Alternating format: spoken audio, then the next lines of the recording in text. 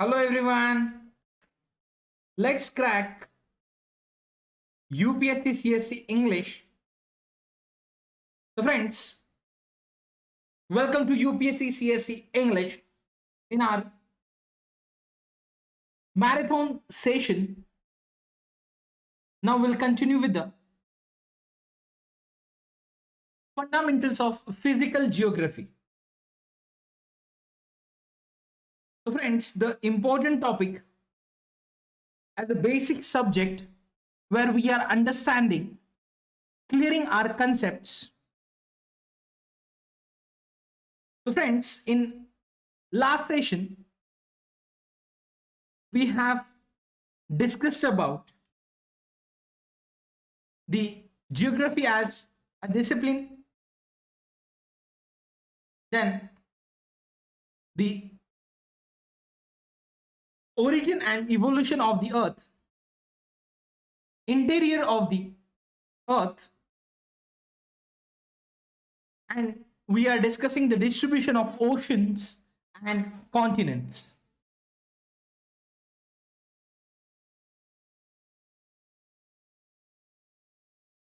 So friends, in the distribution of oceans and continents,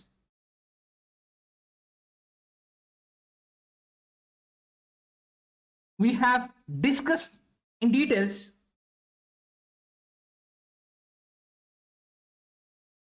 the information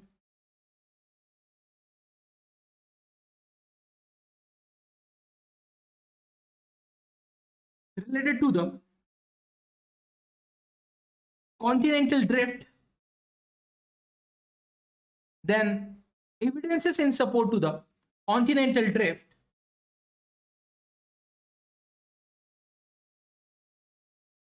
then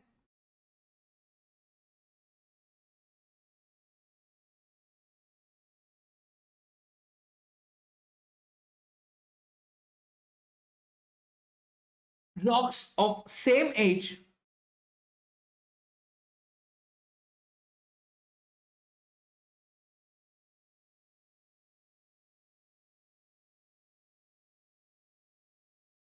across the oceans,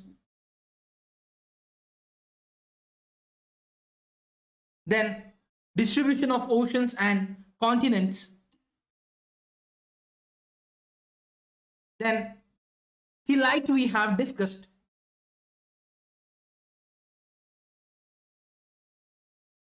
force of drifting,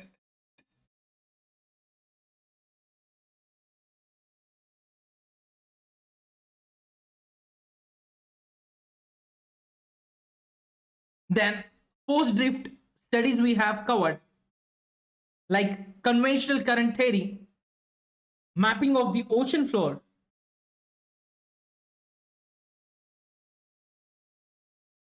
then ocean floor configuration we have discussed, continental margins, then abyssal plains, mid oceanic ridges. Then next we have covered the distribution of earthquakes and volcanoes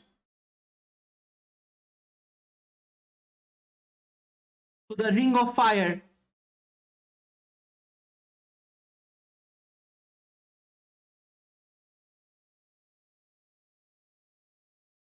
then sea flooring spreading we have discussed in detail.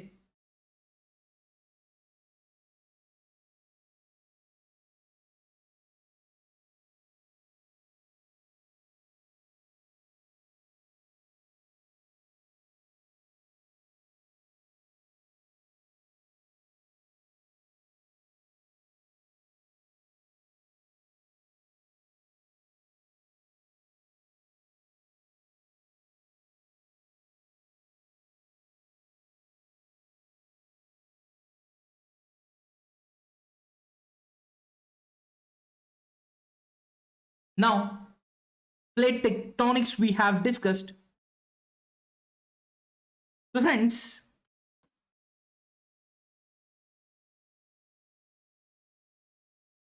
the advent of the concept of seafloor, which spreading the interest in the problem of distribution of oceans and continents was revived. So friends, it was in 1967 when Mackenzie and Parker and Morgan independently collected the available ideas and came out with the concept termed plate tectonics.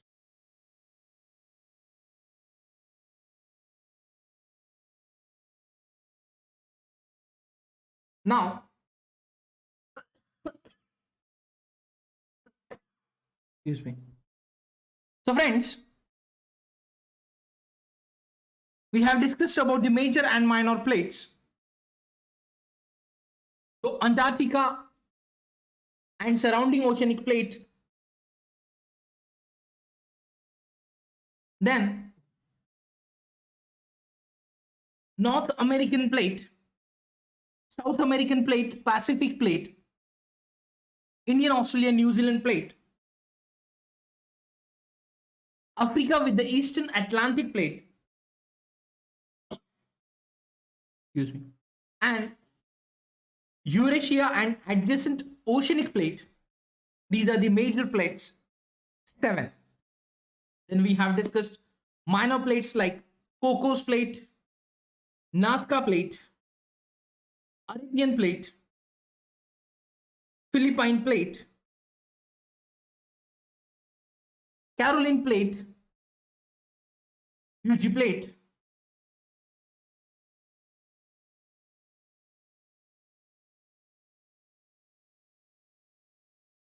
now these plates have been constantly moving over the globe throughout the history of the earth. Then we covered the types of plate boundaries, where we have discussed divergent boundaries, convergent boundaries, transform boundaries, rates of plate movement we have covered. Then force of the plate movement. Now friends, the theory of continental drift, during that we covered the force of the plate movement also. So the scientists which believed that the earth was a solid motionless body initially, but the concepts of seafloor spreading and the unified theory of plate tectonics have emphasized that the both surface of the earth and the interior are not static or motionless, but are dynamic. So the slow movement of hot softened mantle that lies below the rigid plates is the driving force behind the plate movement. Now let's start with the movement of the Indian plate. Friends, it's my pleasure to welcome you all on Unacademy, India's largest learning platform. It's me, Rushikesh Inamdar, guiding UPSC aspirants from last 8 years. Now friends, you can follow me on Unacademy, and also you can join our Telegram group to get important updates related civil services preparation. Now friends, 3-in-1 offer where Unacademy is providing you number of benefits with Unacademy subscription, like study material that is notes worth rupees 10,000 absolutely free with 1 year and above subscription, loan facilities no cost EMI benefit.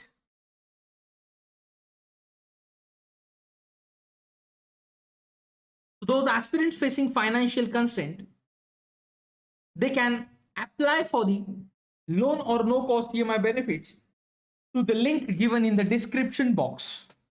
Now, 2 months subscription, which is available in 15,000 rupees.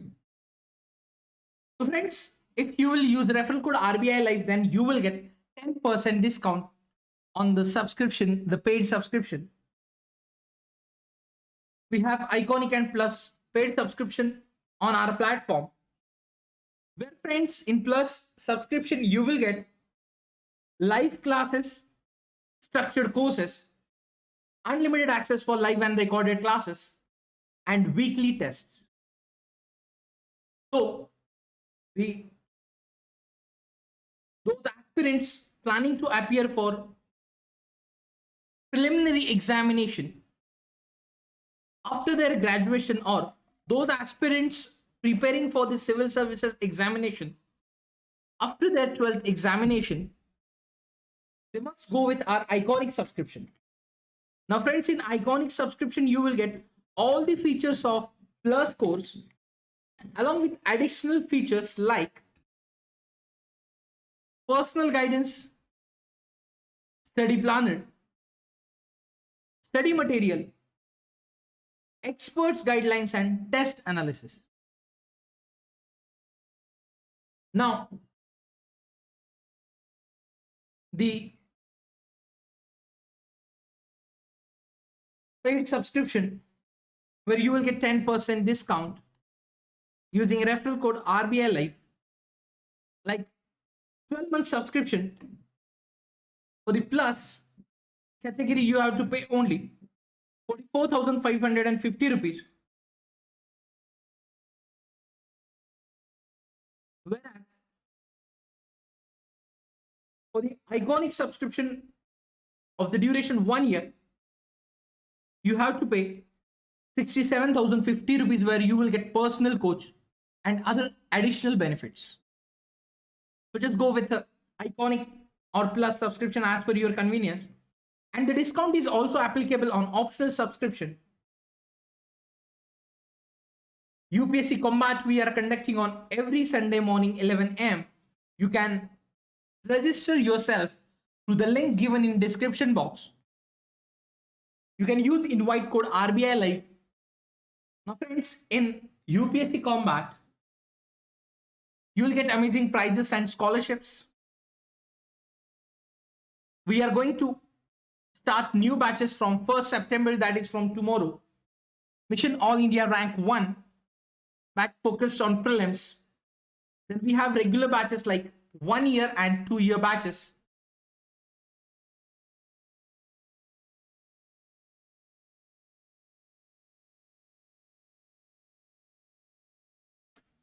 So friends, the free test series we are providing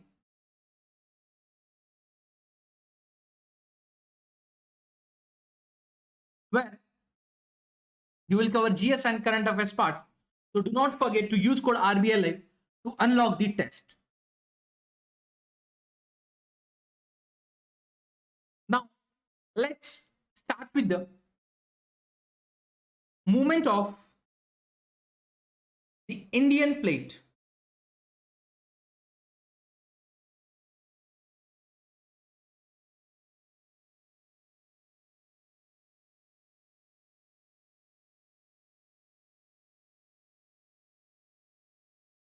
Movement of the Indian plate.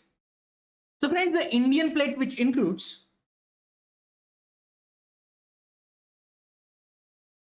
peninsular India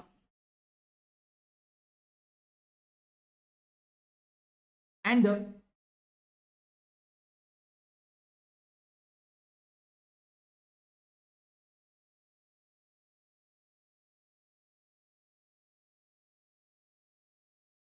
Australian continental portions. So the subduction zone along the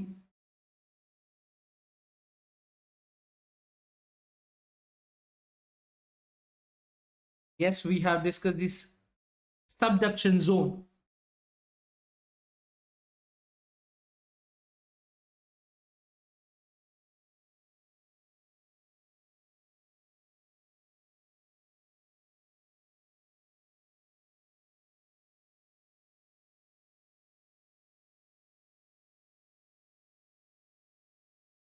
So the subduct subduction zone along the Himalayas forms northern plate boundary in the form of continent. This continent convergence. So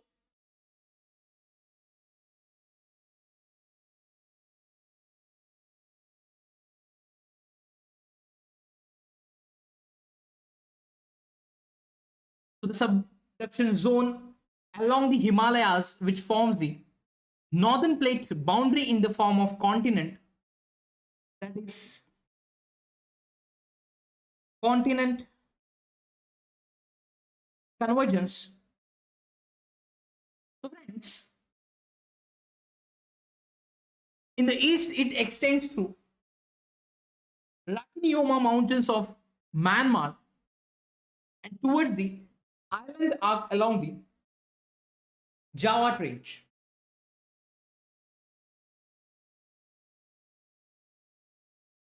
The eastern margin is a spreading site lying to the east of Australia in the form of an oceanic ridge in southwest Pacific. The western margin, which follows Kirthar mountain of Pakistan, and it further extends along the Markana coast and joins spreading sites from the Red Sea Reef, which southeastward along the Chagos archipelago. The boundary between India and Antarctic plate is also marked by oceanic ridge, that is divergent boundary running in roughly west-east direction and merging into the spreading site, which is a little south of East New Zealand.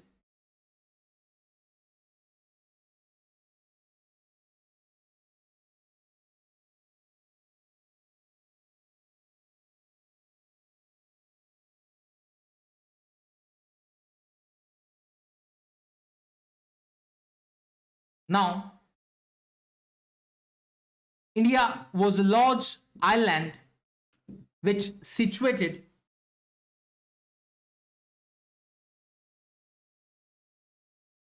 of the Australian, yes, situated off the Australian coast.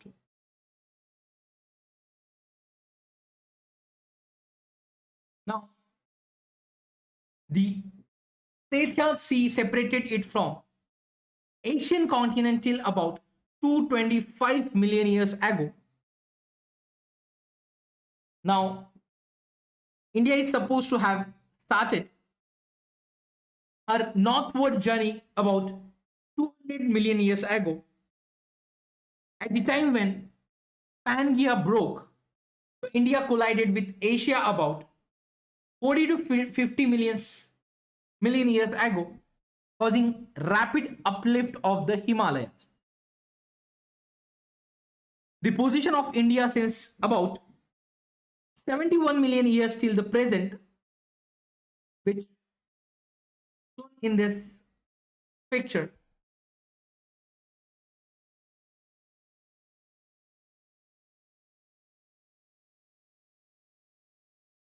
So friends, the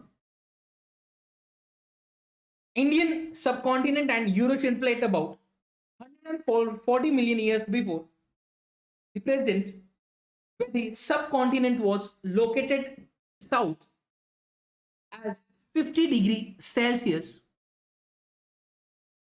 Yes, on latitude. So the two major plates were separated by the Tethys Sea and the Tibetan bloc was closer to Asiatic landmass during the movement of the Indian plate towards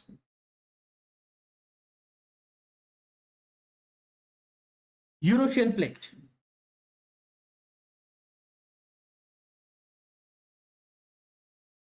Now see,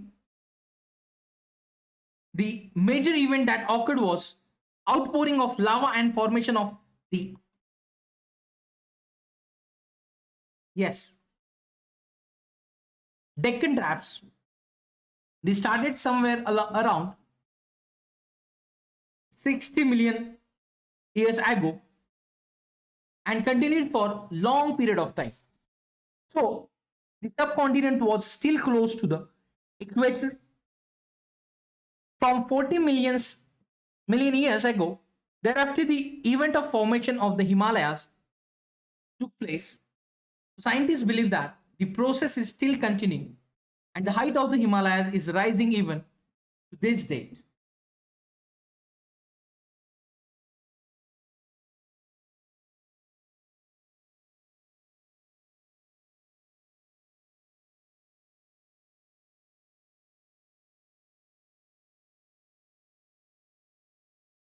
Now,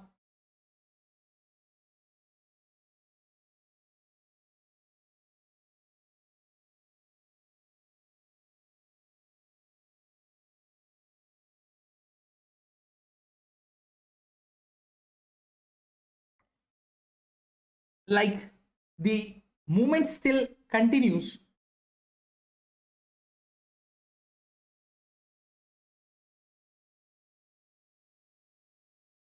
So, right, the process of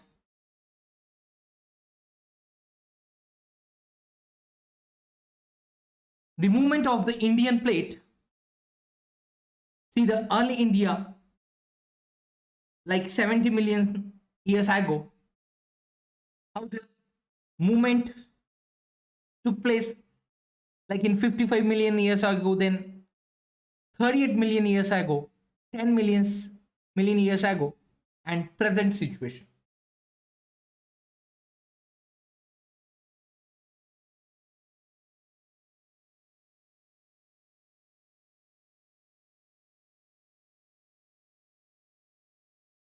So,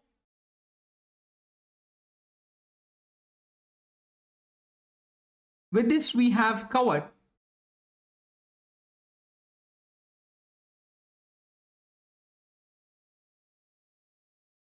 the topic of distribution of oceans and continents. Now, dear friends, you can download Unacademy app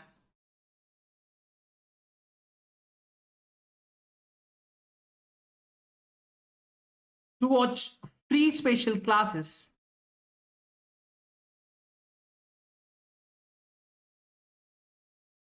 You can follow me there. You'll get a notification of our upcoming classes.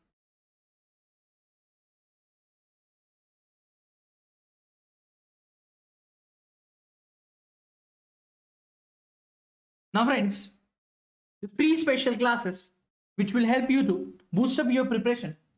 You can download Unacademy app. Use code RBI Live to unlock the free content. And after that, you'll be able to watch free special classes conducted by all educators. Friends, these are the interactive classes where you can ask doubts to the educators, then the polls for the learners, then raise a hand option is also available. You'll get notification of the schedule. You'll get lecture notes after the session in PDF form. And you can watch these sessions as per your convenience, anytime, anywhere. That is live or recorded. So friends, do not forget to download Unacademy app. Utilize the raise hand option and facility. So Through this facility, you can talk with your favorite educator in live class and clear your doubts. So, friends, the effective system of learning where you can clear your all doubts in our live sessions. So, friends, download the Unacademy app, use code RBI Life to watch free special content or special classes. Now, let's continue with the unit name landforms. Now, friends, here we'll see the rocks and minerals, major types of rocks and their characteristics, landforms and their evolution, geomorphic processes like weathering, mass wasting, erosion, and deposits like soil formation we will cover. Now let's start the minerals and rocks.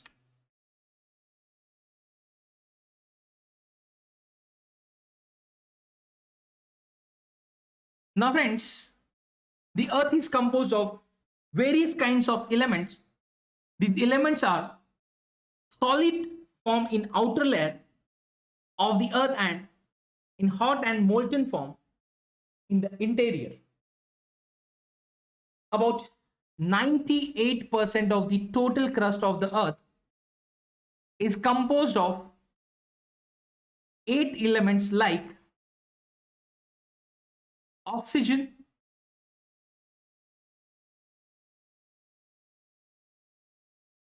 silicon,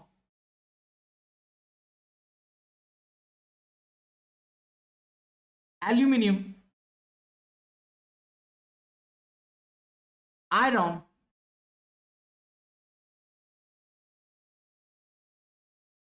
calcium, sodium,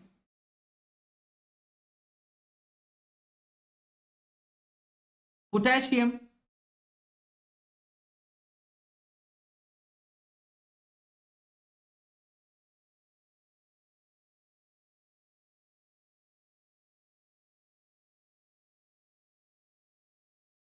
magnesium, and the rest is constituted by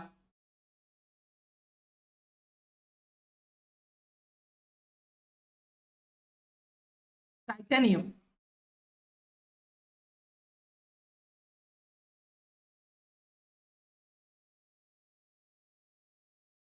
hydrogen, phosphorus,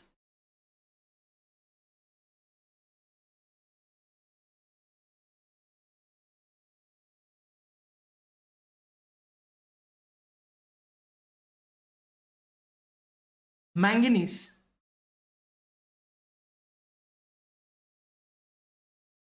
sulfur, carbon, nickel,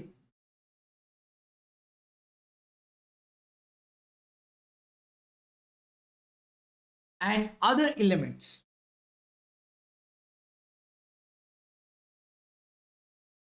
So friends, the elements in the earth's crust are rarely found exclusively, yes, rarely found exclusively, but are usually combined with other elements to make various substances.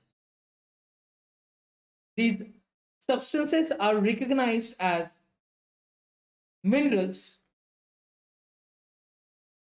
So friends, thus mineral is natural occurring organic and inorganic substance having an orderly atomic structure and a definite chemical composition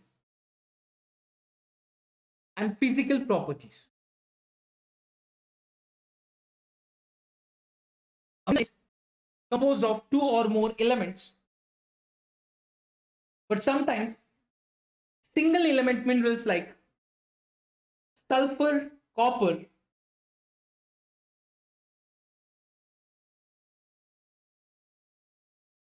silver, etc. are found. So the mineral is natural occurring organic and inorganic substance.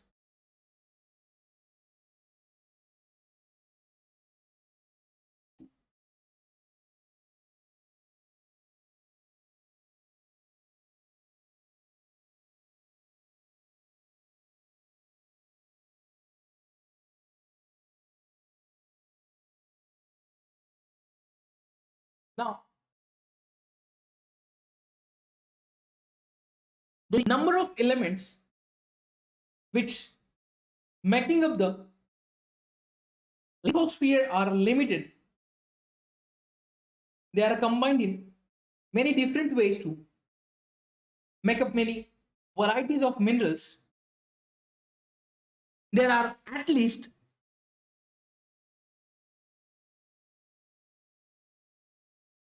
2000 minerals that have been named and identified in the earth crust. But almost all the commonly occurring ones are related to 6 major mineral groups that are known as major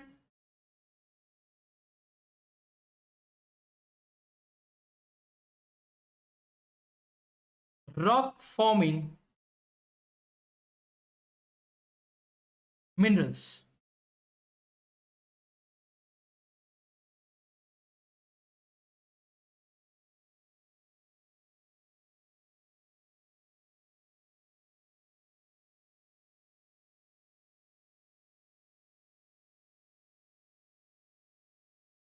So yes, the basic source of all minerals is the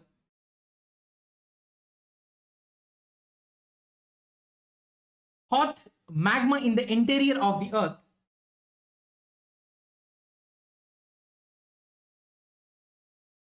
Now, crystals of minerals appear and a systematic series of minerals are formed in sequence to solidify so as to form rocks. Minerals as coal, petroleum, and natural gas are organic substances found in solid, liquid, and gaseous forms respectively. So friends, the minerals like coal,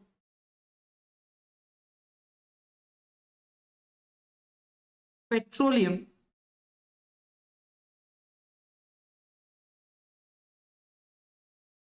and natural gas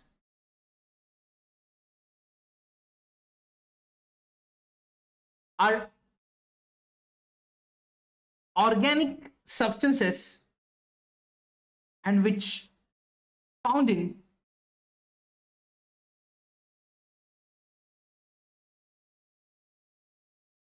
solid, liquid,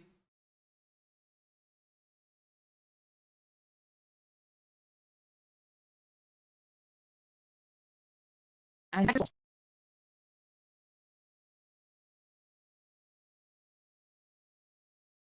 so the coal which is in solid form, whereas petroleum in liquid form and natural gas in gaseous form. So friends, the brief information about these important minerals in terms of their natural and physical characteristics we will discuss now. First, we'll discuss physical characteristics. So champions, the external crystal form is the physical characteristic of minerals which determined by the internal arrangement of the molecules like cubes, octahedrons, hexagonal, prisms. The next physical characteristic, cleavage. So tendency to break a given direction, producing relatively plane surfaces, result of internal arrangement of the molecules,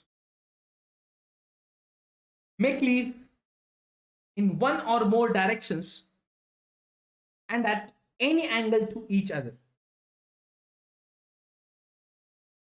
Then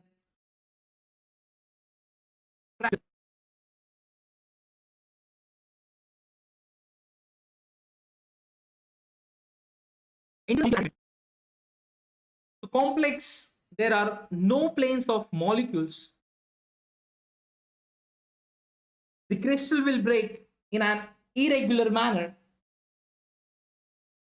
not along planes of cleavage.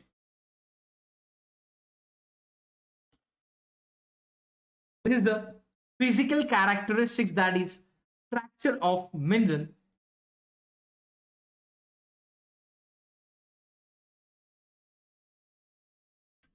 Now next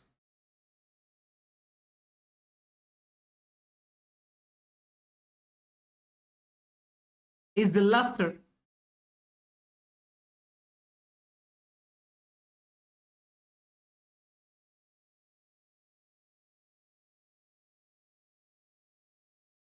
Appearance of a material without regard to color. Each mineral has distinctive luster like metallic, silky, glossy.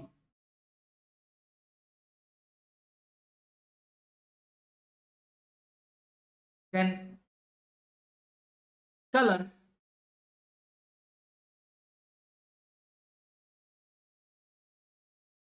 Some minerals have characteristics color determined by their molecular structure. Malachite, anhydrite, chalcopyrite. And some minerals are colored by impurities. For example, because of impurities, quartz may be white, green, red, yellow, etc.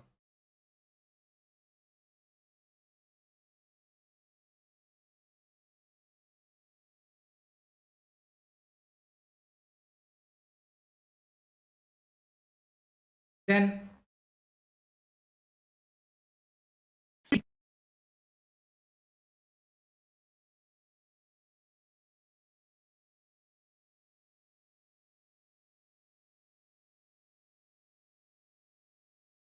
is the next physical characteristics of mineral.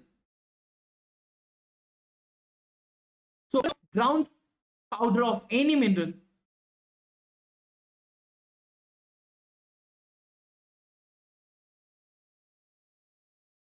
it may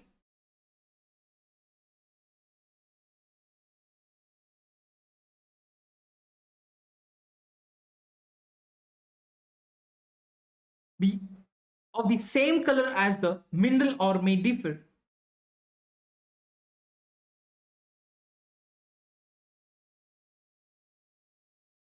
Melanchite is green and gives green streak. Fluorite is purple or green but gives a white streak.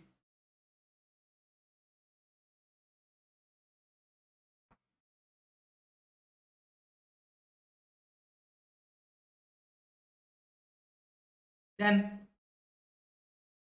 next is transparency. So the physical characteristics of transparent. So light rays pass through so that objects can be seen plainly. Translucent. So light rays pass through but will get diffused so that objects cannot be seen. And then opaque.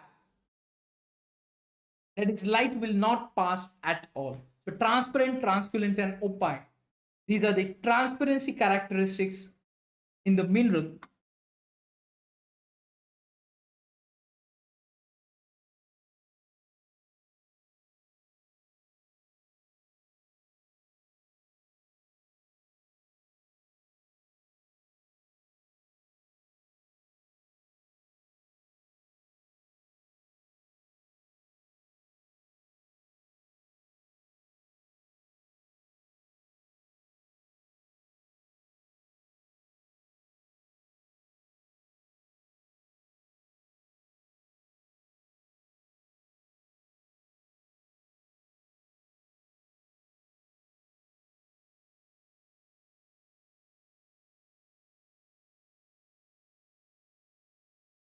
Now, friends, the structure. Particular arrangement of the individual crystals, like fine, medium, or coarse grained, which fibrous, like separable, divergent, and radiating. Now, it's hardness, which is relative resistance being scratched. And minerals are selected to measure the degree of hardness from 1 to 10. They are 1 is talc, 2 is gypsum, 3 calcite, 4 fluorite, 5 apatite, 6 feldspar, 7 quartz, 8 topaz, 9 corundum, 10 diamond. So compared to this, for example, a fingernail is 2.5 and glass or knife blade is 5.5 degree of hardness.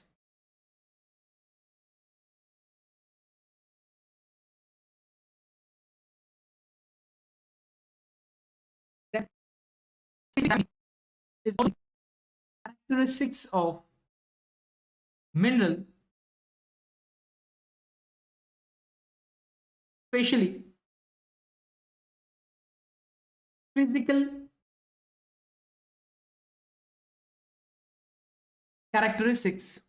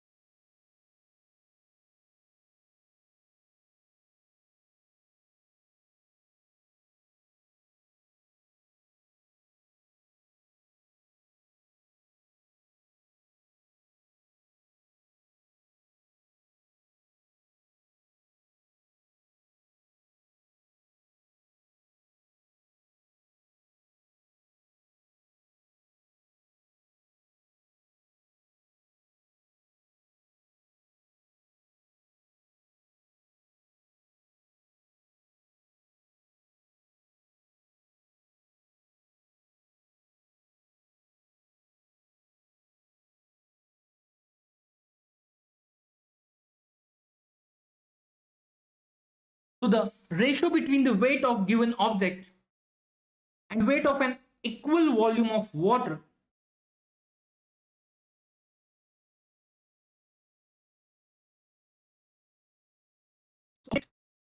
water and divide weight in air by the difference of the two weights.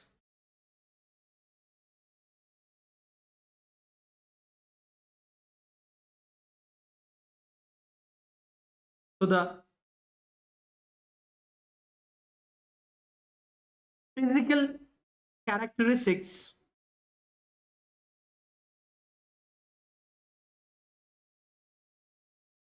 now, after this we will discuss metallic minerals. So the physical characteristics of mineral, like external crystal form, cleavage, fracture, then luster,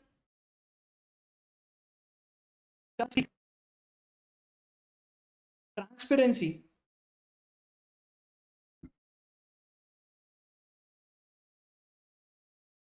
structure, hardness, and specific gravity. Let's discuss about metallic minerals. So friends, these minerals contain metal content and can subdivided into three types. So one is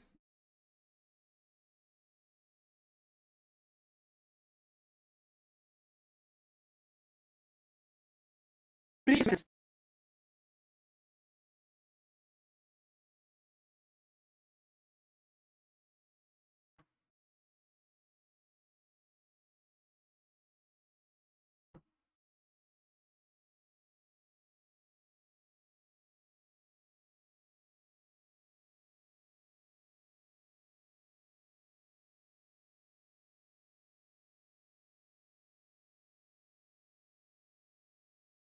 Then second one is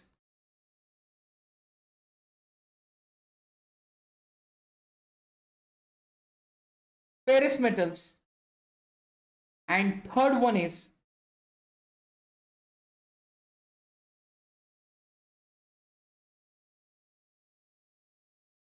non-ferrous metals. Now friends, precious metals, that is gold, silver,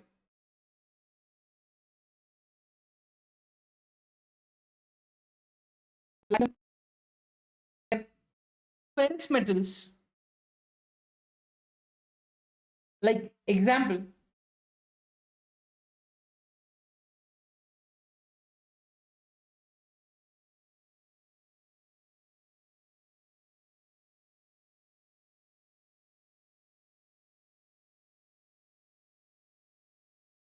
iron and other metals often mixed with iron to form various kinds of steel. Then non-ferrous metals, which includes metals like copper, like zinc,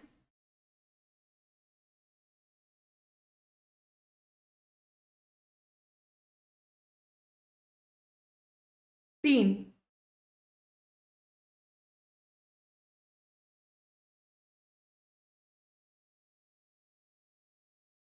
aluminium, etc.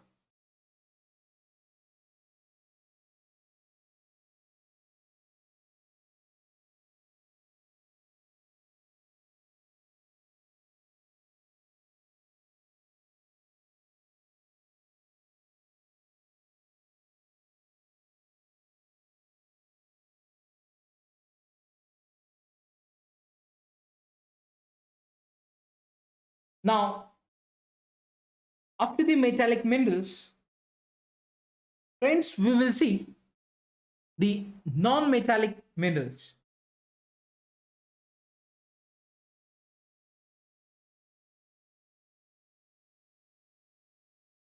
These minerals do not contain metal yes, these minerals do not contain metal content. Sulfur, phosphates, and nitrates are example of non-metallic minerals.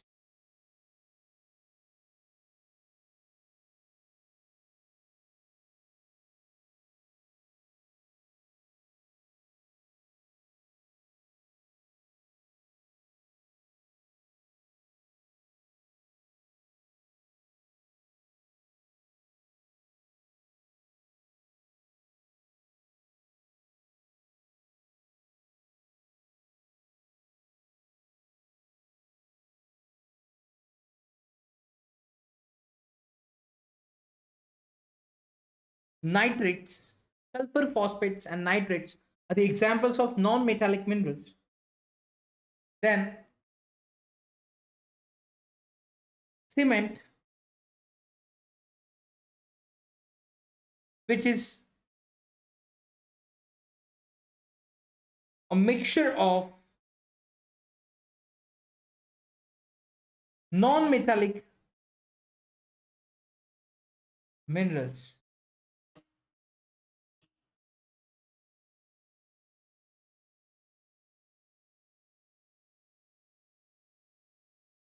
So friends,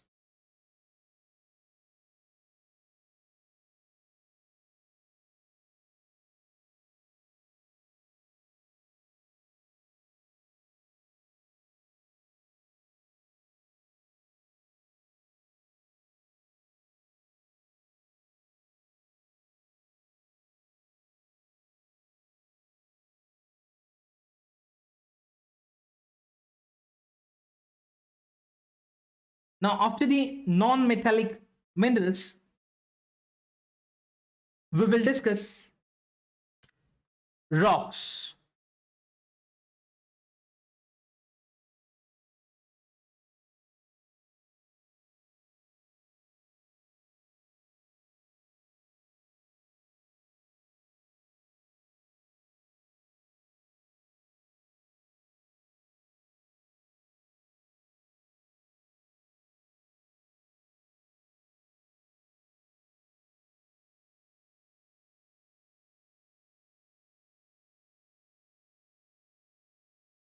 Now, the Earth's crust is composed of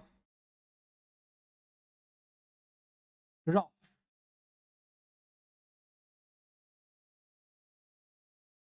Now, Earth's crust is composed of rocks. So, a rock is an aggregate of one or more minerals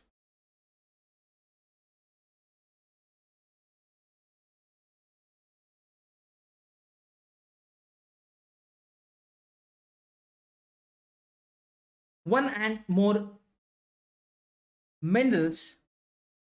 Rock may be hard or soft and in varied colors. For example, granite is hard,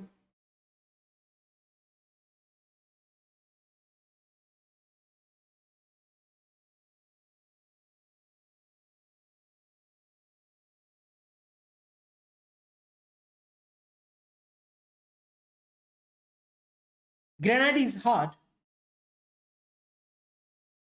then soapstone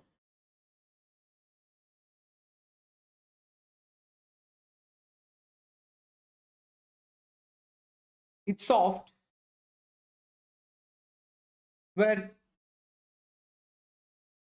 gabbro is black,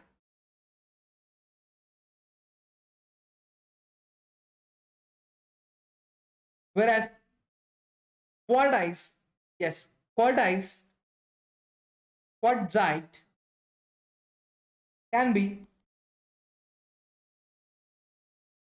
milky white.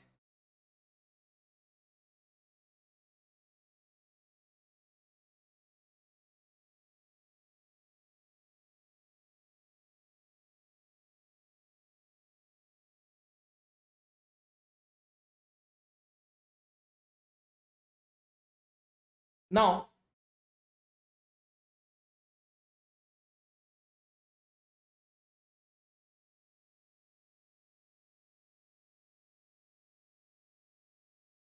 friends, rocks do not have definite composition of mineral constituents, constituents. So,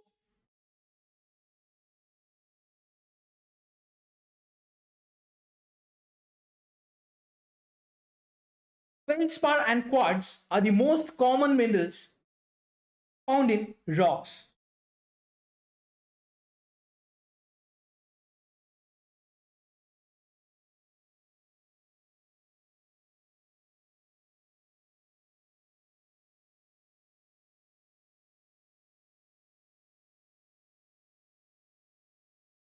Now, friends, as there is close relation between rocks and landforms, rocks and soils, a geographer requires basic knowledge of rocks. There are many different kinds of rocks which are grouped under three families on the basis of their mode of formation.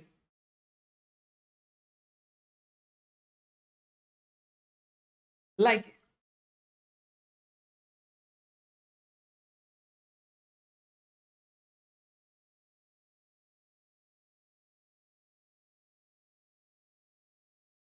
these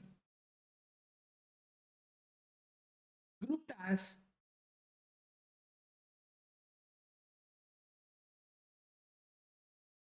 igneous rocks,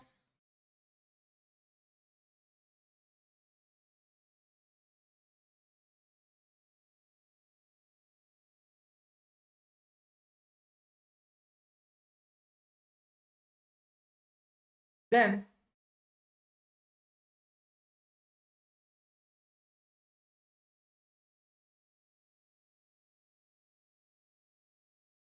second one is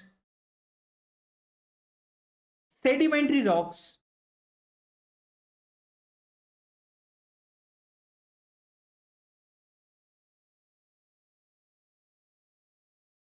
and third one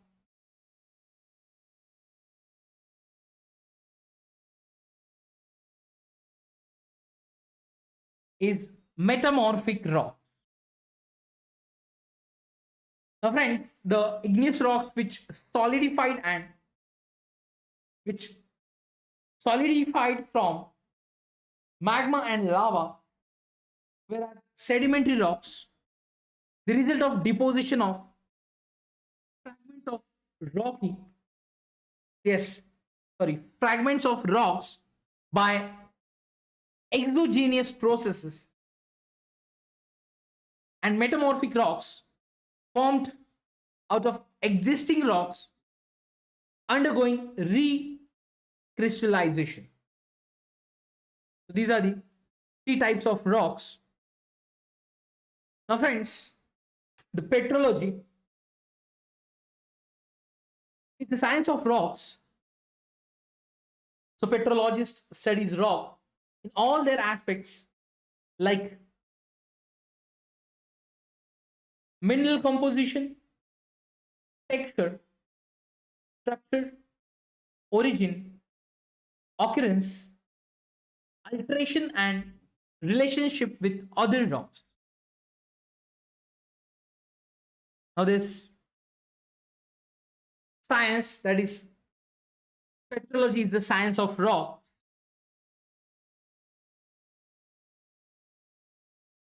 Now, first of all, we will discuss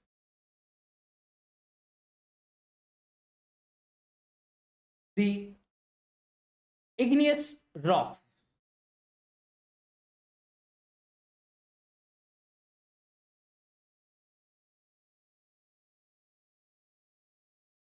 Now, friends, as igneous rocks form out of magma and lava, see the picture,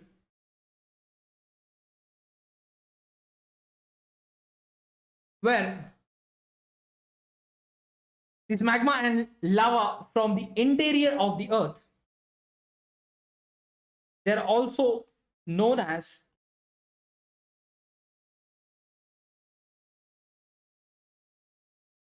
primary rocks.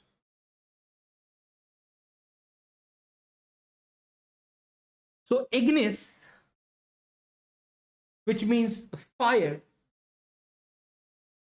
in Latin words or in Latin language. So like the igneous rocks are formed when magma cools and solidifies. So already we have discussed about the magma. Like when magma is its upward movement, cools and turns into the solid form, it is called igneous rock.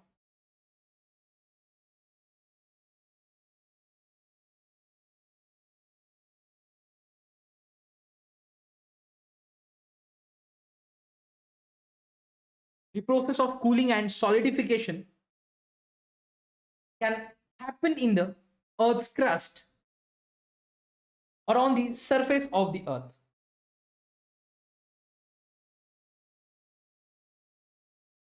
The process of cooling and solidification can happen in the Earth's crust or on the surface of the Earth.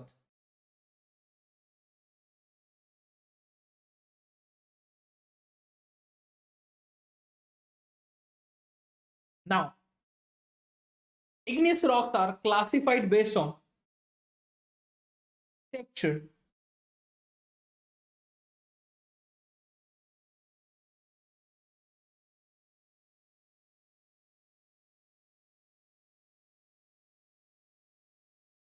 so texture depends upon size and arrangement of grains or other physical conditions of the materials.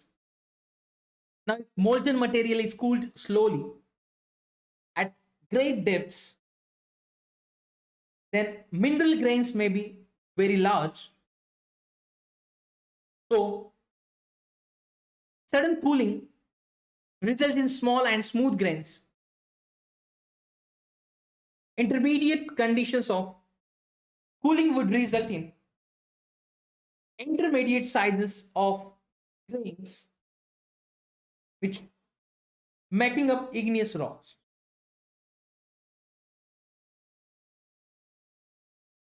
Now, the granite,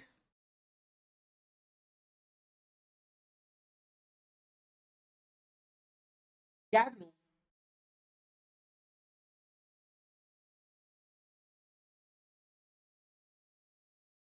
pegmatite, basalt, volcanic,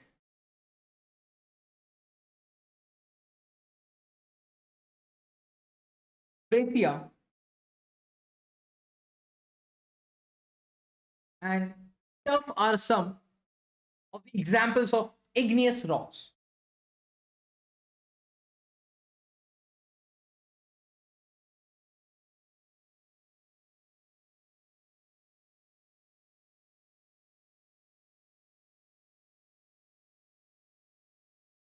So this is igneous rocks.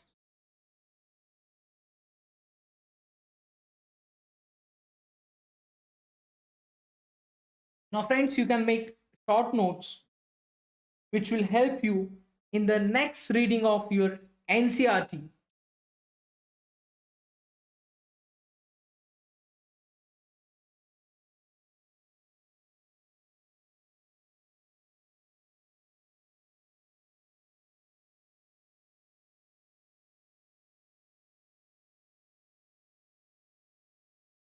So, friends, we have covered the metallic minerals. These minerals contain metal content and can be subdivided into precious metals, ferrous metals, and non-ferrous metals. Precious, precious metals known as gold, silver, platinum, whereas ferrous metals known as iron and other metals often mixed with iron to form various kinds of steel. Now, non-ferrous metals, which include metals like copper, lead, zinc, tin, aluminium, etc.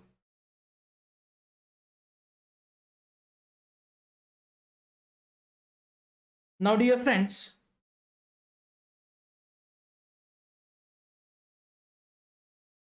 the after that we have discussed about non-metallic minerals.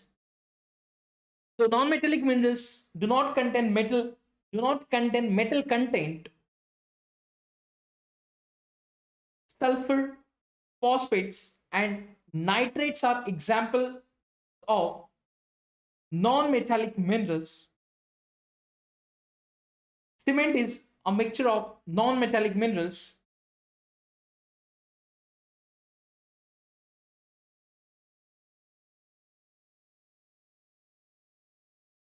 Then rocks.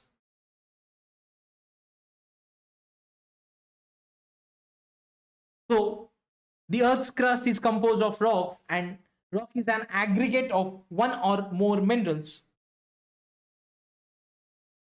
Rock may be hard or soft, or in varied colors. Petrology is science of rocks. So there is close relation between rocks and landforms, rocks and soils. So there are three types of rocks like igneous rocks, metamorphic rocks, igneous rocks, sedimentary rocks, and metamorphic rocks,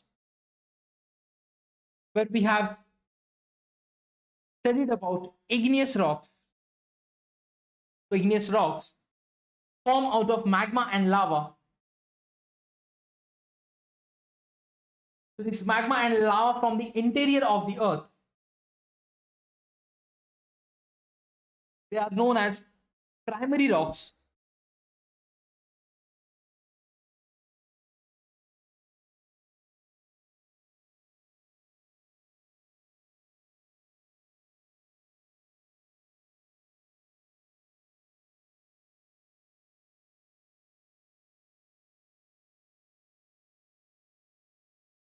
So the igneous rocks, where igneous means fire in Latin. So these igneous rocks which formed when magma cools and solidifies. So the process of cooling and solidification can happen in Earth's crust or on the surface of the Earth. Now, igneous rocks are classified based on texture. Texture depends upon size and arrangement of grains and other physical conditions of the materials.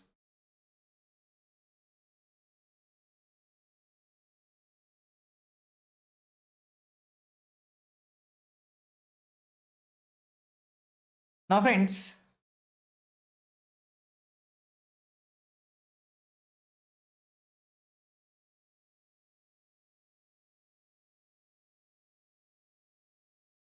so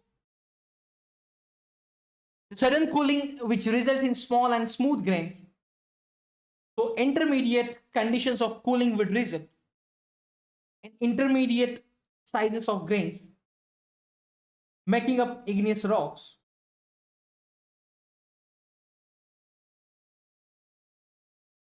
Granite, gabbro, pegmatite, basalt,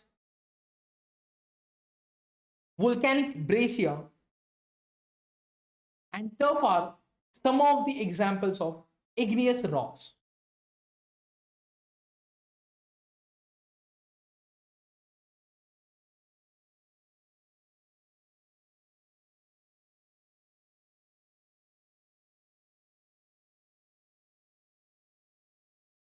Now,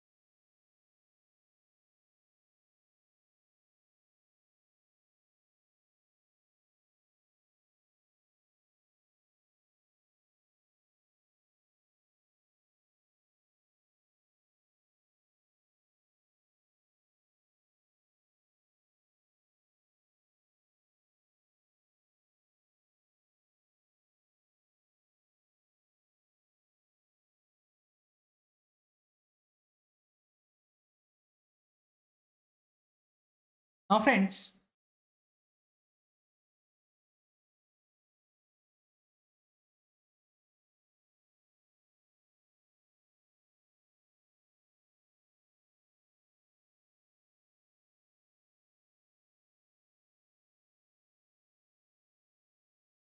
after igneous rocks,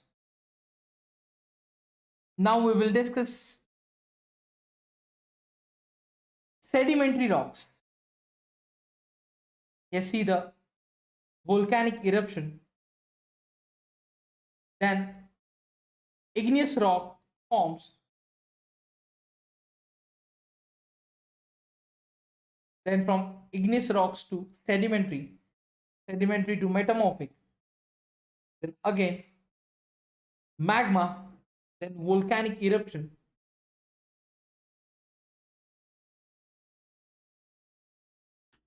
So friends, let's discuss about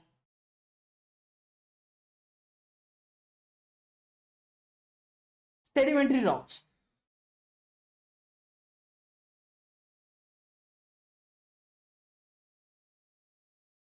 Now friends, the word sedimentary is derived from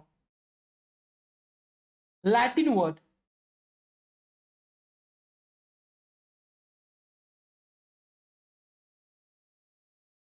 sedimentum, which means settling.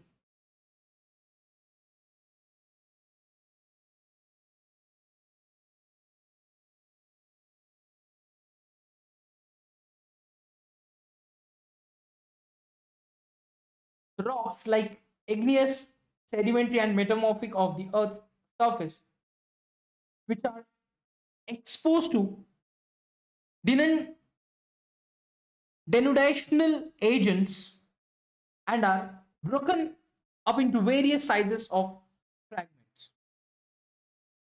Such fragments are transported by different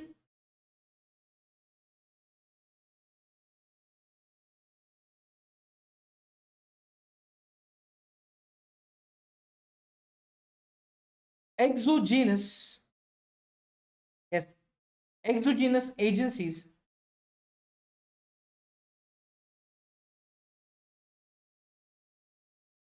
and deposited. Now these deposits through compaction turn into rocks.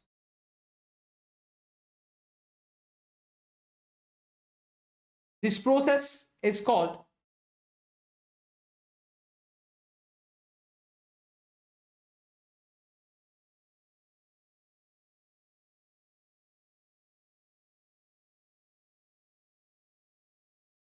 lithification.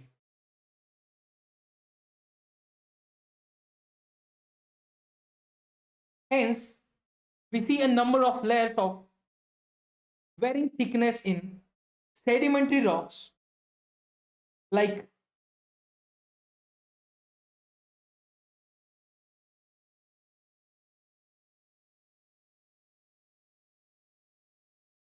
sandstone,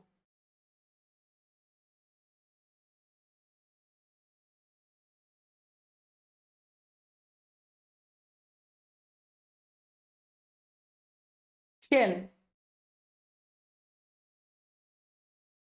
etc. So friends, depending upon the mode of formation, sedimentary rocks are classified into three major groups.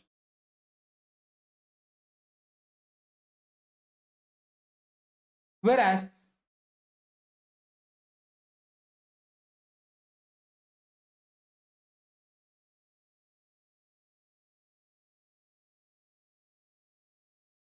one is mechanically formed, second one is organically formed, and third one is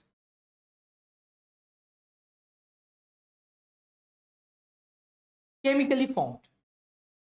So in the category of mechanically formed,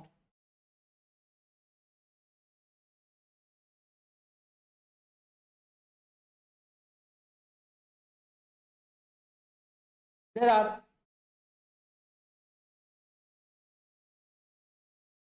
sandstone,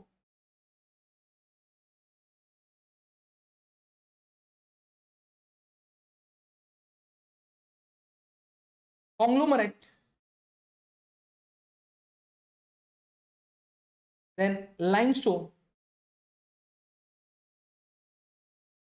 shell,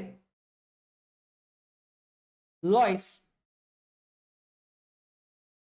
etc. are the examples of mechanically formed secondary rocks.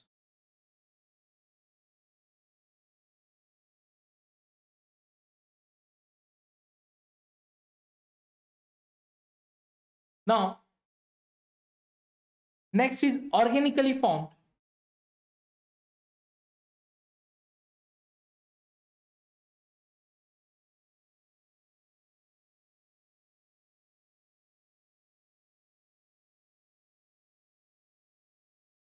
geyserite, then chalk, limestone, coal,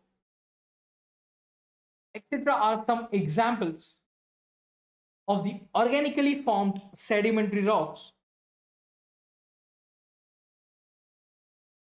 Geyserite, chalk, limestone, and coal. Then, in the category of chemically formed, like chert, limestone, halite, potash, etc., are some examples of chemically formed sedimentary rocks.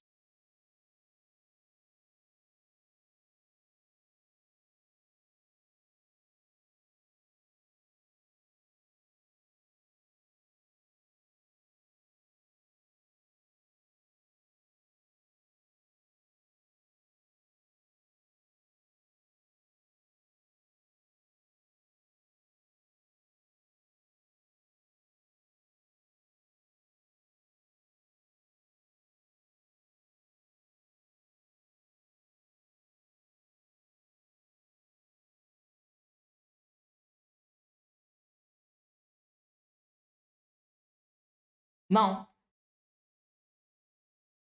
after this, we will discuss about metamorphic rocks.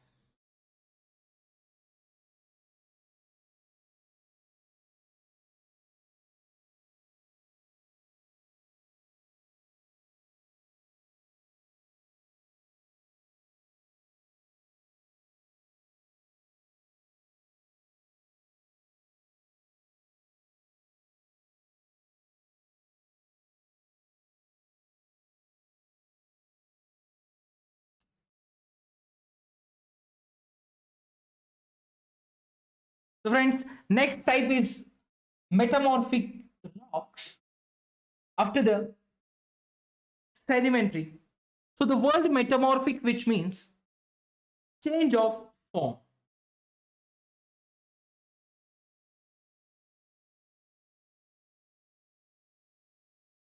Right. These rocks which form under the action of pressure, volume, and temperature, that is PVT.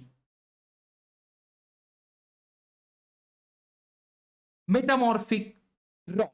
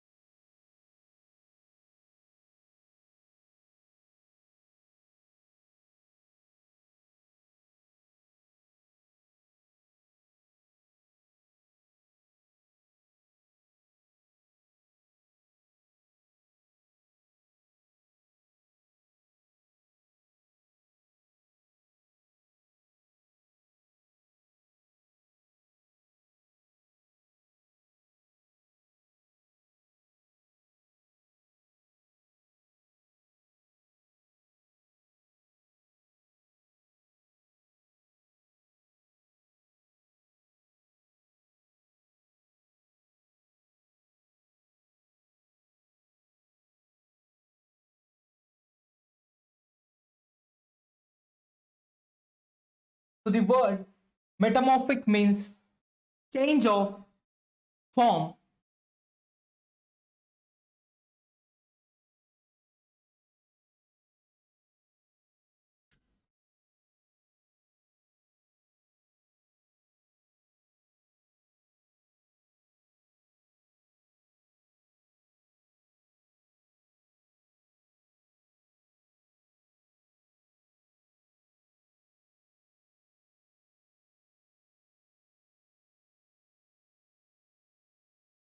Now, this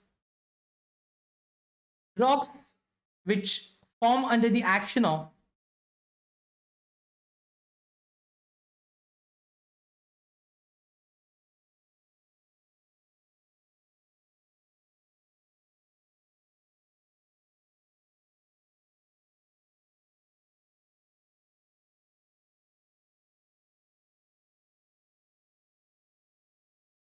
pressure, volume, and temperature. Like metamorphism occurs when rocks are formed down to lower levels by tectonic processes, or when molten magma rising through the crust which comes in contact with the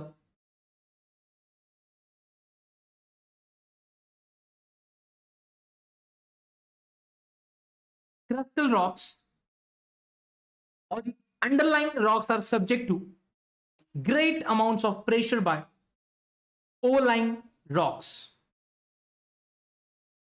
Now, metamorphism is a process by which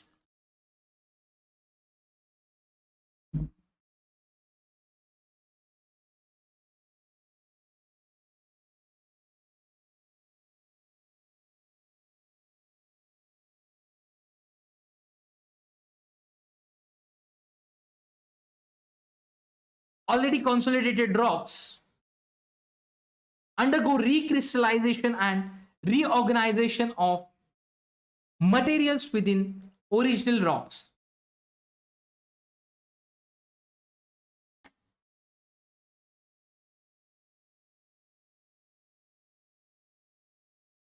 So the metamorphism, the process where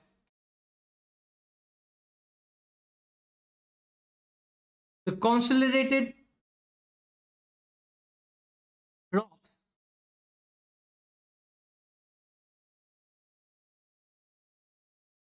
undergo recrystallization and reorganization of materials within original rocks.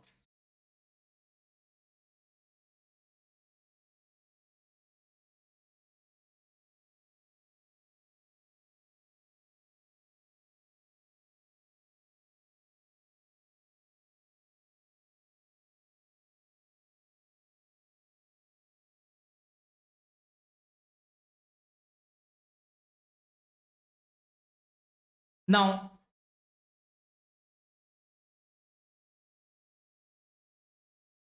after this process of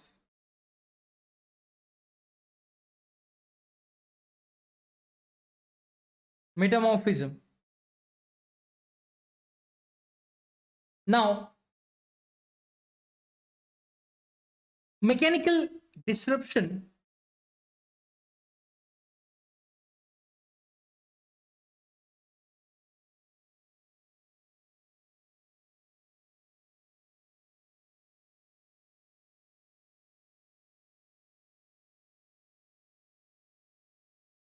reorganization, yes, mechanical disruption and reorganization of the original minerals within rocks due to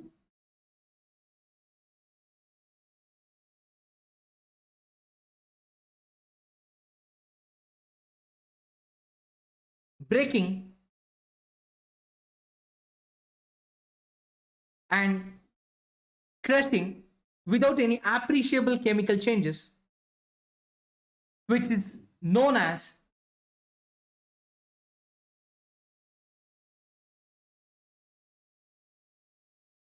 dynamic metamorphism.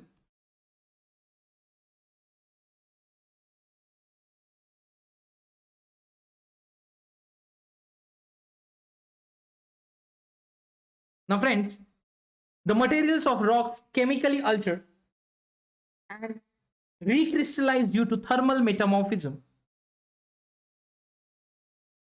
contact metamorphism, and regional metamorphism, wherein contact metamorphism, the rocks come in contact with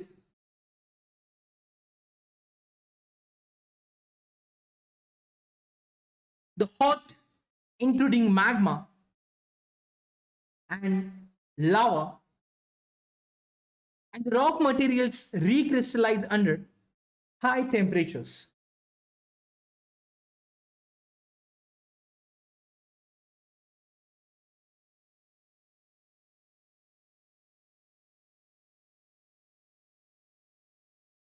Now, quite often, new materials which form out of magma or lava are added to the rocks in regional metamorphism.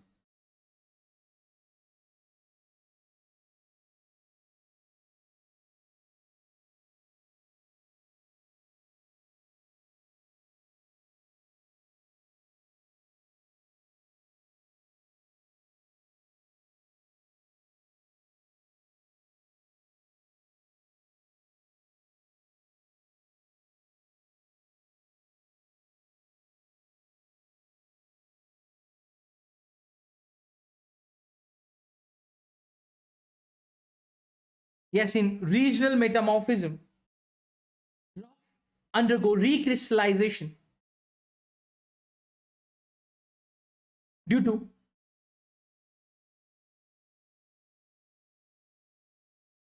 deformation caused by tectonic shearing together with the high temperature and pressure, or both. So, like in the process of metamorphism in some rocks, the grains or minerals get arranged in layers or lines. Now, see the picture.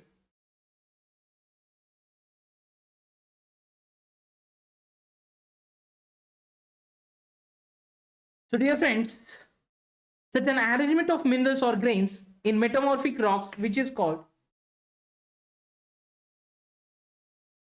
foliation or lineation.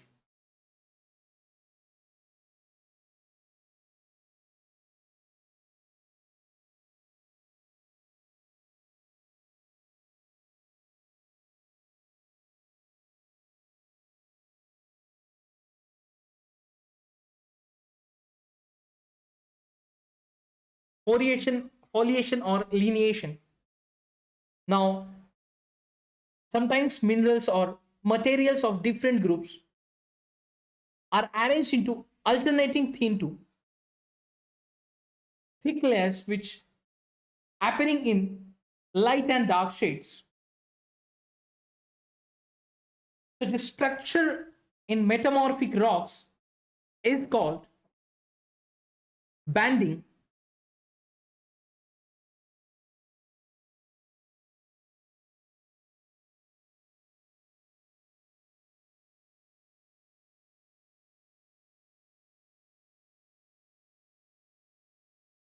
So rock which displaying banding are called banded rocks.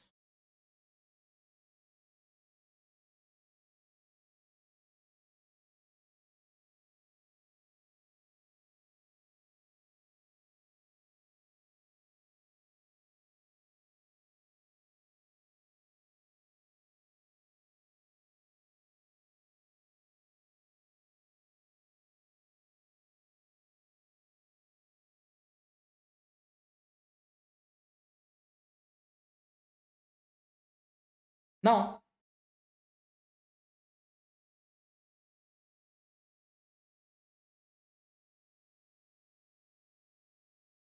the types of metamorphic rocks depend upon original rocks that were subject to metamorphism.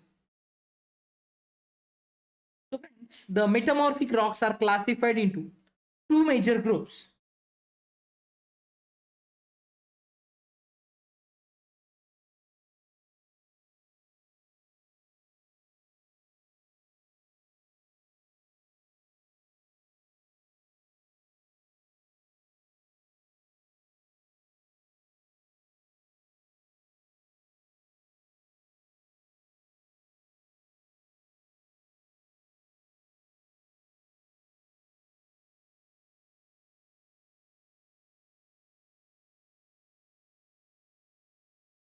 Now, these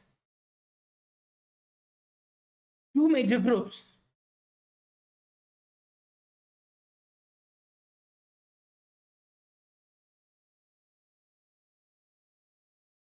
foliated rocks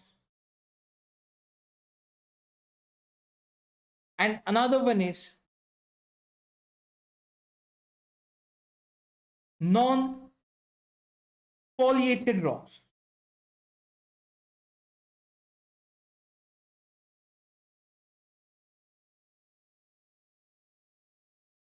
Like these are the two groups of foliated rocks and non foliated rocks. In metamorphic rocks, so the examples of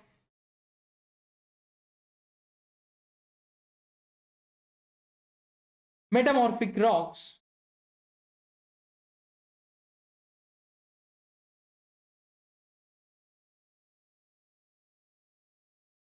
yes, gneissoid, granite,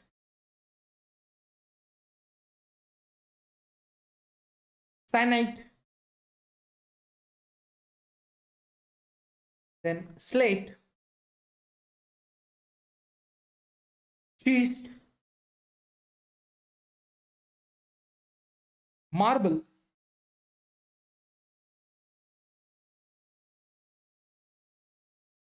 then quartzite. These are the examples of metamorphic rocks.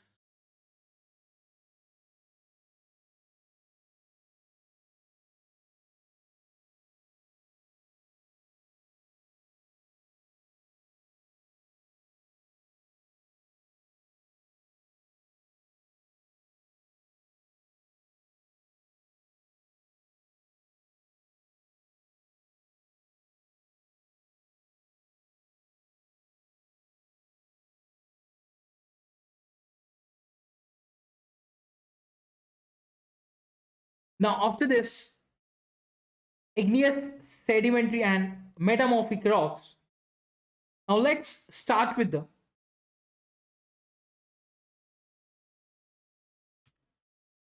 rock cycle. So, friends, rocks do not remain in their original form for long but may undergo transformation.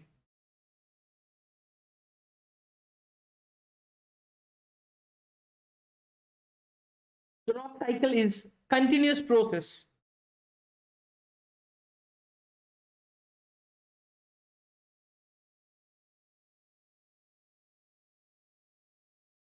through which old rocks are transformed into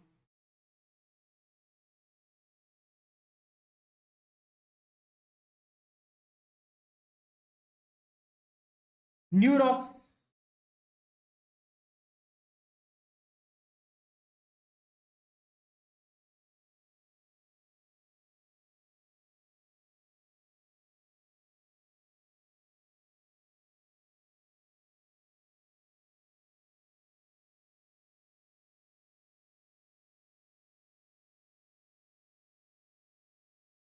Now,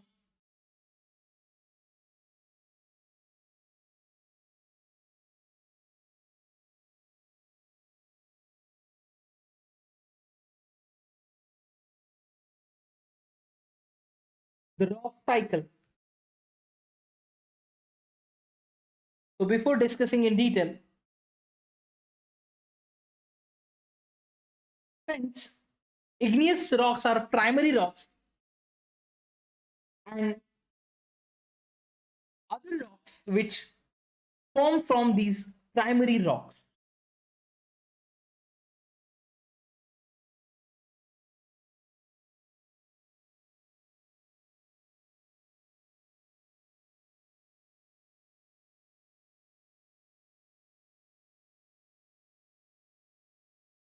So see, as we know,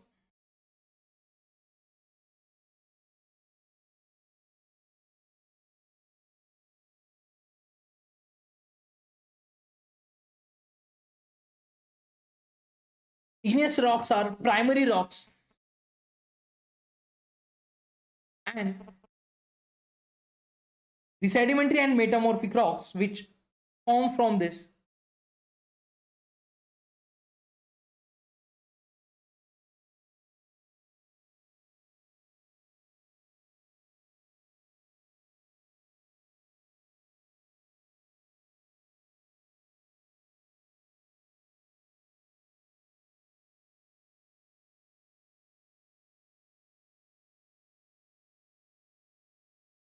Now, igneous rocks can be changed into metamorphic rocks.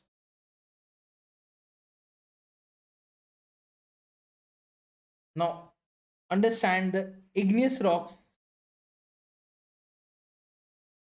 can changed into metamorphic rocks.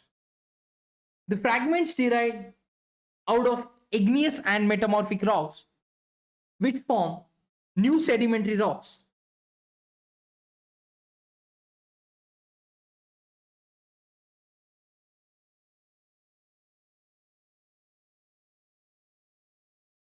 So,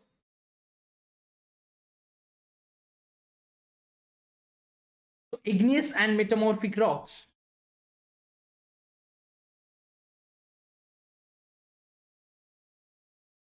form into sedimentary rocks.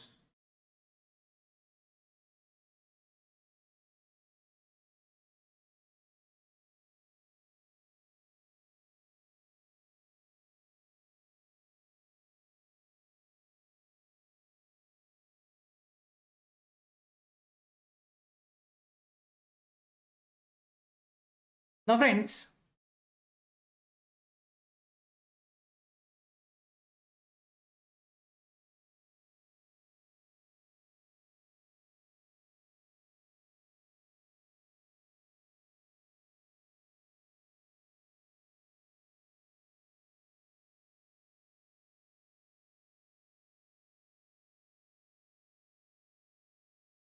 sedimentary rocks themselves can turn into fragments and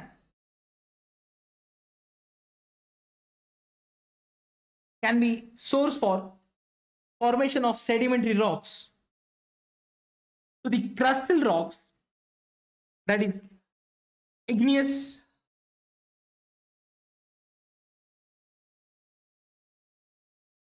metamorphic and sedimentary.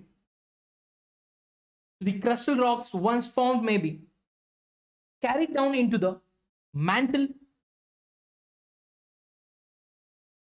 that is interior of the earth, through subduction process. Parts or whole of the crustal plates which going down under another plate in zones of plate convergence, and the same melt down due to increase in temperature in the interior and turned into molten magma, the original source for igneous rocks. Now let's see the diagram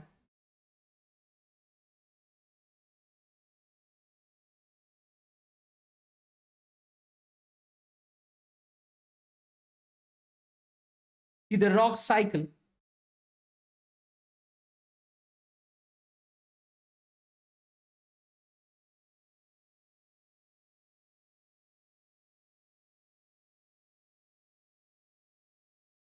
So friends, the process of metamorphism.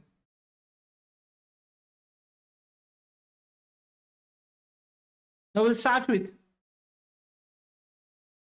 igneous rocks,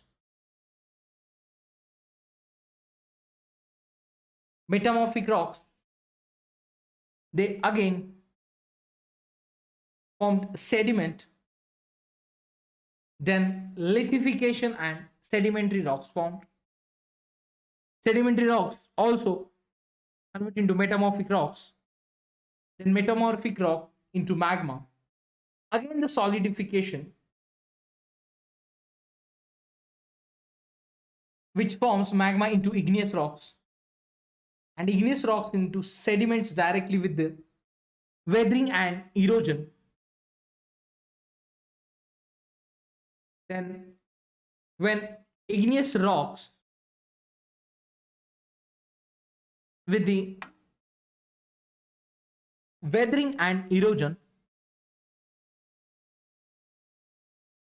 convert into sediments, then this cycle is also continuous.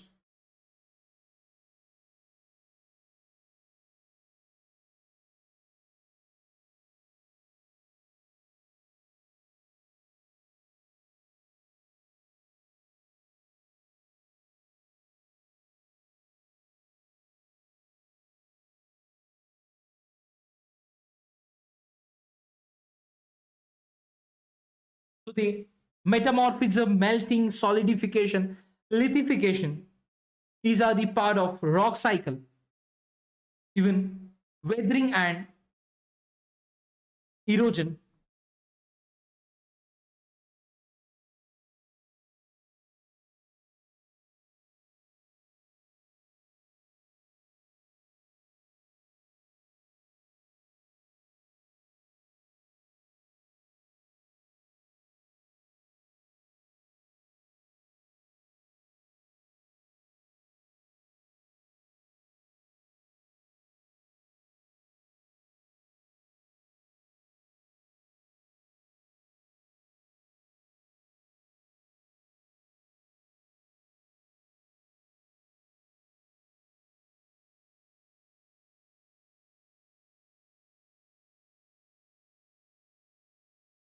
Now let's revise the we have covered in this chapter.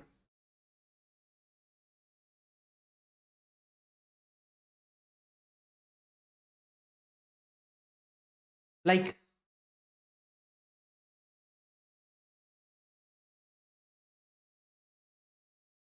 in minerals and rocks, we have discussed introductory information related to minerals. So minerals is naturally occurring organic and inorganic substance having an orderly atomic structure and a definite chemical composition and physical properties. So a mineral is composed of two or more elements, but sometimes single element minerals like sulfur, copper, gold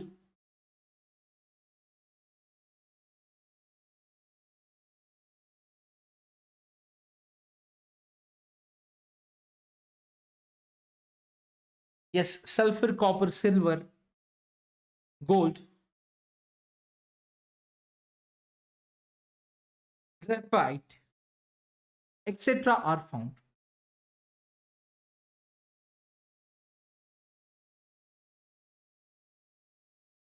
Now, we have discussed about the physical characteristics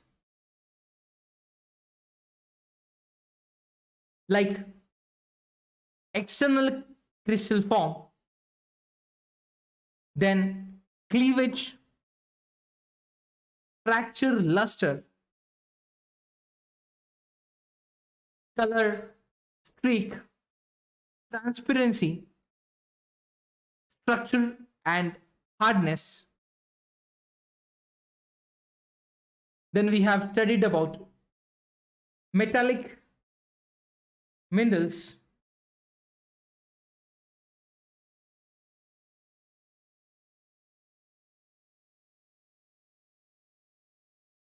we have discussed about precious minerals like gold, silver, platinum, then non-ferrous metals. It's not minerals, these are the metals. Yes, metallic minerals, where we have covered the precious metals, gold, silver, platinum, ferrous metals, iron and other metals which often mixed with iron to form variety, yes, form various kinds of steel. And then we have discussed non-ferrous metals, which include metals like copper, lead, zinc, tin, and aluminium.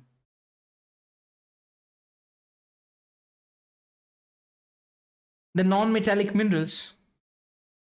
These minerals do not contain metal content. Then sulfur, phosphates, nitrate are examples of non-metallic minerals. Cement is a mixture of non-metallic minerals.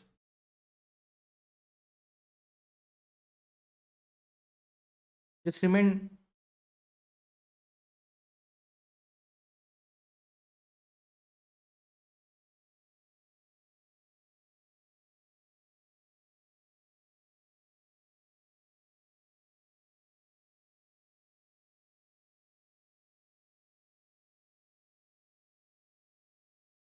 So the cement is mixture of non-metallic minerals.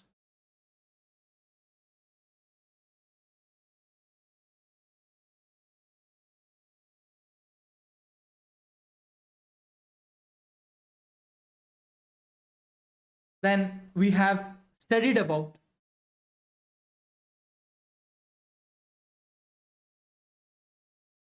rocks. Friends, where we have covered the Earth's crust is composed of rocks.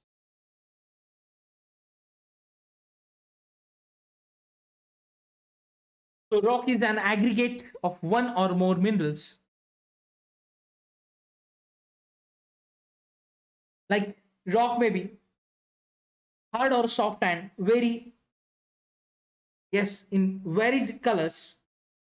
Like granite is hard, soapstone is soft, gabbro is black, and quartzite can be milky white. Rocks do not have definite composition of mineral constituents.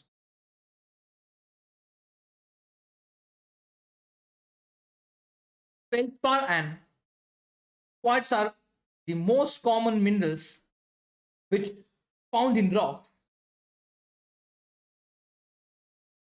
Now, we have covered the petrology is the science of rocks.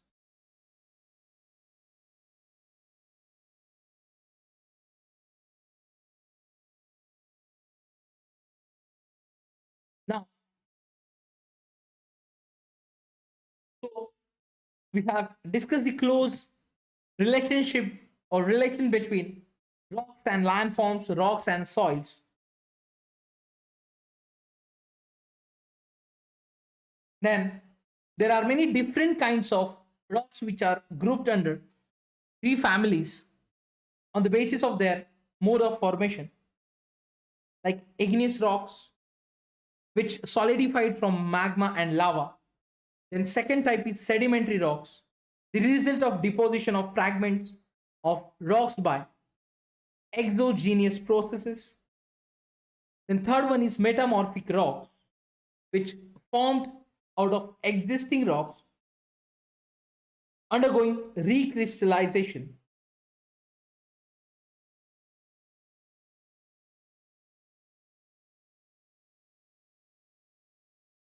Then we have talked about igneous rocks. Yes, we have covered the igneous rocks in detail.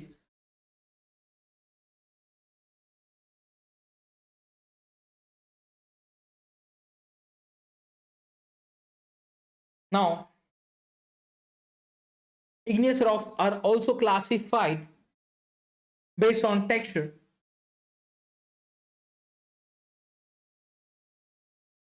Now, the texture which is depend upon size and arrangement of grains or other physical conditions of the materials. If molten material is cooled slowly at great depths, mineral grains may be very large. Sudden cooling and it results in small and smooth grains. So intermediate conditions of cooling would result in intermediate sizes of grains, which making up igneous rocks. So granite, gabbro, pegmatite, basalt, volcanic breccia, and tuff are some of the examples of igneous rocks.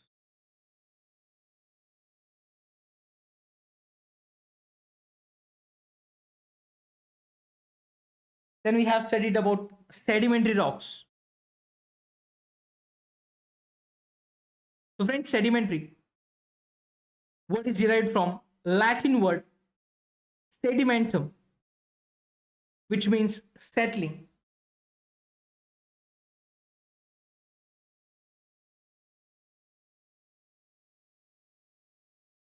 So depending upon the mode of formation, sedimentary rocks are classified into three major groups: mechanically formed, organically formed, and chemically formed. We have discussed these examples with, yes, like mechanically formed sandstone, conglomerate limestone, shale, and loess.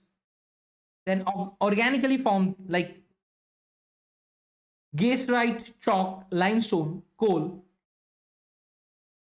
or chemically formed chert, limestone, halite, potash. These are the examples of chemically formed sedimentary rocks.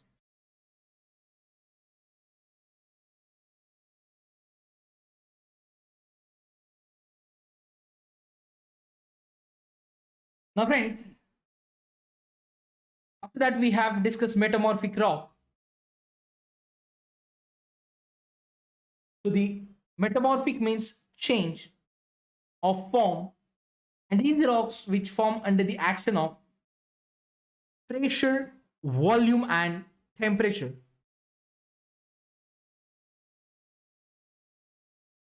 So these rocks which formed under the action of these pressure, volume, and temperature changes.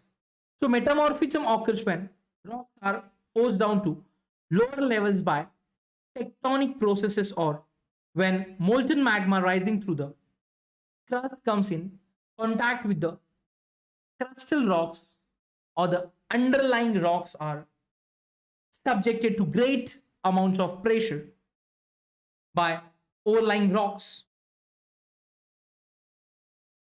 Now, metamorphism is a process by which already consolidated rocks undergo recrystallization and reorganization of materials within original rocks.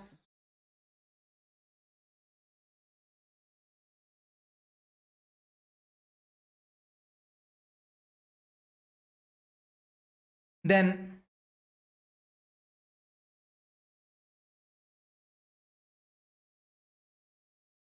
there are two types of thermal metamorphism, that is contact metamorphism and regional metamorphism. In contact metamorphism, the rocks come in contact with hot intruding magma and lava, and the rock materials recrystallize under high temperature. So quite often new materials form out of magma or lava are added to the rocks. Whereas in second type, that is second type of thermal metamorphism is regional metamorphism, where rocks undergo recrystallization due to deformation caused by tectonic shearing together with the high temperature or pressure or both.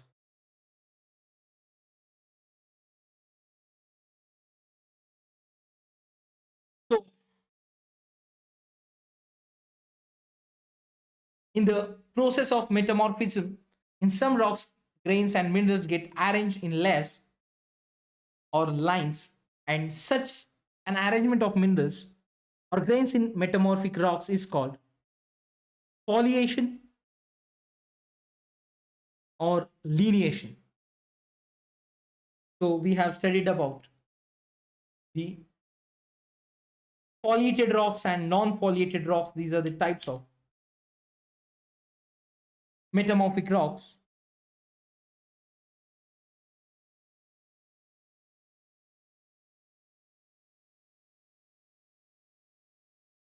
Ginusoid, granite, cyanite, slate, schist, marble, quartzite, etc. are some examples of metamorphic rocks.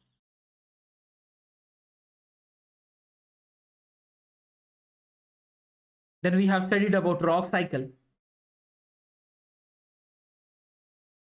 Now let's move to the next topic, that is geomorphic processes.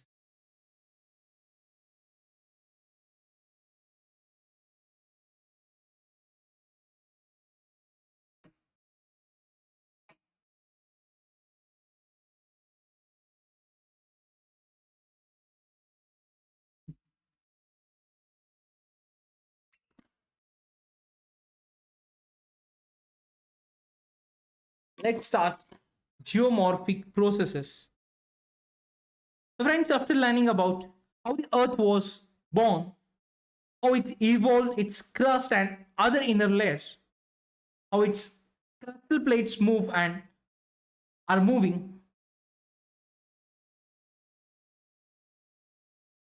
and other information on earthquakes. Now, the forms of volcanism and about the rocks and minerals the crust is composed of. It is time to know in detail about the surface of the earth on which we live. Now, why is the surface of the earth uneven?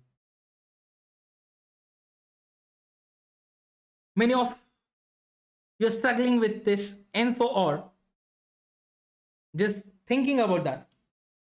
Why is the surface of the earth uneven? Now, it's time to recollect the information we have studied in class 11th. So friends, the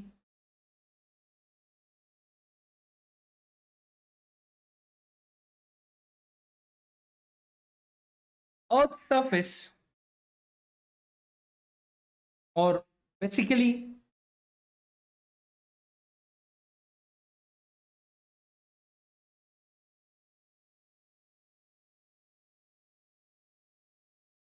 earth's crust,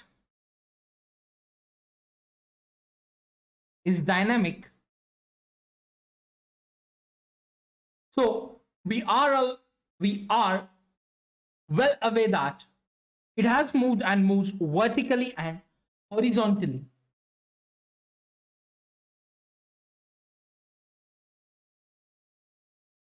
Now, of course, it moved a bit faster in the past than the rate at which it is moving now.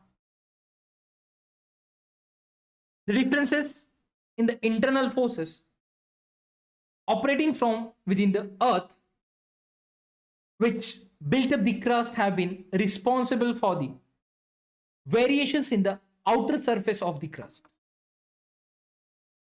Now, the earth's surface is being continuously subjected external forces induced basically by energy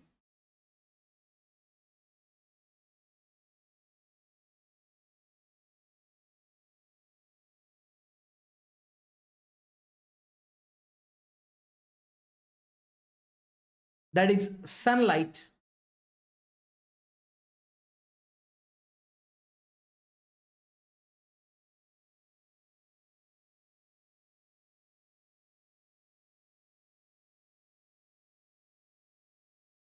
so of course the internal forces are still active, though with different intensities. That means the earth's surface is being continuously subjected to by external forces originating within the earth's atmosphere and by internal forces from within the earth. The external forces are known as exogenic forces that are, yes, and the internal forces are known as endogenic forces. The actions of exogenic forces result in wearing down of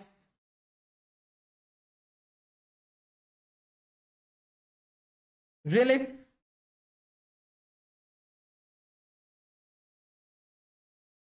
elevations,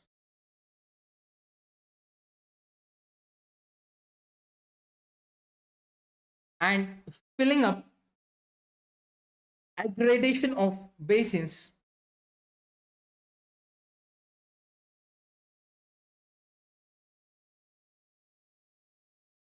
depressions on the earth's surface. Now the phenomenon of wearing down of relief variation of the surface of the earth through erosion is known as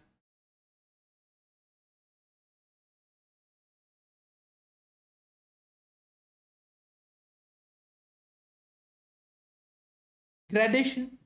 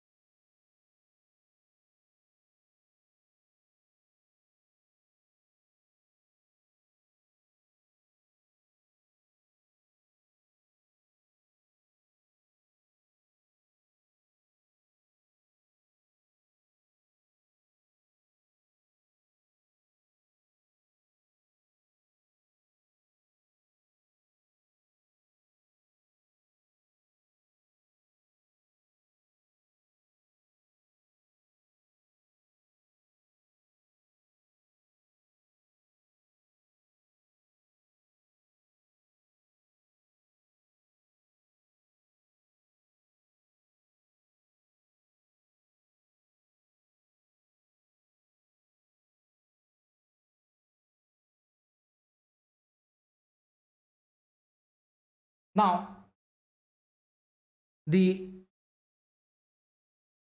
endogenic forces which continuously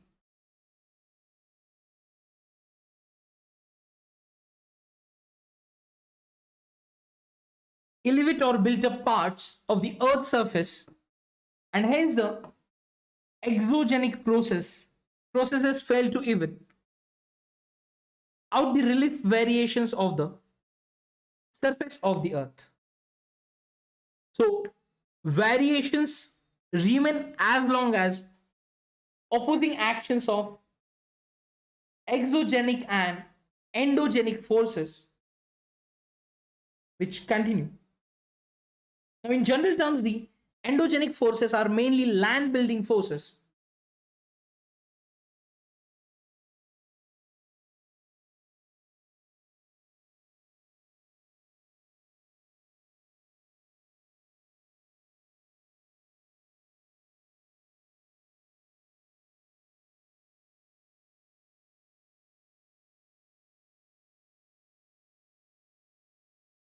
So, endogenic forces are mainly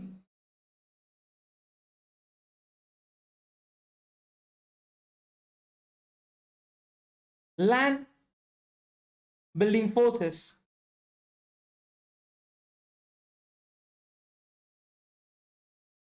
So, the exogenic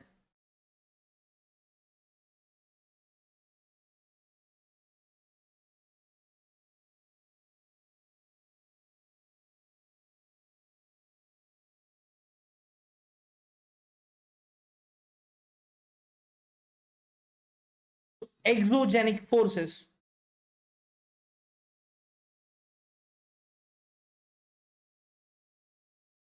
are mainly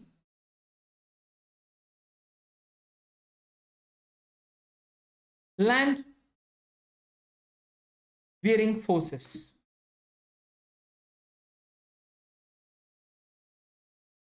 Now, see, the surface of the earth is sensitive.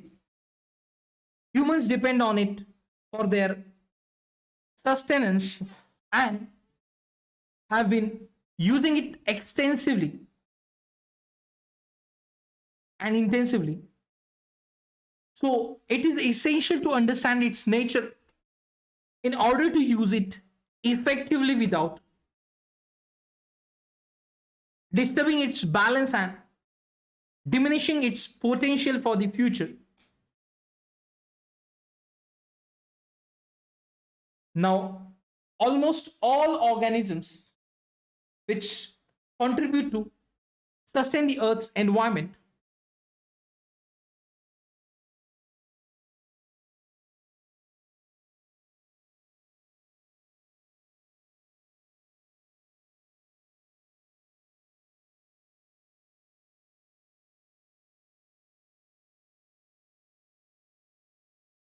now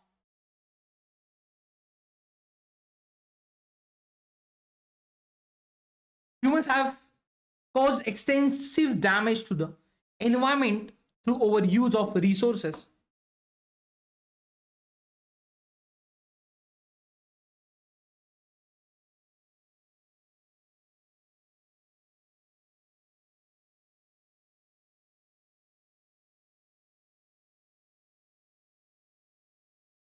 So, use we must, but must also leave it potential enough to sustain life through the future. Most of the surface of the earth has been shaped over very long periods of time, like hundreds and thousands of years. And because of its use and misuse by humans, its potential is being diminished at a fast rate if the processes which shaped and are shaping the surface of the earth into varieties of forms and the nature of materials of which it is composed of are understood, precautions can be taken to minimize the detrimental effects of human use and to preserve it for posterity.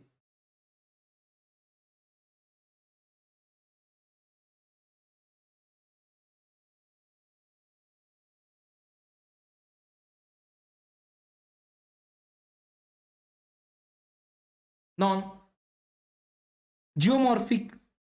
processes.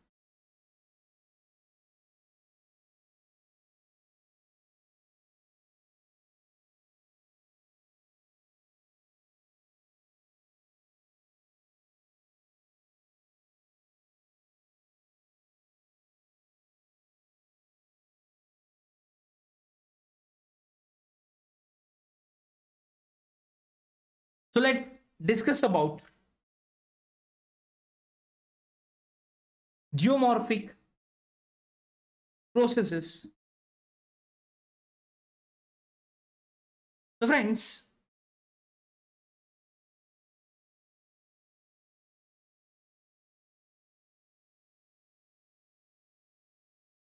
so first of all, we'll understand geomorphic processes, the meaning, the endogenic and exogenic forces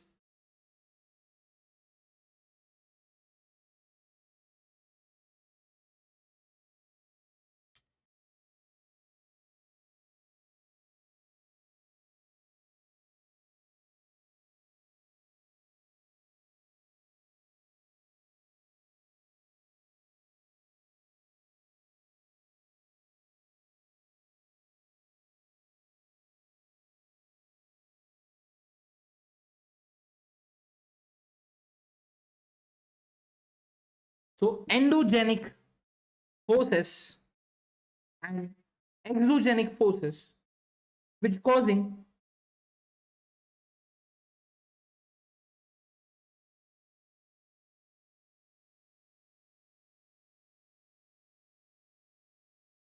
physical stress, yes, physical stresses and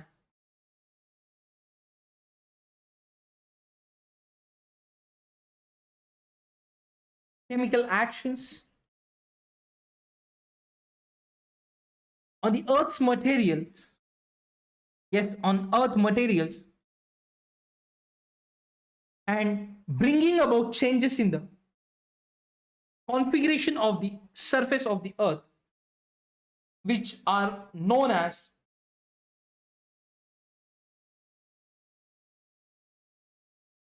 geomorphic processes.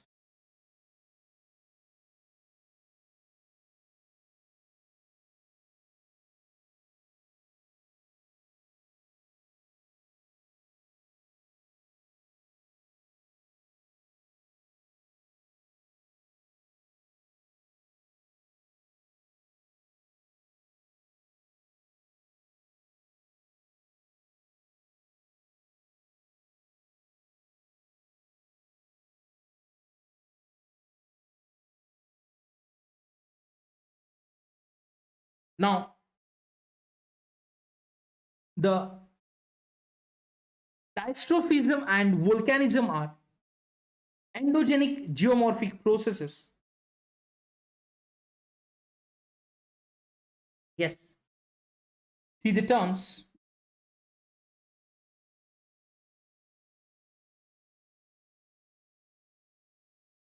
Dystrophism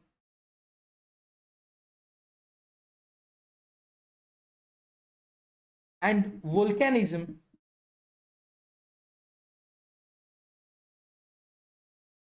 are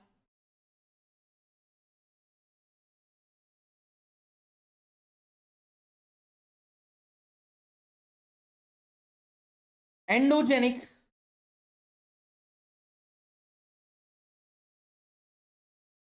geomorphic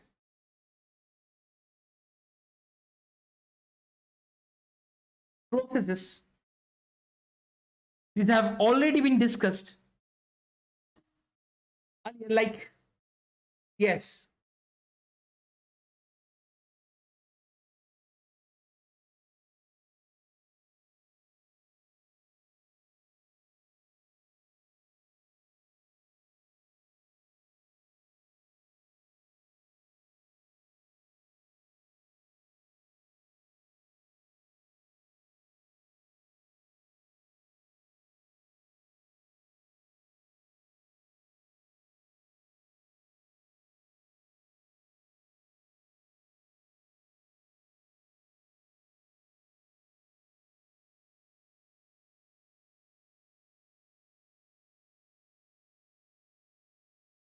So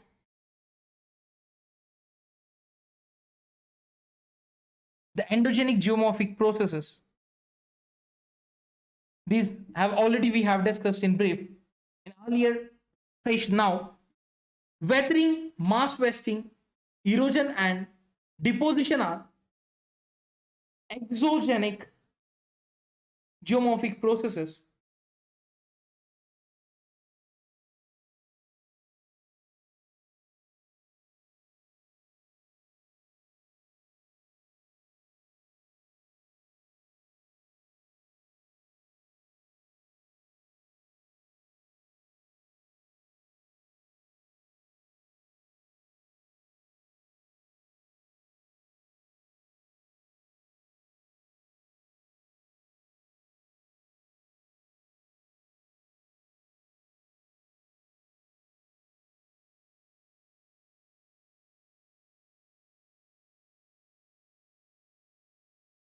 So, weathering, mass wasting, erosion, deposition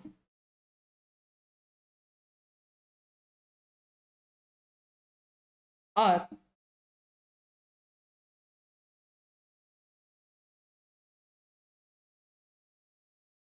exogenic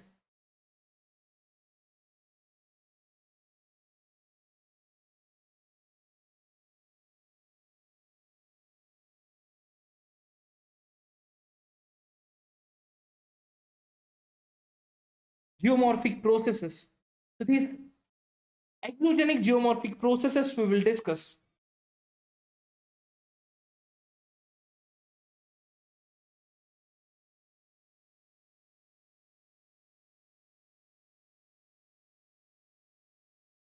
Now, friends, any exogenic element of nature like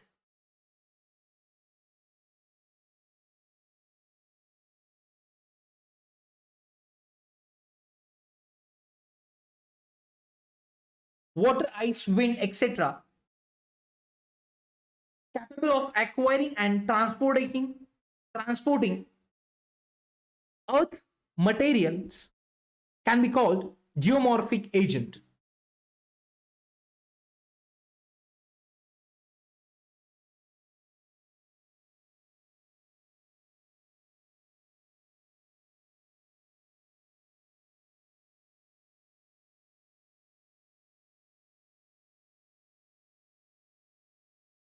So any exogenic element of nature like water, ice, and wind, which capable of acquiring and transporting earth materials, can be called a geomorphic agent.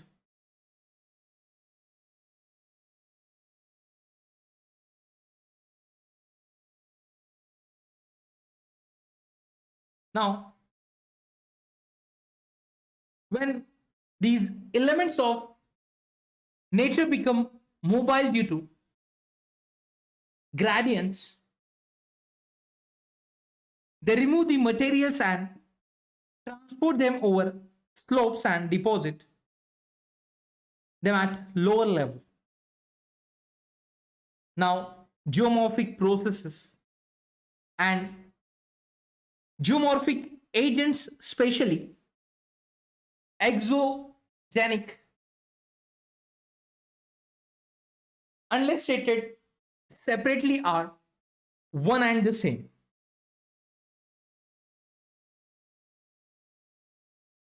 Now,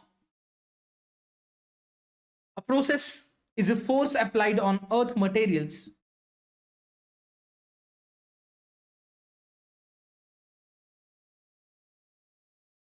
affecting the same. So an agent is a mobile medium like running water, moving ice masses, wind, waves, and currents, etc. So which removes, transports, and deposits earth materials. So friends, running water, groundwater, glaciers, wind, waves, and currents can be called geomorphic agents.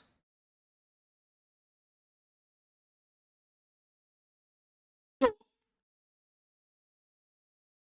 Gravity, besides being a directional force which activating all downslopes, yes, all downslope movements of matter, which also causes stresses on the Earth's material. Indirect gravitational stresses activate wave and tide, induced currents and winds. Without gravity and gradients, there would be no mobility and hence no erosion.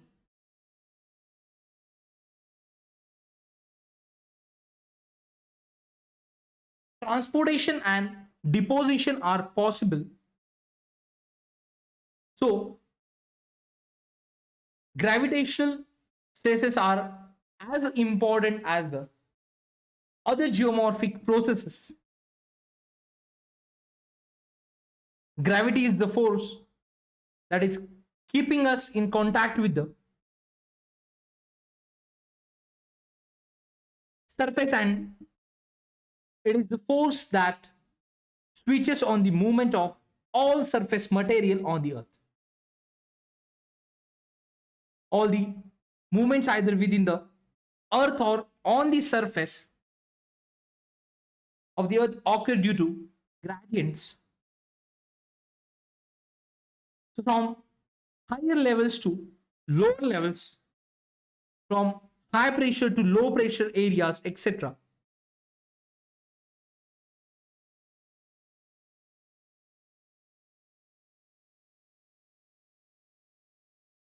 Now, first of all, we'll start with the endogenic processes. Yes, after the geomorphic processes. Now, start with the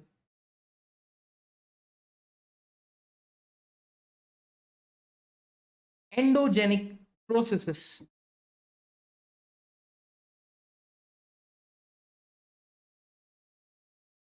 Now, friends, the energy emanating from within the Earth, the main force behind endogenic geomorphic processes.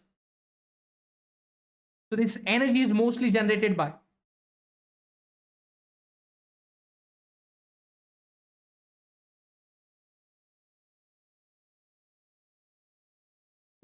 radioactivity, then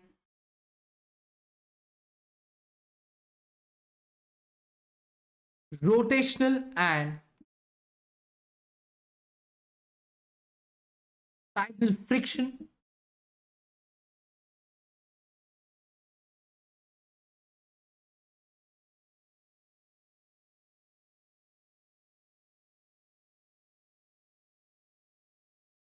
and primordial heat from the origin of the Earth.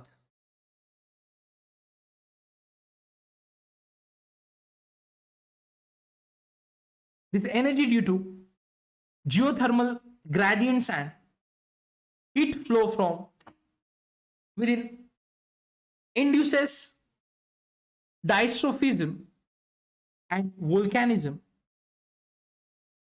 in the lithosphere. Now, due to variations in geothermal gradients and heat which flow from within, crustal thickness and strength,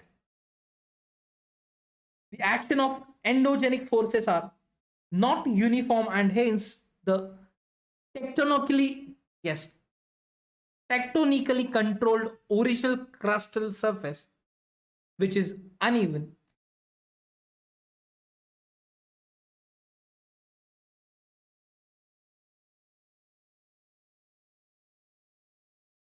Now,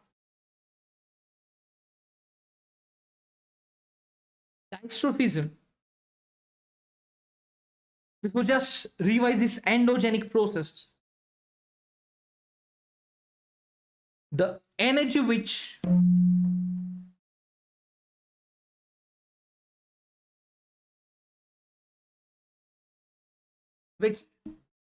emanating from within the Earth is main force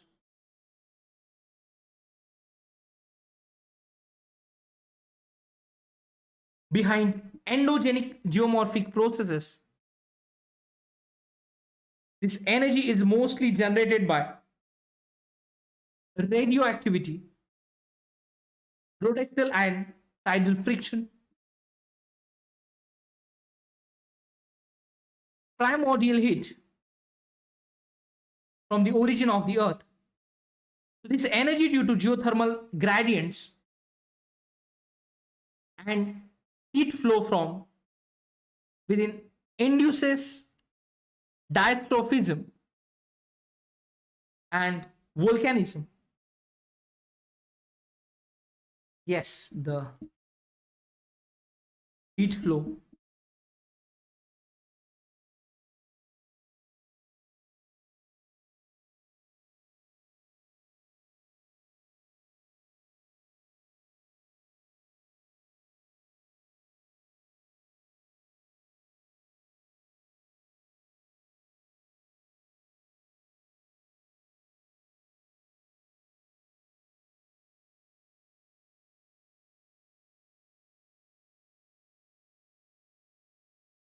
diastrophism and volcanism in the lithosphere.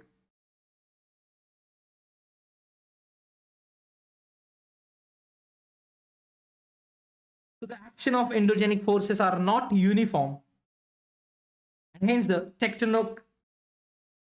hence tectonically controlled original crustal surface is uneven.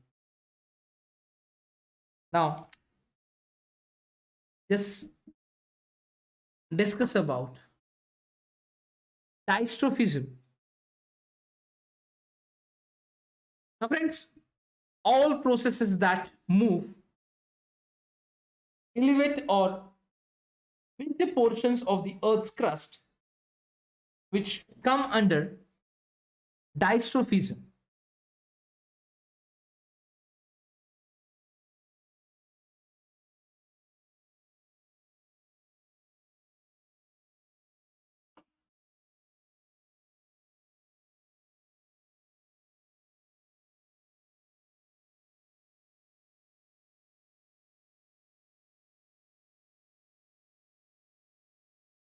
So they include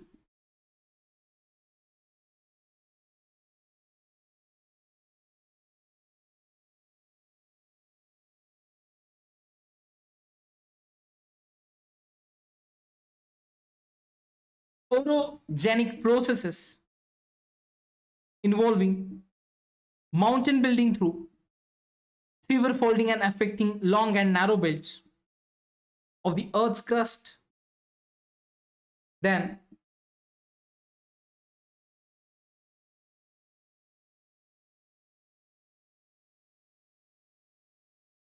epirogenic processes which involving uplift or wrapping of large parts of the earth crust.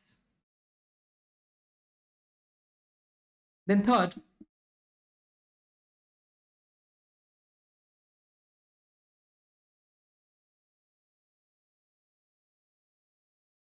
earthquakes involving local relatively minor movements. And fourth,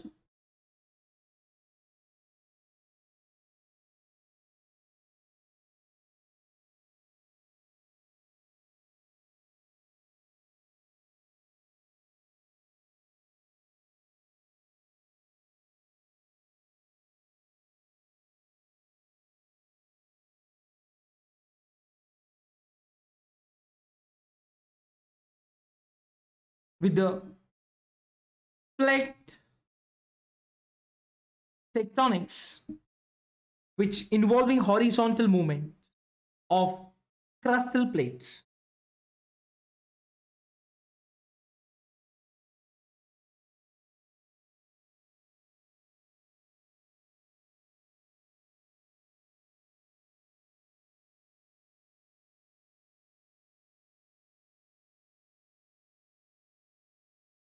So friends,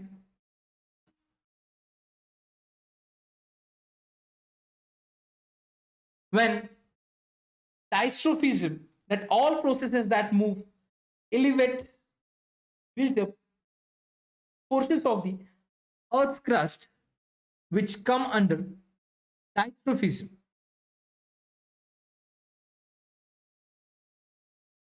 Now, this includes orogenic processes involving mountain building through severe folding and affecting long and narrow belts. In the picture of the earth crust, then epeirogenic process involving uplift or wrapping of large parts of the earth crust.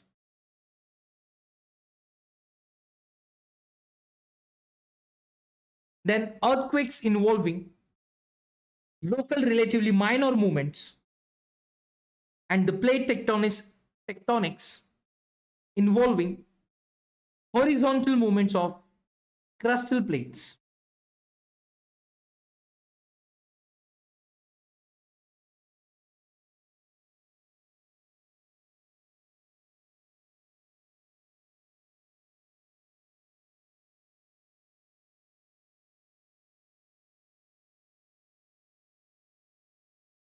Now, in the process of orogeny,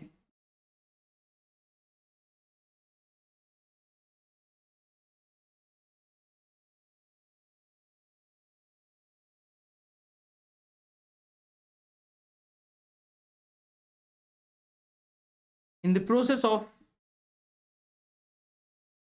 orogeny, the crust is severely deformed into folds due to epeirogeny. There may be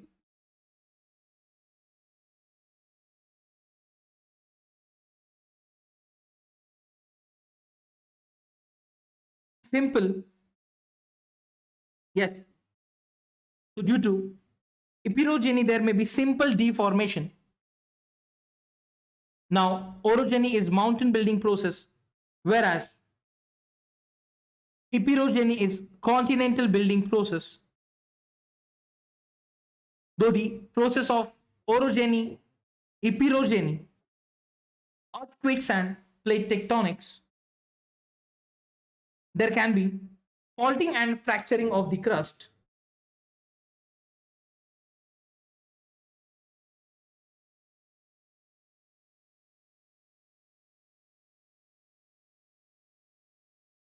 Now, all these processes cause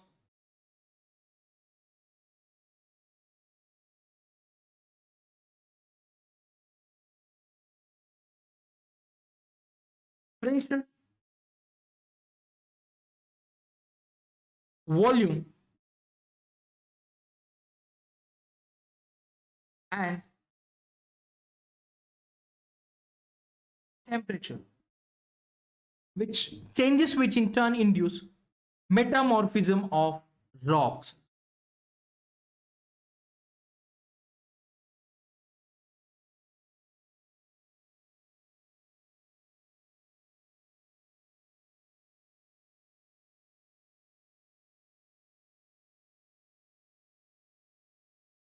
Next is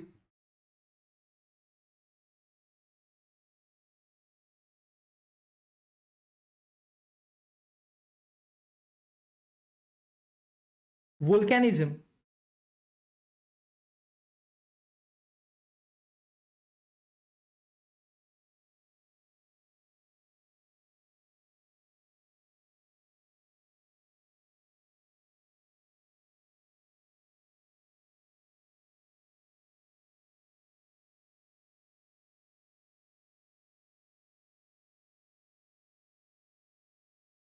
Now, volcanism includes the movement of molten rock, that is magma, onto or towards the Earth's surface, and also formation of many intrusive and extrusive volcanic forms. Many aspects of volcanism have already been dealt in detail under volcanoes we have covered. Now, under igneous rocks, in the earlier chapter we have covered.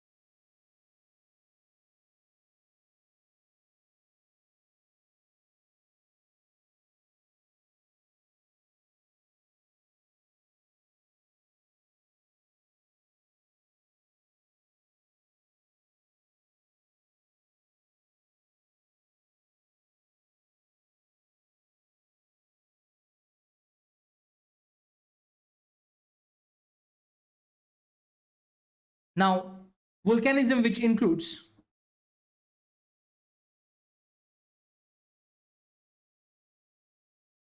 movements of molten rock, that is magma,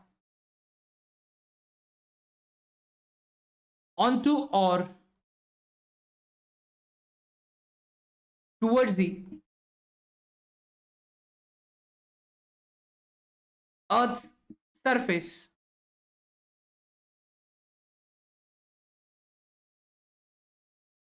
and also formation of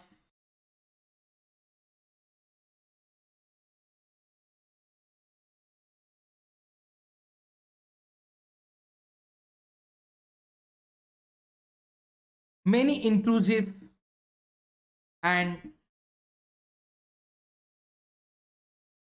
extrusive volcanic forms. Many aspects of volcanism have already been dealt in detail under volcanoes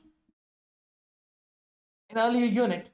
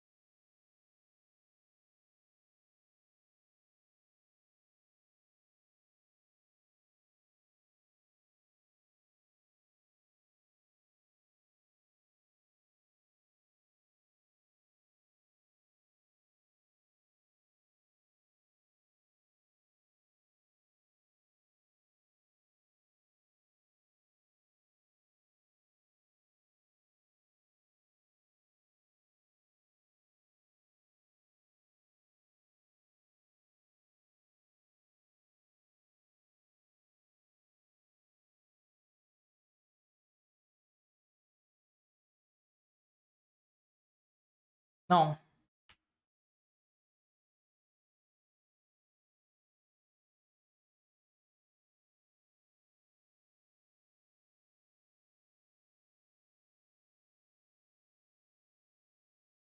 exogenic processes.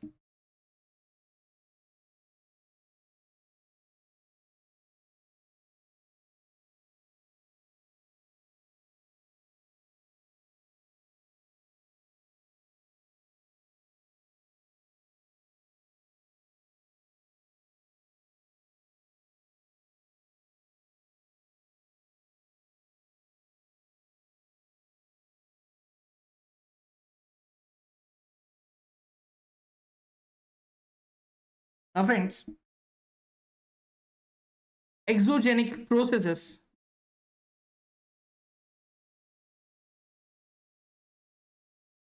So, the exogenic processes which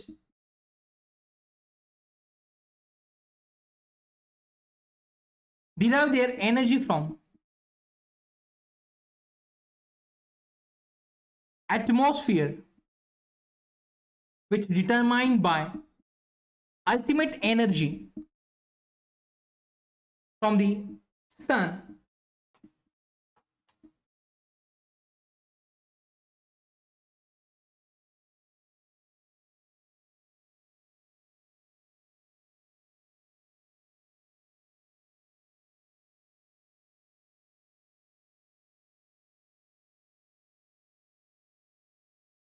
and also the gradients created by tectonic factors.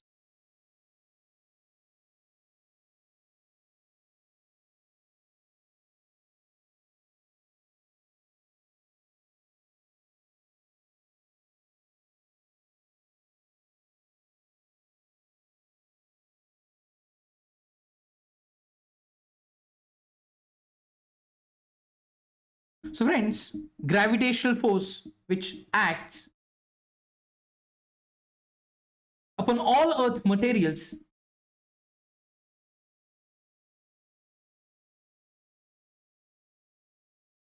yes,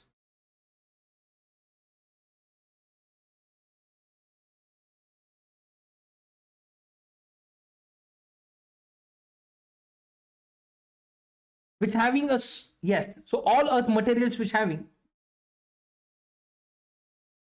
sloping surface and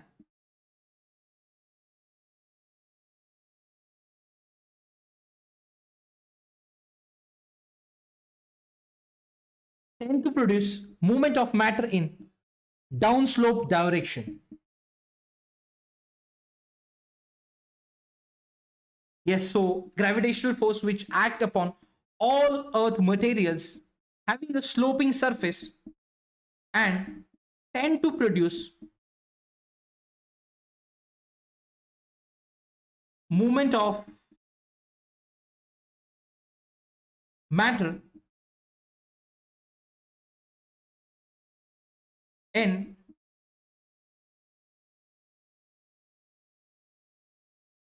downslope direction. The force which applied per unit area is called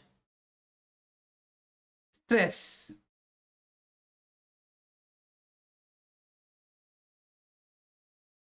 Now,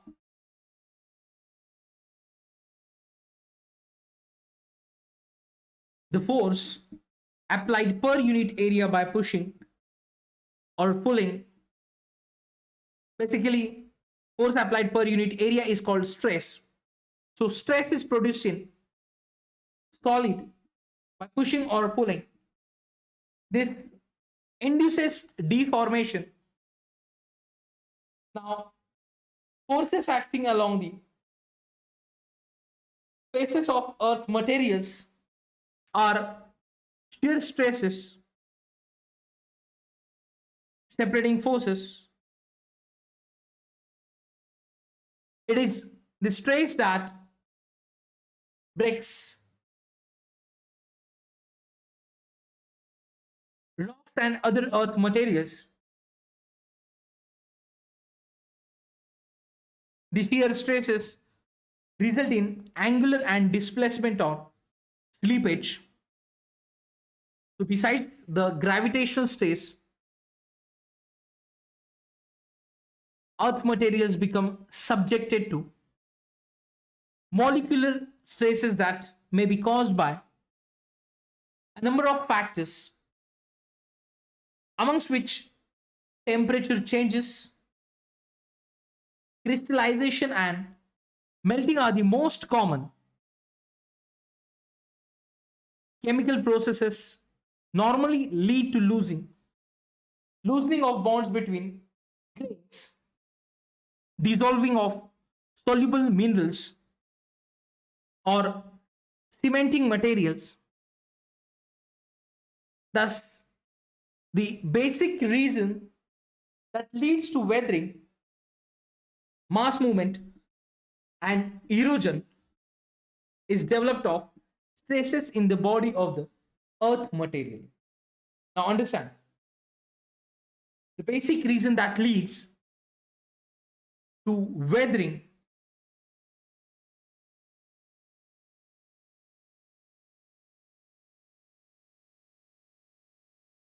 is mass movement,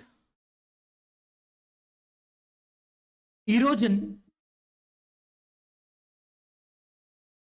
which is development of traces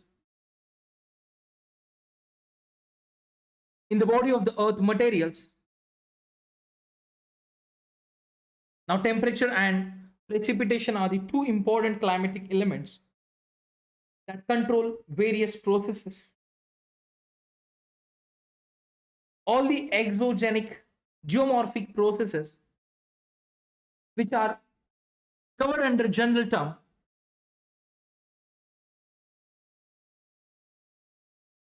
that is denudation. The word denude means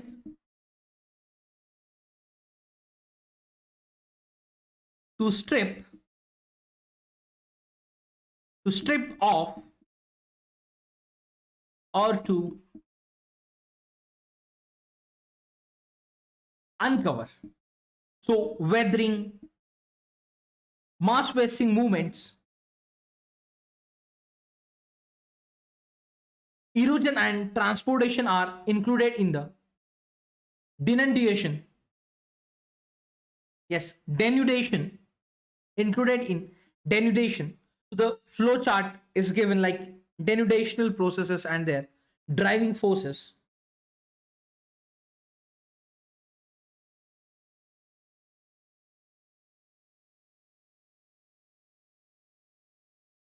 So it should become clear from the chart that for each process there exists distinct driving force or energy. Now, the for weathering, gravitational molecular stress and chemical actions; for mass movements, gravitational force; and for erosion or transportation, kinetic energy.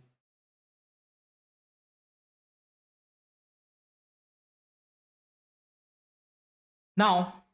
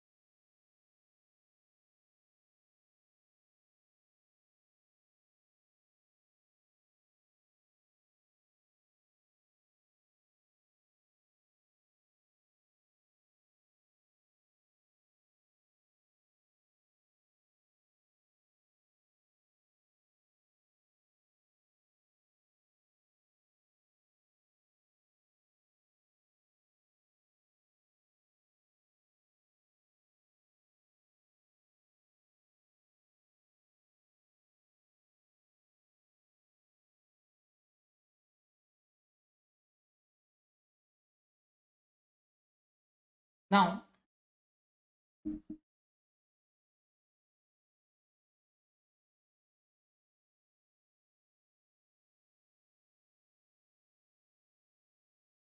there are different climatic regions which, owing to variations in thermal gradients, which created by latitudinal,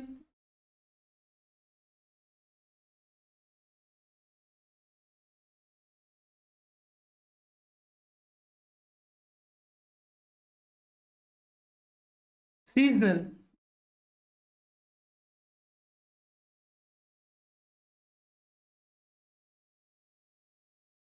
land,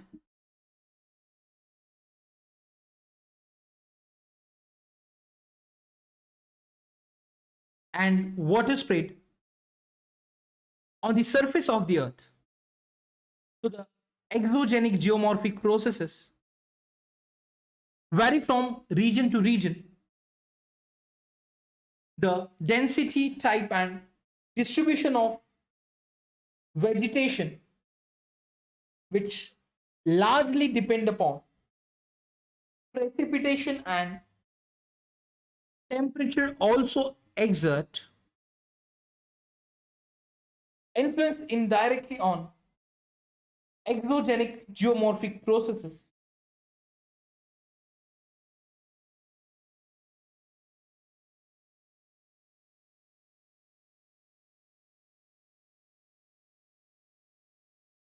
Within different climatic regions, there may be local variations of the effects of different climatic elements due to altitudinal differences, aspect variations, and the variation in the amount of insolation received by north and south facing slopes as compared to east and west facing slopes.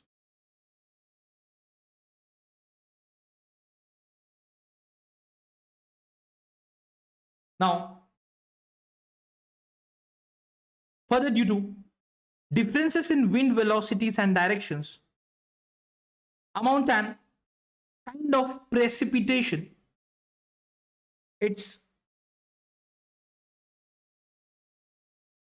intensity, the relation between precipitation and evaporation, daily range of temperature, freezing, and thawing frequency, depth of frost penetration, the geomorphic processes vary within any climatic region.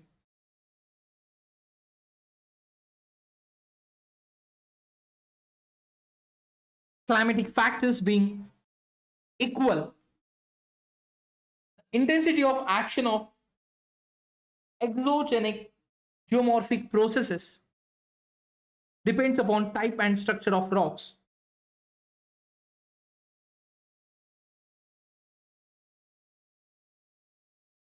The term structure includes such aspect of rocks and folds.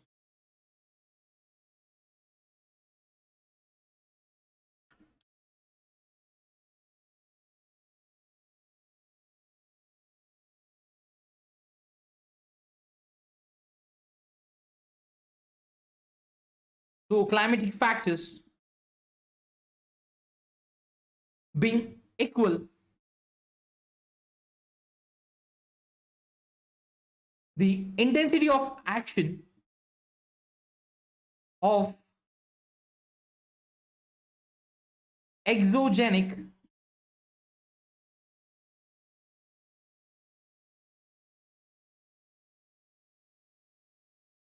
geomorphic processes, which depends upon type and structure of rocks.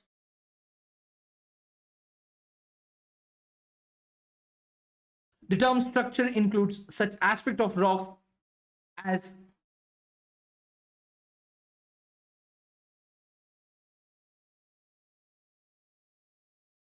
folds,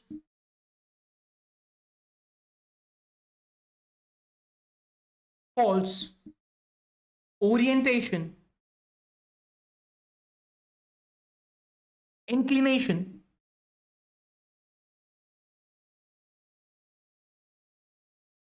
of beds,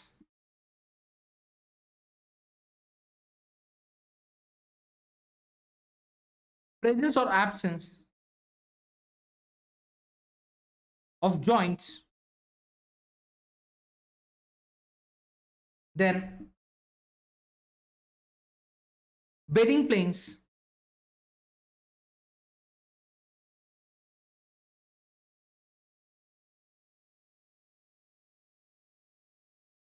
hardness or softness of constituent, yes, of constituent minerals,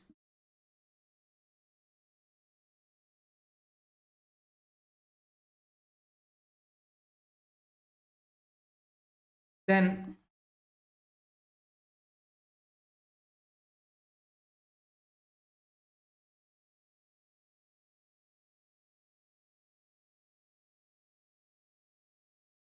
chemical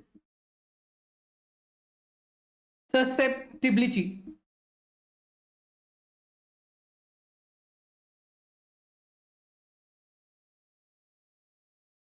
of mineral constituents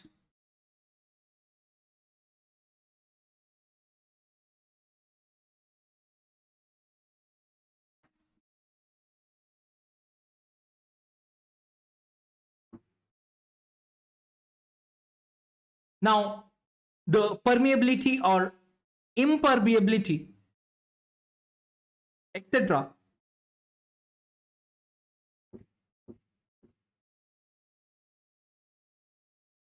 So different types of rocks with differences in their structures offer varying resistance to various geomorphic processes.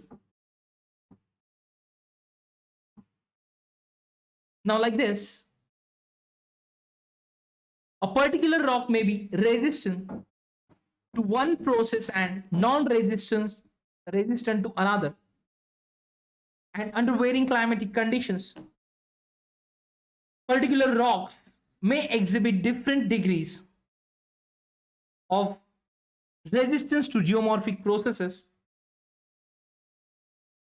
and hence they operate at differential rates and give rise to differences in topography. The effects of most of the exogenic geomorphic processes are small and slow and may be imperceptible in short time span,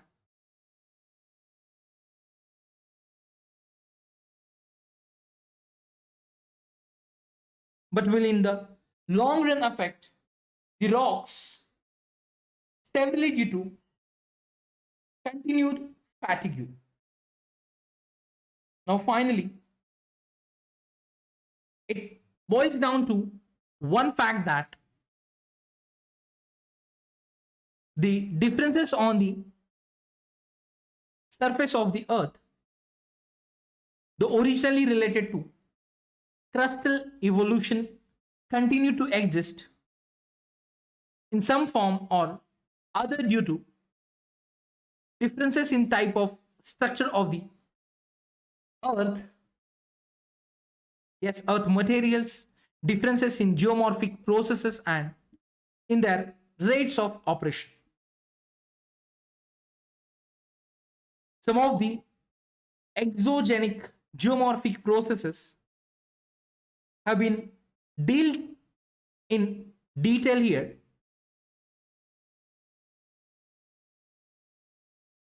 Now there is also activity given. First of all, we will discuss about weathering.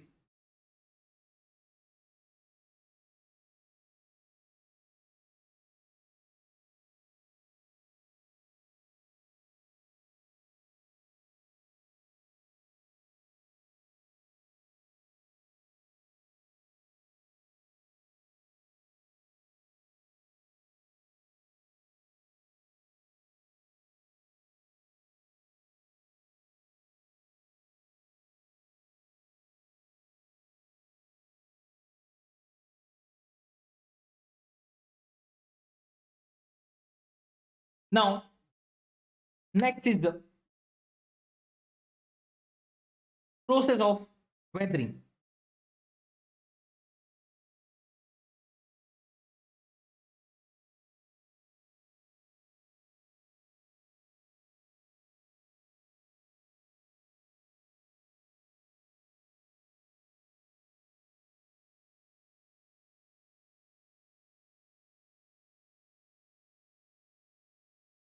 So friends, weathering is defined as mechanical disintegration and chemical decomposition of rocks through the actions of various elements of weather and climate.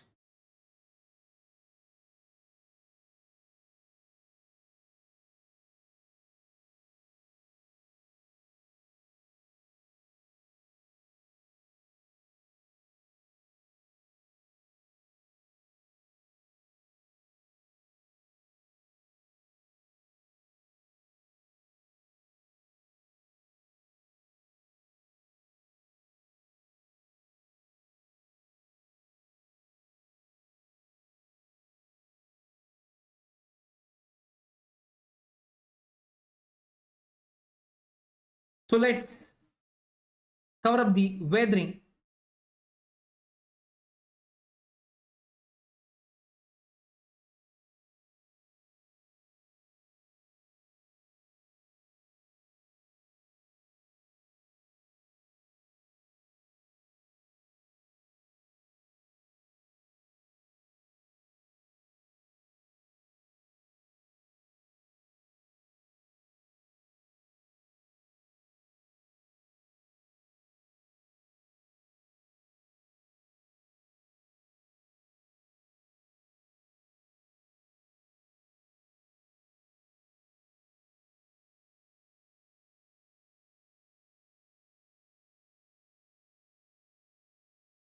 So friends, weathering is action of elements of weather and climate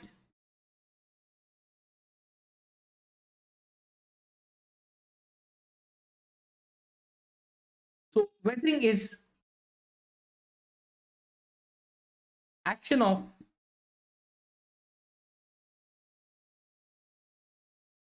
elements of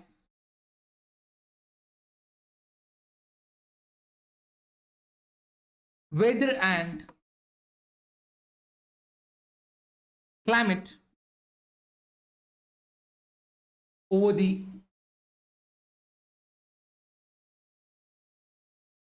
earth materials. So there are a number of processes within weathering which act either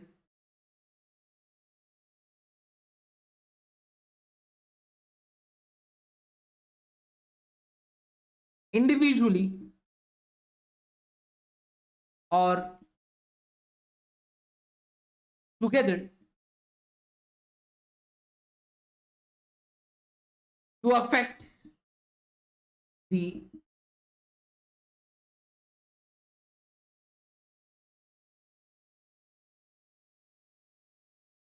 earth materials in order to reduce them to fragmental state. Now, as we have discussed, the weathering is defined as mechanical disintegration and chemical decomposition of rocks through actions of various elements of weather and climate. As very little or no motion of materials takes place in weathering.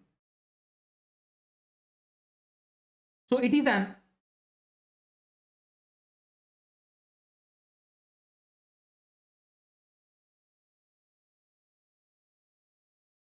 in situ or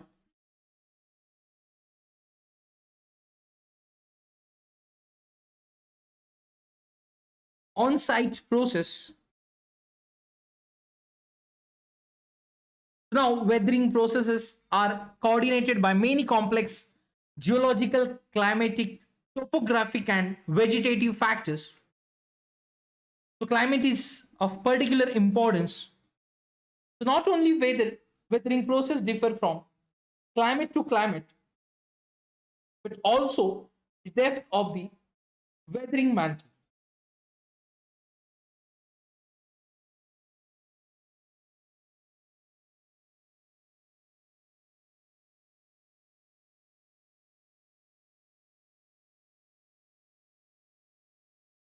Now, the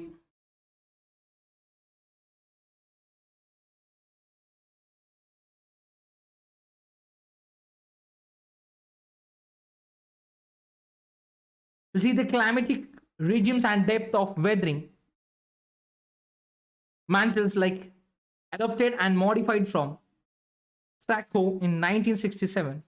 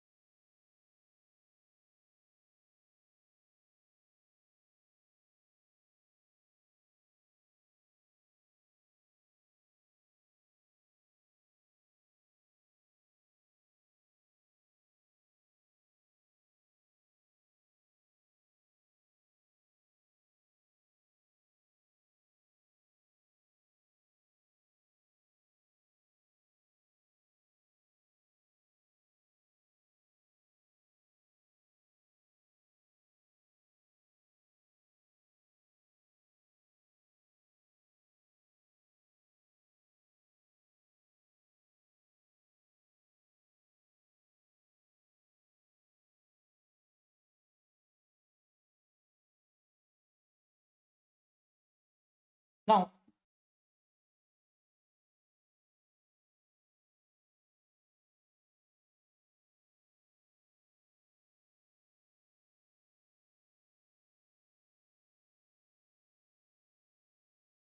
to climate is particular importance, not only weathering processes which differ from climate to climate, but also the depth of weathering mantle. Now, there are three major weathering, yes, three major groups of weathering processes. One is chemical, second is physical or chemical, and third is biological weathering processes. So, very rarely does any one of these processes here operate completely by itself, but quite often a dominance of one process can be seen.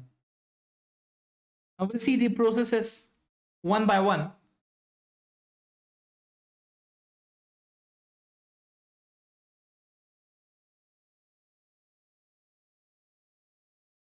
To see the fresh rock, then zone of little chemical alteration, zone of moderate to good chemical alteration, then clay mineral zone, zone of dominance of oxides of aluminium, soil with oxides of iron and aluminium. Now, precipitation in mm, like the region of tundra, taiga coastal zone, then steppe, semi-desert and desert, and then savanna and tropical forest zone.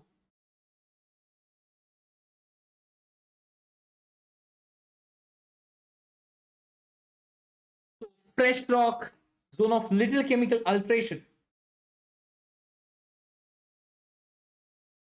Then moderate to good chemical alteration. Clay mineral zone. And zone of dominance of oxides of aluminium.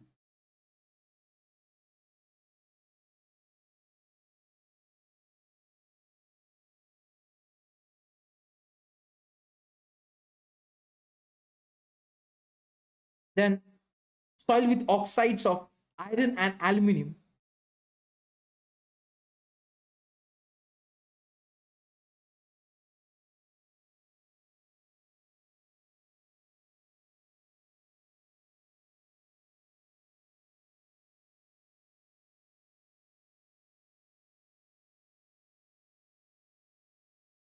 So friends, let's discuss about chemical weathering processes.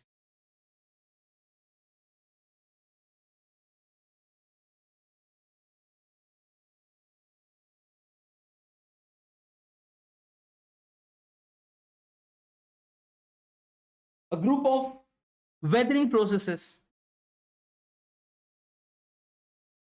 like solution,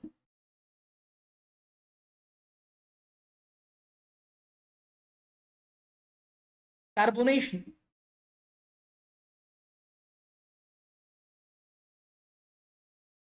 hydration,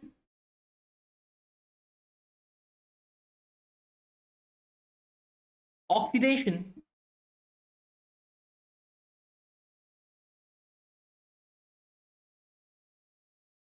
and reduction act on the rocks to decompose,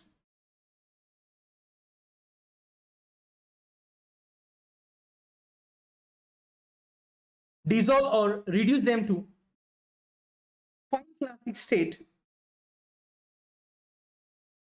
through chemical reactions by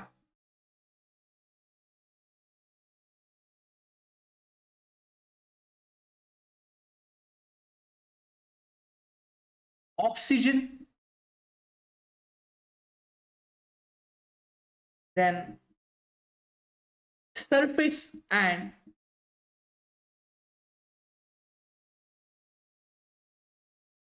soil water, and other acids. So water and air along with heat must be present to speed up all chemical reactions over and above the carbon dioxide present in the air.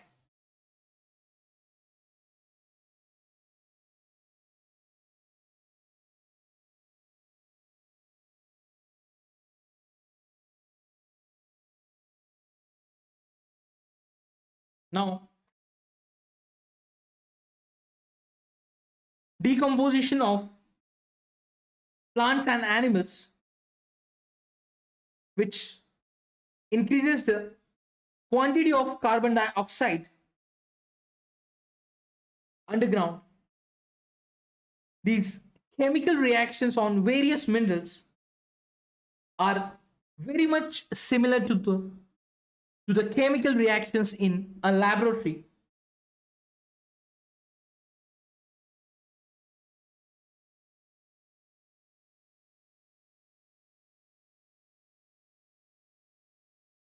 Now,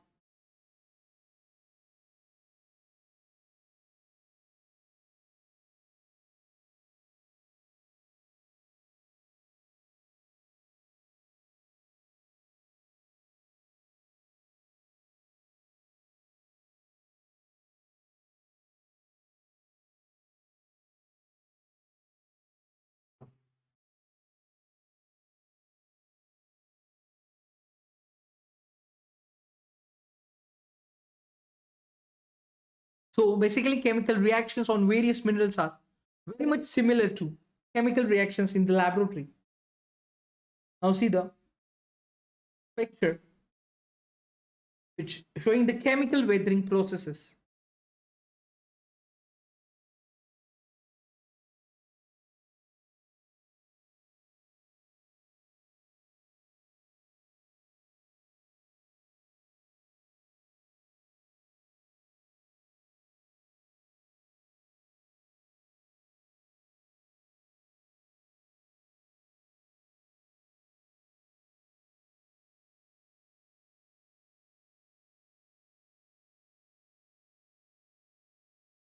Now after chemical weathering processes, let's see physical weathering processes.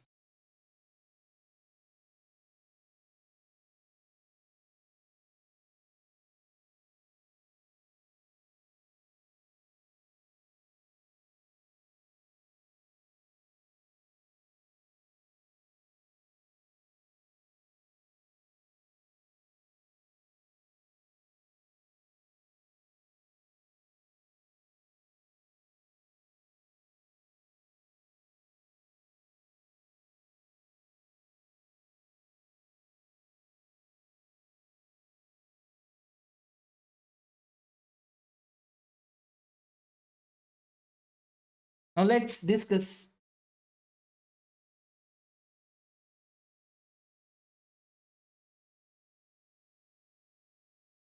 physical weathering processes. So physical or mechanical weathering processes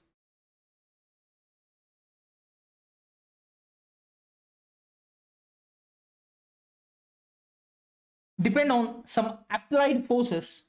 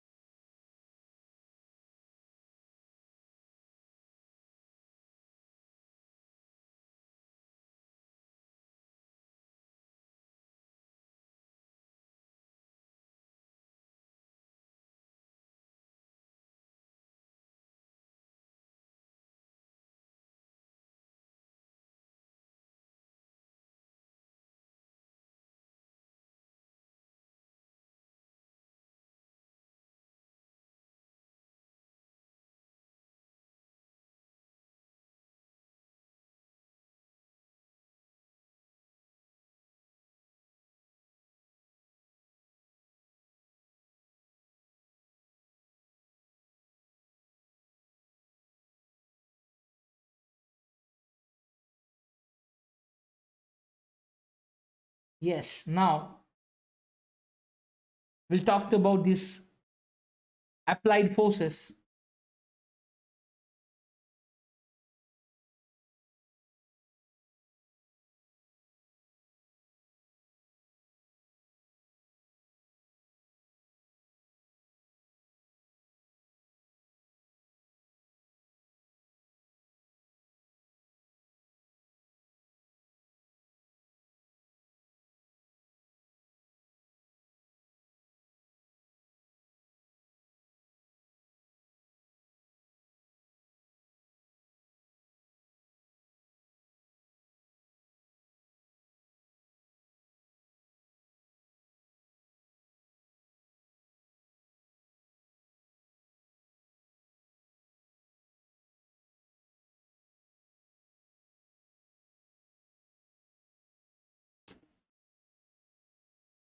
Now, see the physical weathering processes where physical or mechanical weathering processes depend on some applied forces.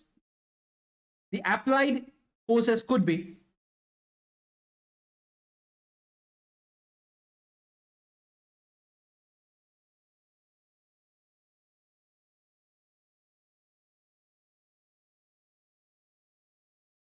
gravitational forces such as overburden pressure,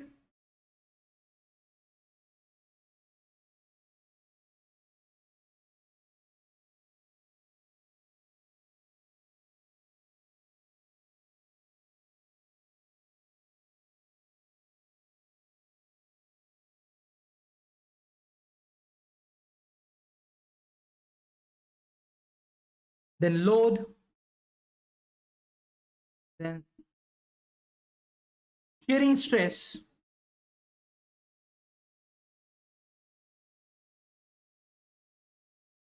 then second,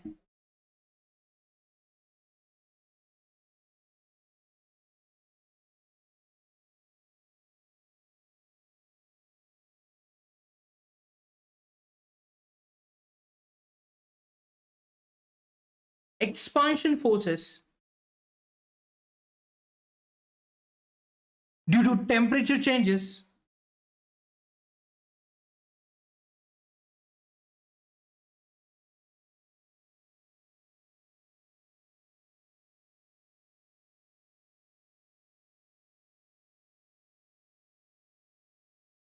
due to temperature changes,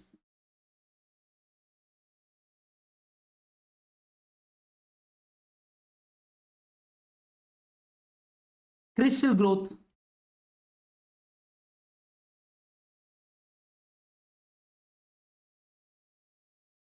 animal activity,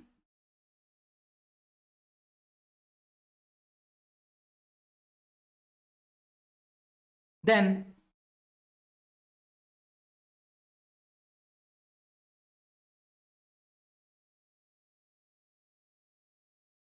Third one is water pressures, which controlled by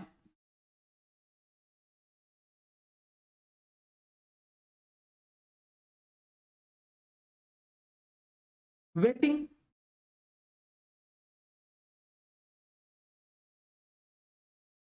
and drying cycles. Many of these forces are applied both the surface and within different earth materials, which leading to rock fractures. So most of the physical weathering processes are caused by thermal expansion and pressure release.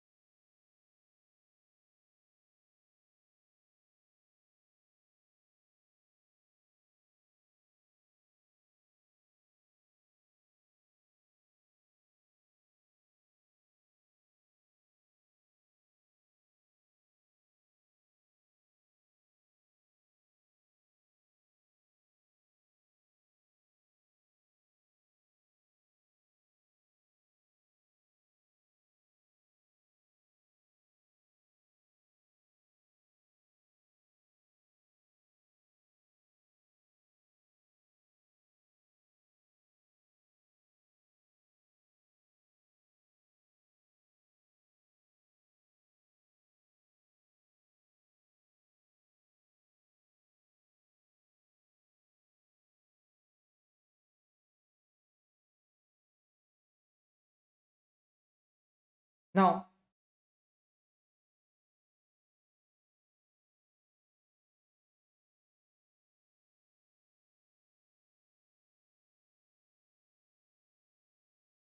the physical weathering processes.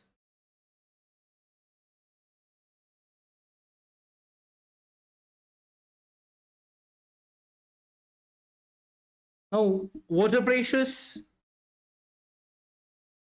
controlled by wetting and drying cycles.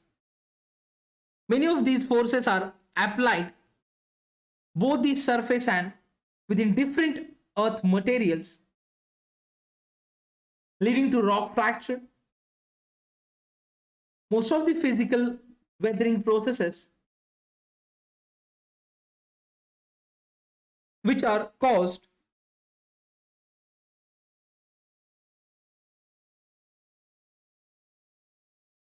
by thermal expansion and pressure release.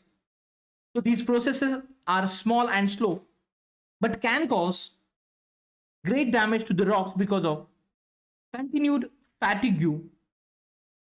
The rocks suffer due to repetition of contraction and expansion.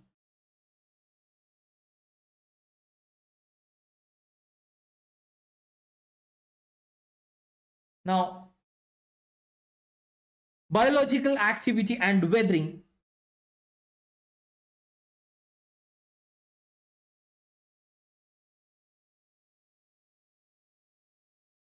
Now, friends,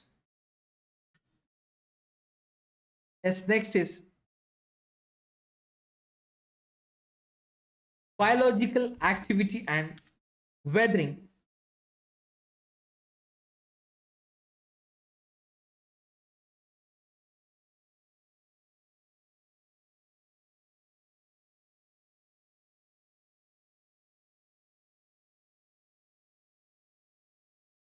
Now, before discussing biological activity and weathering, friends, will take short break. So we will meet within around 16:30. Now we'll take short break.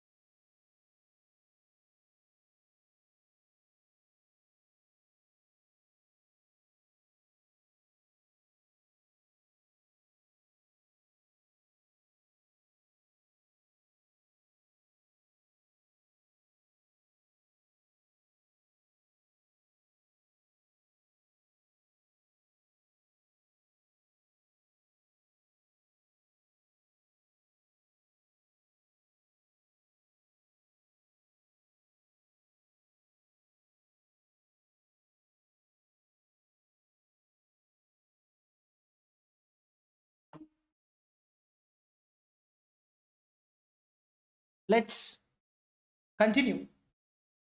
So friends, the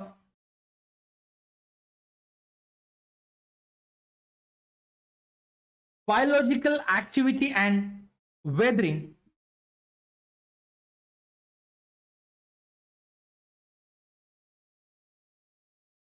So friends, from tomorrow onwards, we are going to start new batches. So as per your convenience, you can join these batches.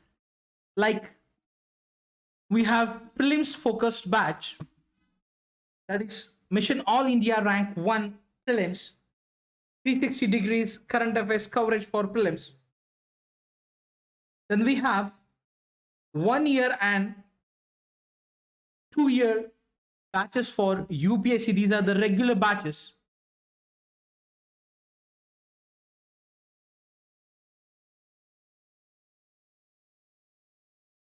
Now, friends, as per your convenience, you can join these batches.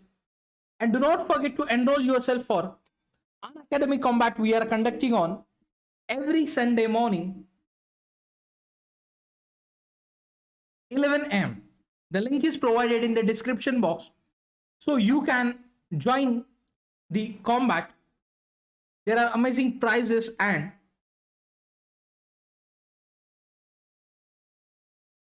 scholarships also.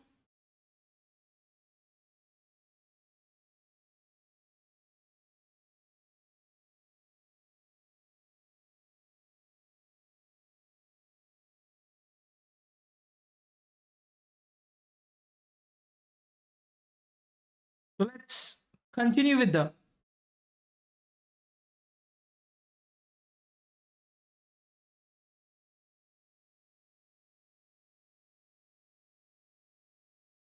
biological activity and weathering.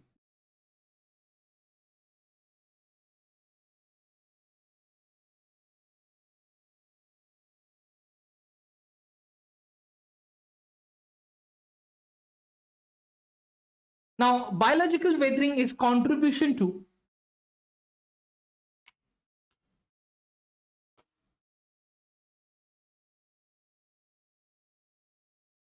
or yes, the biological weathering is contribution to or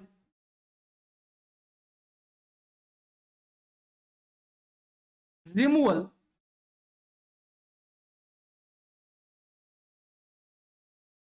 of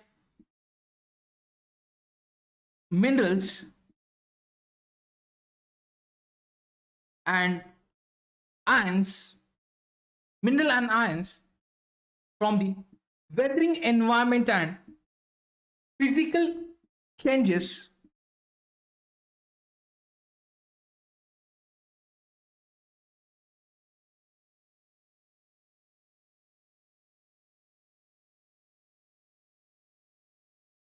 from the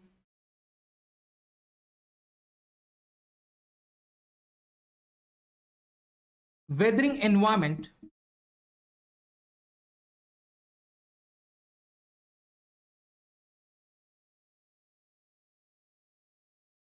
and physical changes due to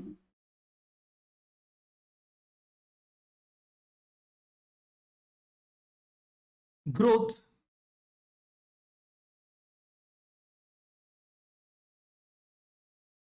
or movement of organisms. Now, friends, burrowing and wedging by organisms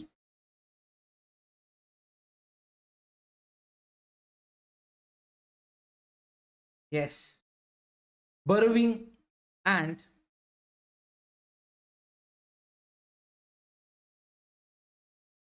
wedging by organisms like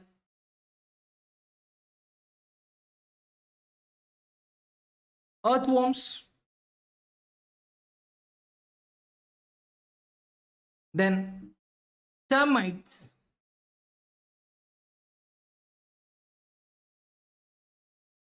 then rodents, etc.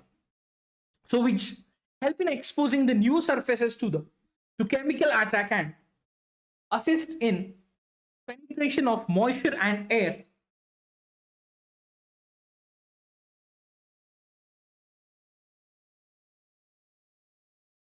Now,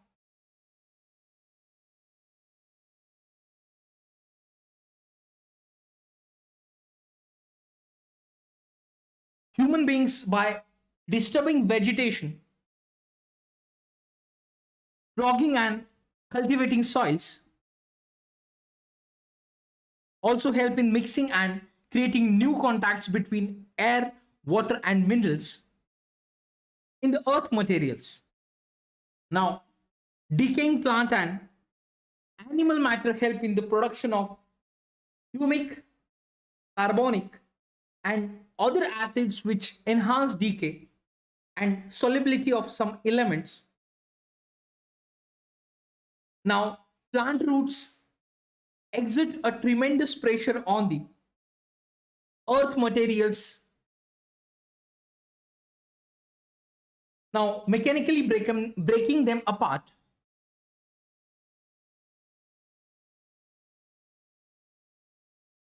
So, the plant roots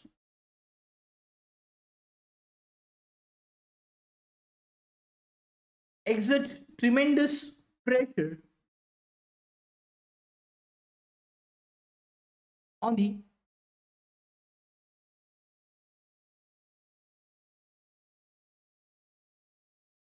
earth material.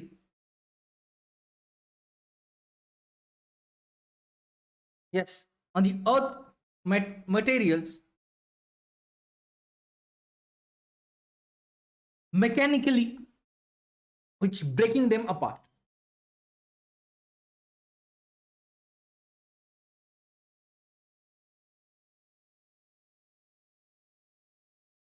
Now, spatial effects of weathering.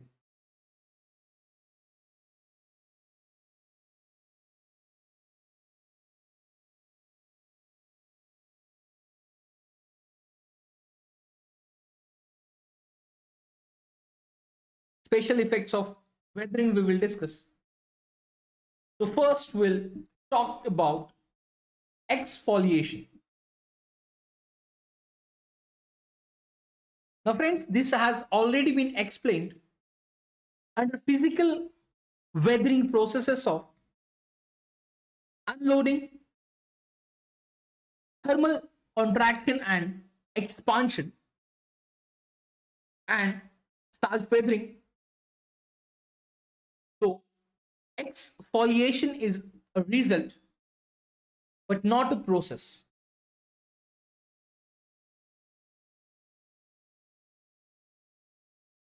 So exfoliation is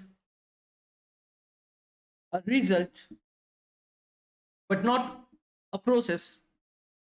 Now, the flanking of more or less curved sheet of shells from rocks or bedrock results in smooth and grounded surfaces.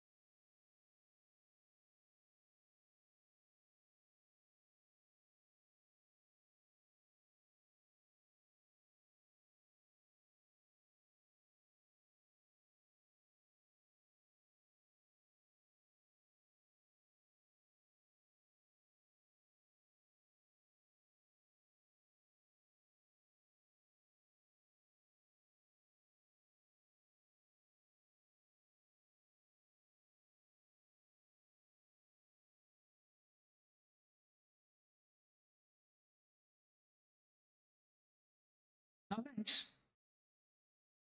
exfoliation can occur due to expansion and contraction.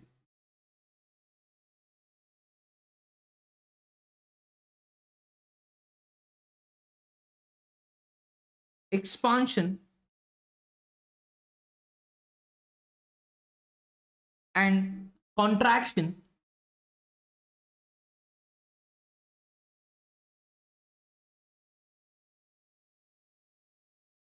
induced by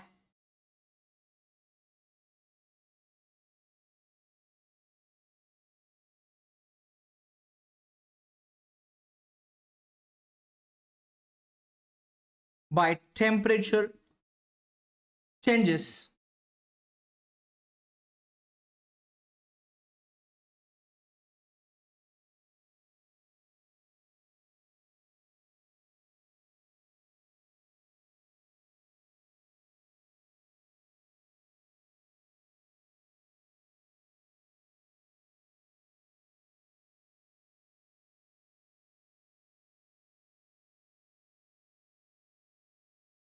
Now,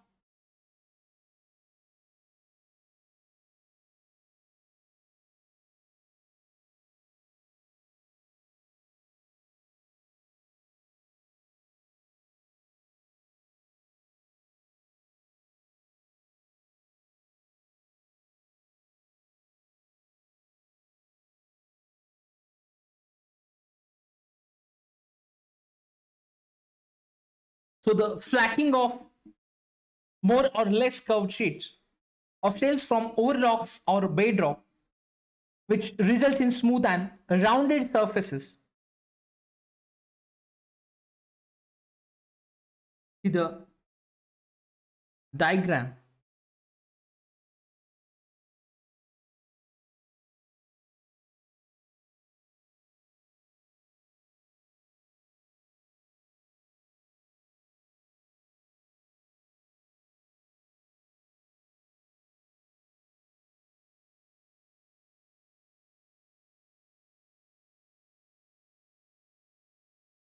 So exfoliation, flaking, and granule disintegration.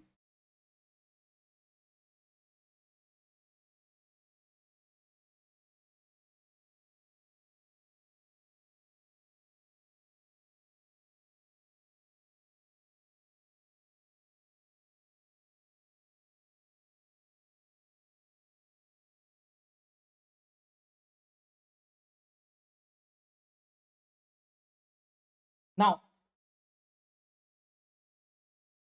exfoliation can occur due to expansion and contraction induced by temperature changes, exfoliation domes,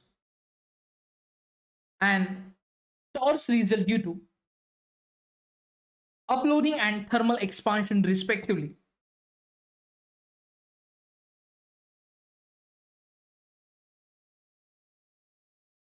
Now,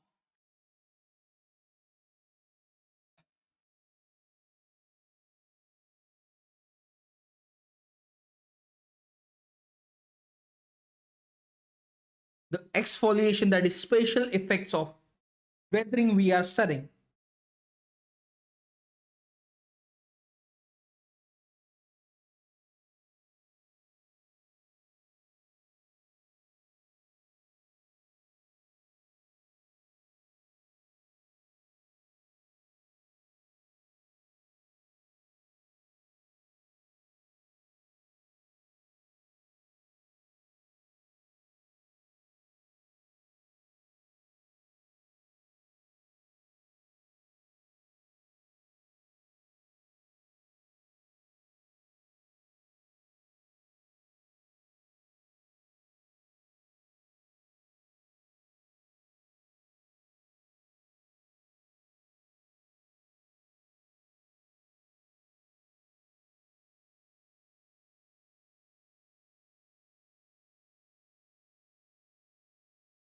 So the domes and tor result due to, like domes for the unloading and tors which is due to thermal expansion. Now, after exfoliation,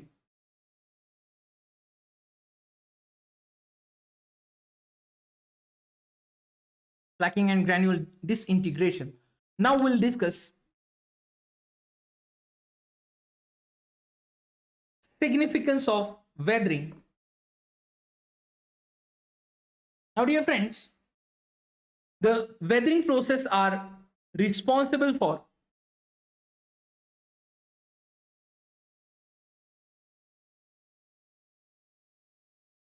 breaking down the rocks into smaller fragments and preparing the way for formation of not only regolith and soils but also erosion and mass movements.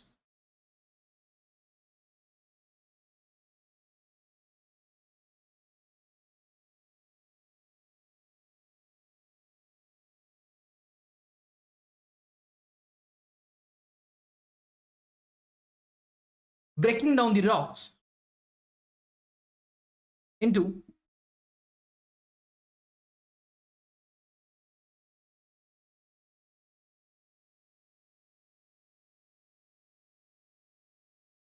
smaller fragments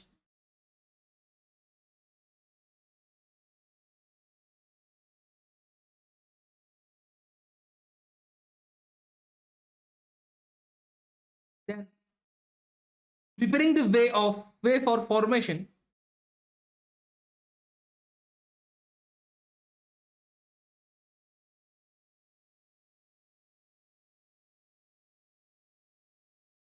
so of not only regoliths and soils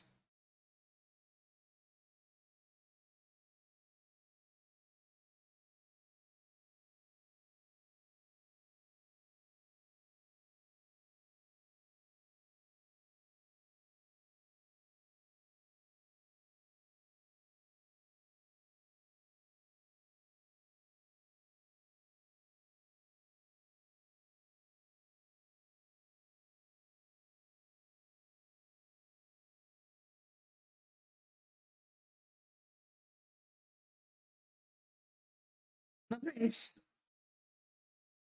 erosion and mass movements. So way for formation not only regolith and soils but also erosion and mass movements. So biomass and biodiversity is basically a result of forests, that is vegetation.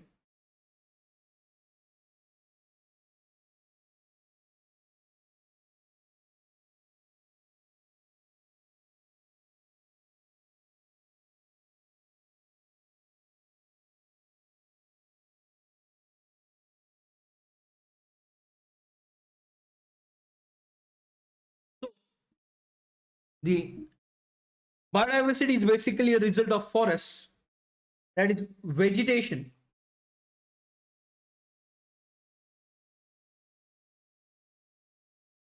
and forests which depend upon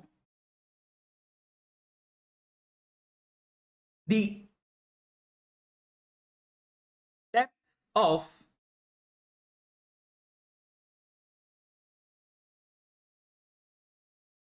weathering mantles. So basically erosion cannot be significant if the rocks are not weathered.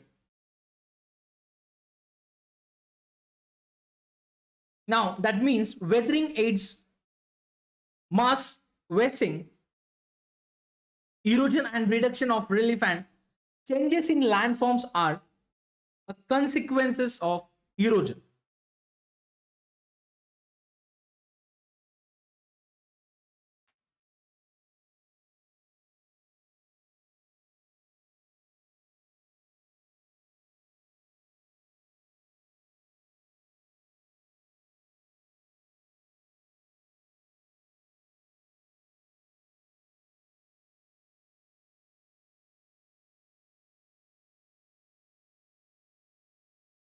Now, weathering of rocks and deposits helps in enrichment and concentration of certain valuable ores of iron, manganese, aluminium, copper,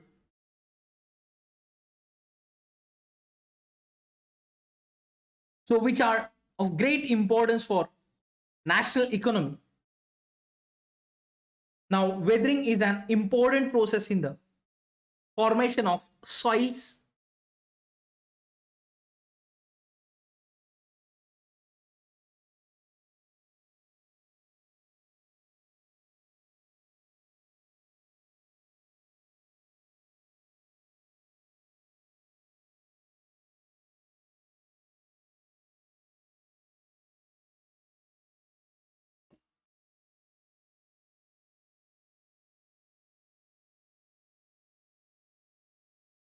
Now, friends,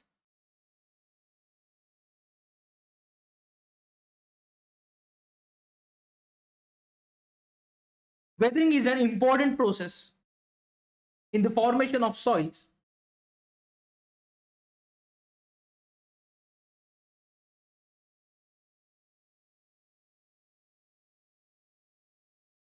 So, weathering is an important process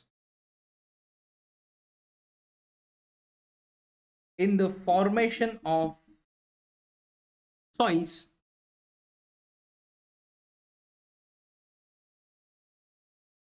Now, friends, when rocks undergo weathering, some materials are removed through chemical or physical leaching by groundwater, and thereby the concentration of remaining, that is valuable materials, increases. Without such a weathering taking place, the concentration of the same valuable material may not be sufficient and economically viable to exploit, process, and refine. And this is what is called enrichment.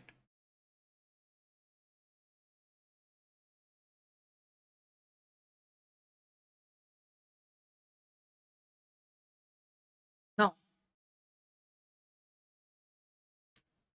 let's discuss about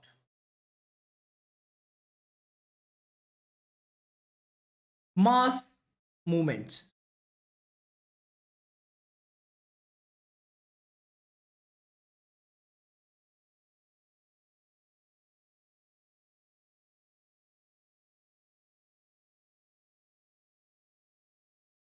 Now, friends, these movements transfer the mass of rock. Yes, the mass of rock debris down the slopes under the direct influence of gravity. So, these movements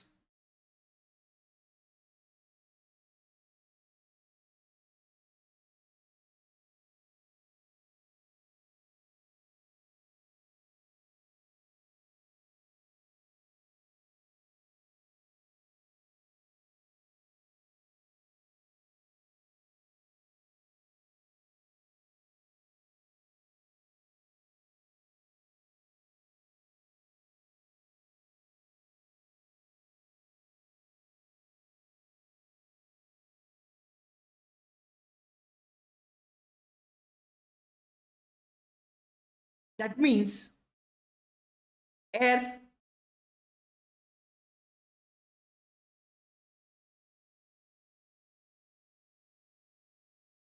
water,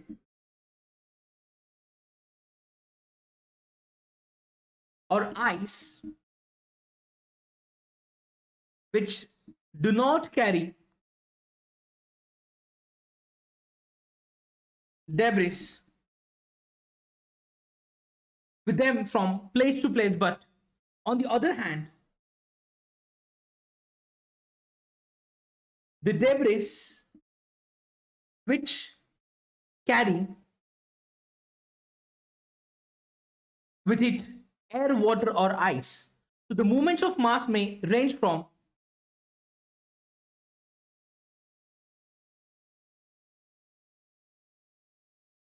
slow to rapid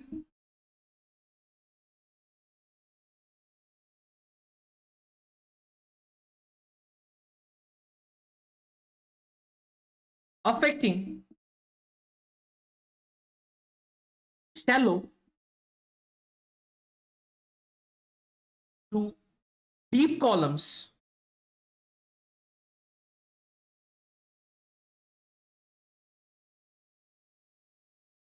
of materials and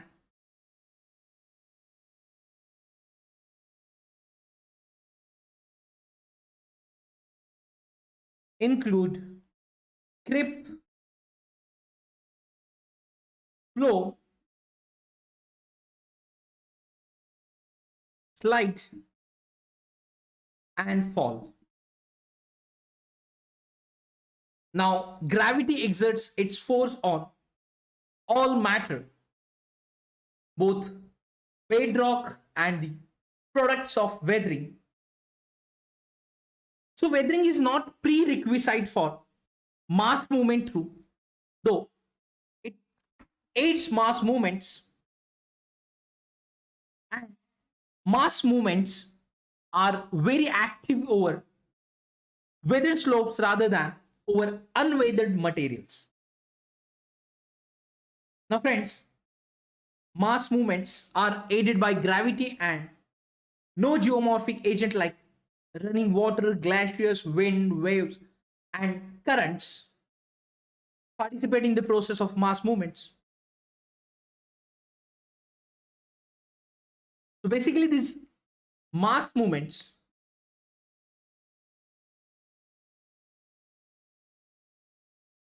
are aided by gravity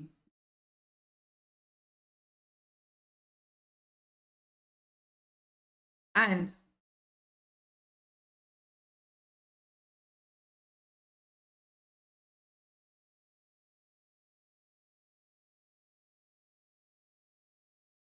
no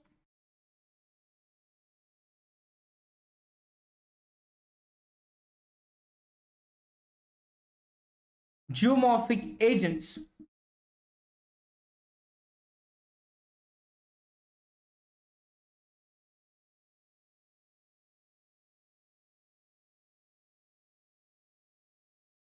now, dear friends, these geomorphic agents,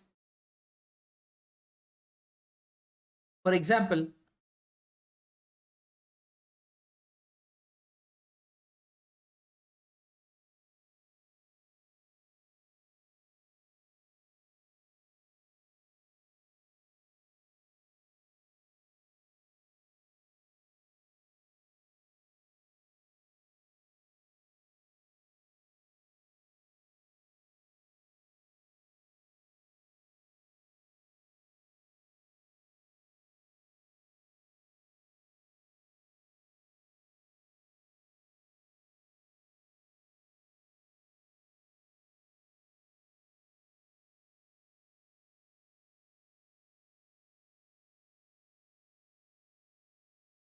no geomorphic agents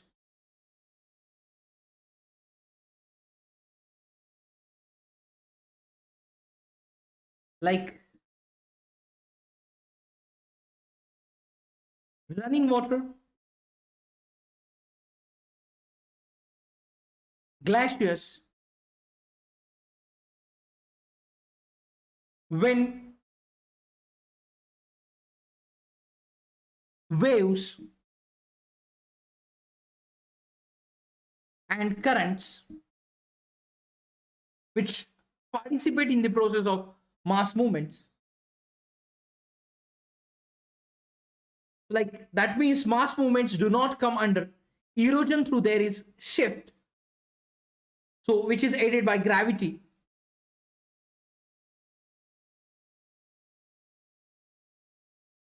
Now,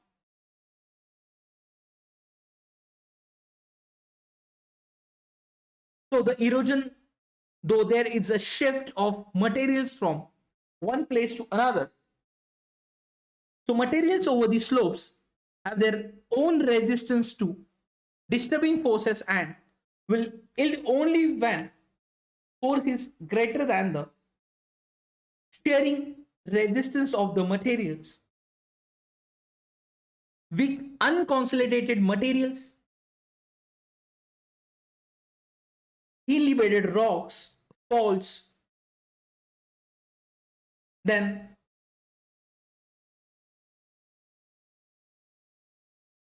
steepy dipping beds, vertical cliffs, or steep slopes, abundant precipitation and torrential rains, and scarcity of vegetation, etc. Like favor mass movements.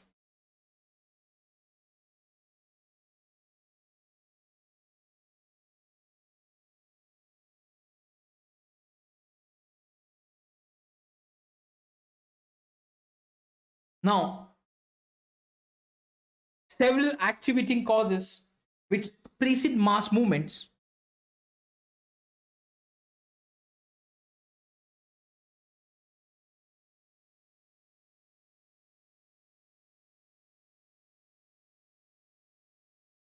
They are removal of support from below to materials above to natural or artificial means.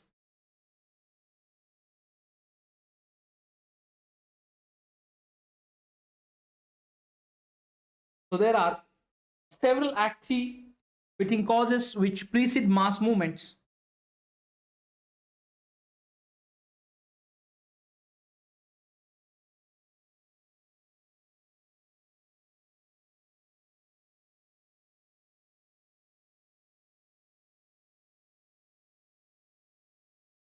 They are removal of support from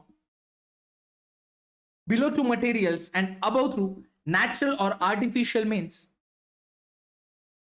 Then second, increase in gradient and height of slopes. Then third, overloading through addition of materials naturally or by artificial filling. Overloading due to heavy rainfall, saturation and lubrication of slope materials. And fifth, removal of material or load from over the original slope surfaces. Occurrence of earthquakes, explosions or machinery. Now, excessive natural seepage, heavy drawdown of water from lakes, reservoirs and rivers, leading to slow outflow of water from under the slopes or river banks. Indiscriminate removal of natural vegetation.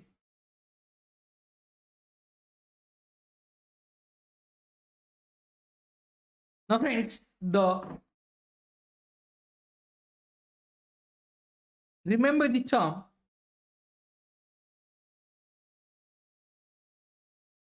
if like heaving up soil due to frost growth and other causes, then flow and slide are the three forms of movement like heave, flow, and slide. These are the three forms of movement.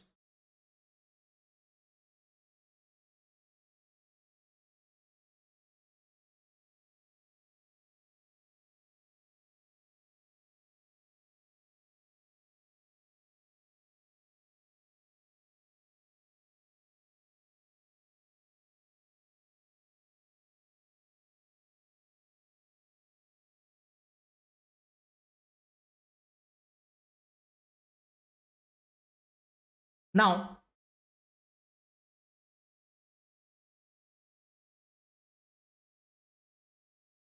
the relationship among different types of mass movements, the relative rates of movement and moisture limits.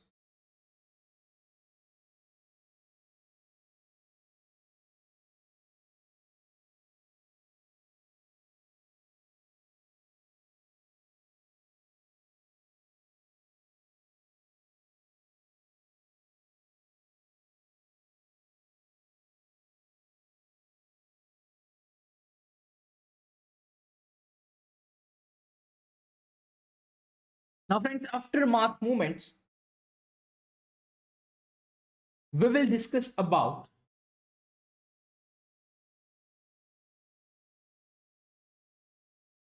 the landslides. Yes, before discussing the topic, how many of you observe the landslides with your open eyes? Which means you, yes, you was or there was trip to any hilly region and you have seen the landslides. Please acknowledge through comments.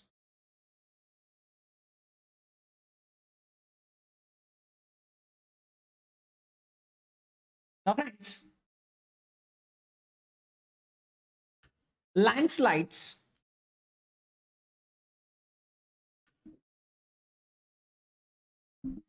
these are relatively rapid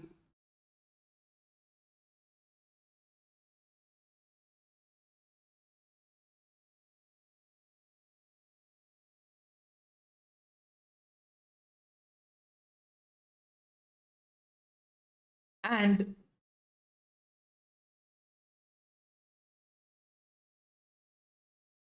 perceptible movements.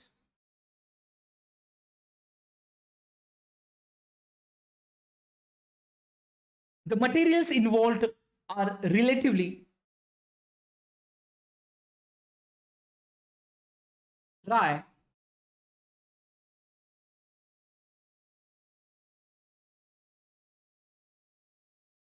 the size and shape of the detached mass, which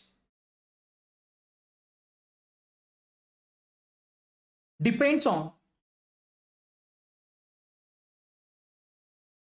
the nature of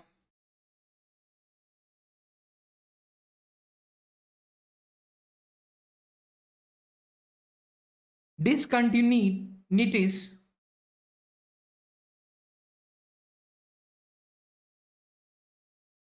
in the rock, then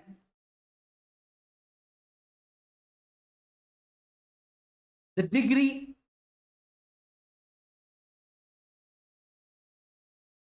of weathering and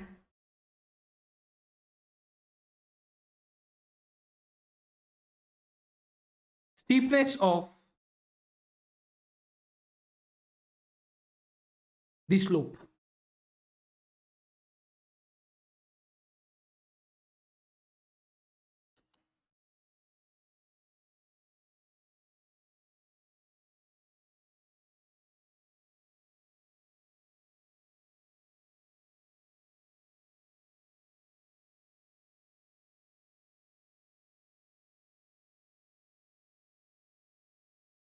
Now,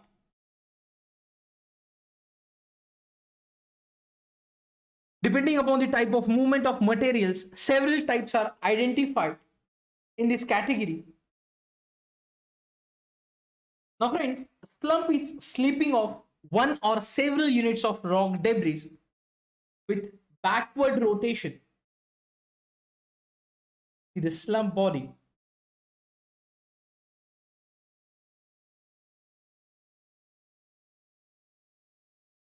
Which is showing backward rotation of materials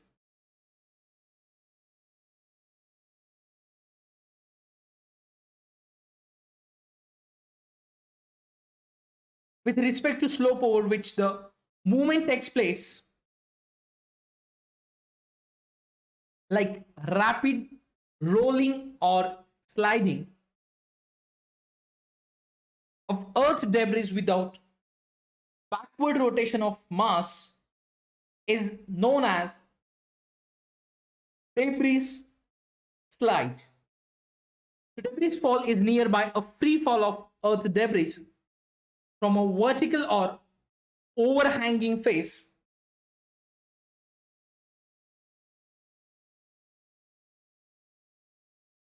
Now,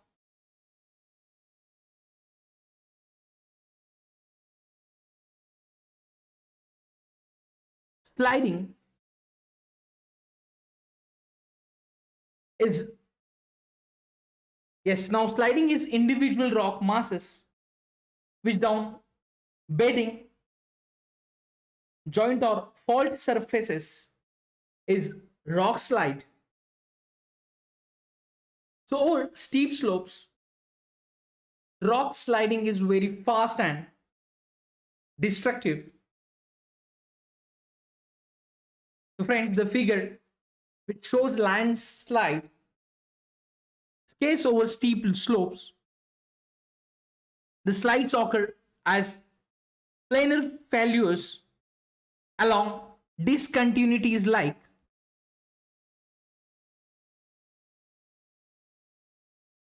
bedding planes that deep steeply. Yes, that deep steeply. Rockfall is free falling of rock blocks over any steep slope, which keeping itself away from the slope. Now, the rock falls occur from the superficial layers of the rock face,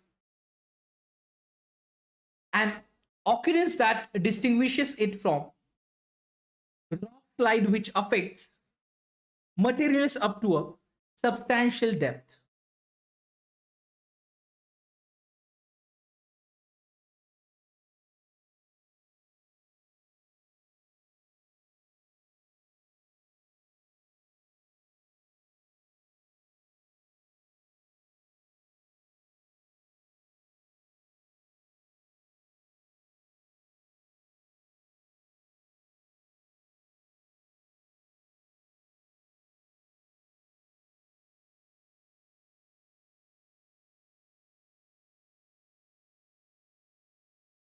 Now,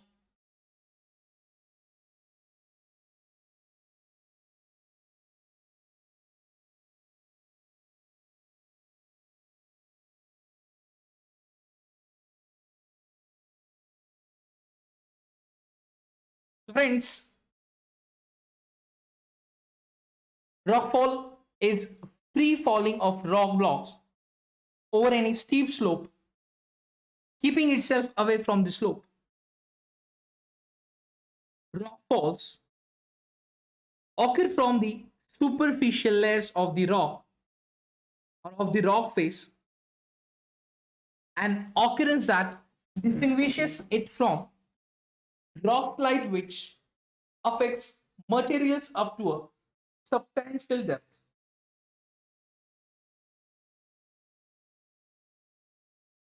Now,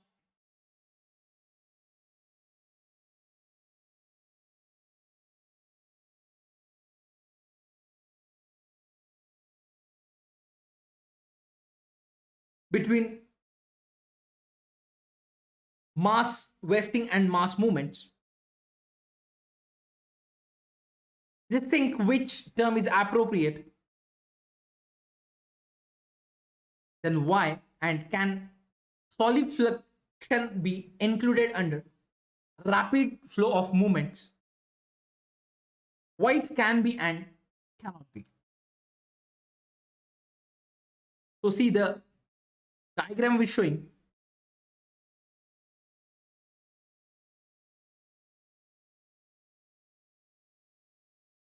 The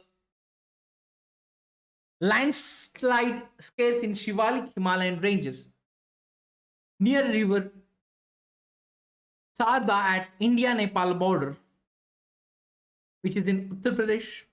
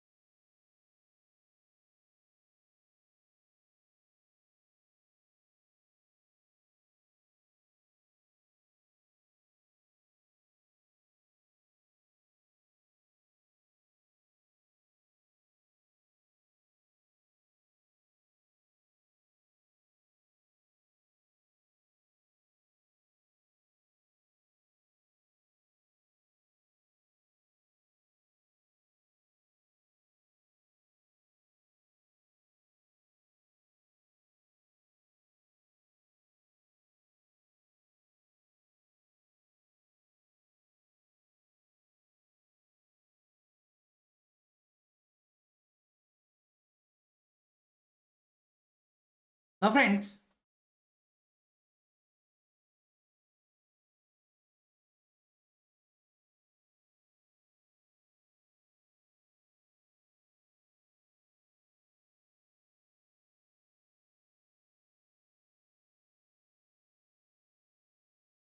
so the over steep slopes, rock sliding is very fast and destructive.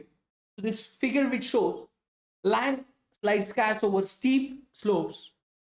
So slides occur as planar failures along discontinuities like bedding planes that deep steeply.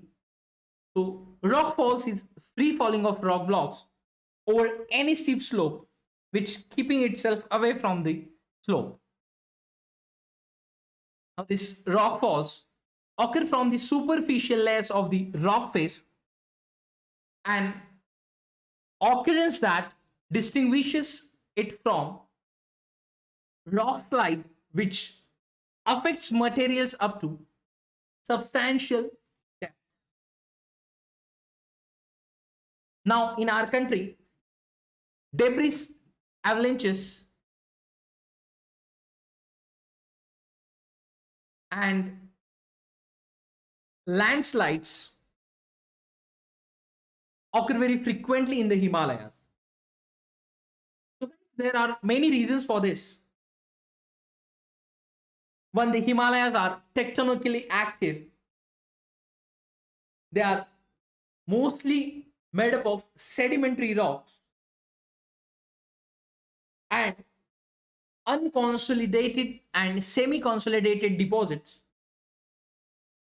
The slopes are very steep compared to the Himalayas. The Nilgiris bordering Tamil Nadu, Karnataka, Kerala, and the Western Ghats along the west coast are relatively tectonically stable and are mostly made up of very hard rocks. But still, debris, avalanches, and landslides occur, though not as frequently as in the Himalayas, in these hills. Now, question is why? So many slopes are steeper with almost vertical cliffs and escarpments in the Western Ghats and Nilgiris. Now, mechanical weathering due to temperature changes and ranges is pronounced. They receive heavy amounts of rainfall over short periods. So there is almost direct rockfall, which quite frequently in these places, along with landslides and debris avalanches.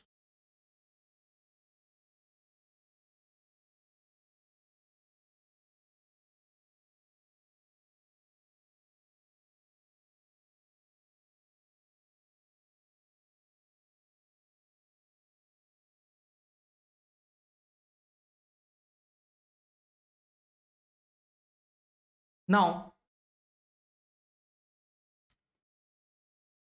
let's discuss about erosion and deposition.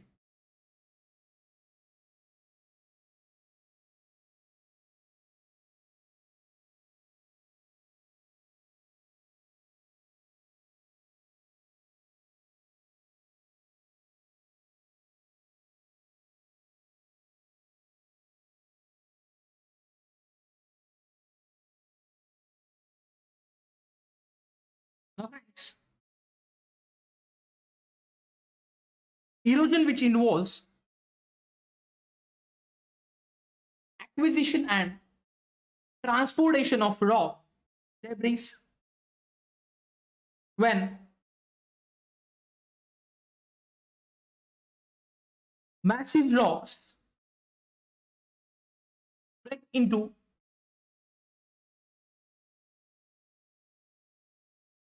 smaller ones.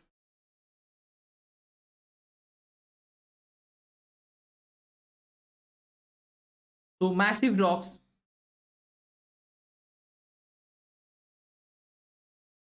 break into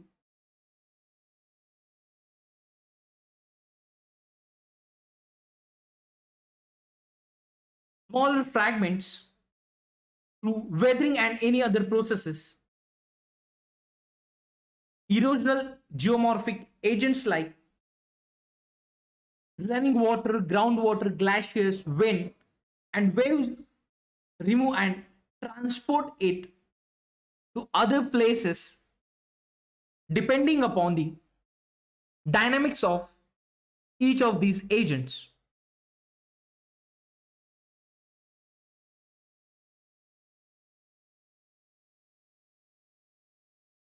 Then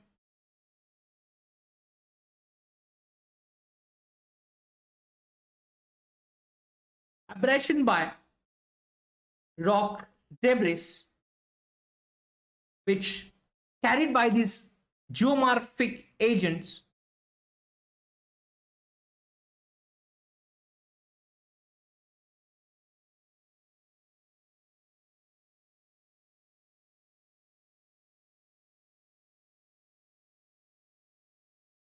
yes, by these geomorphic agents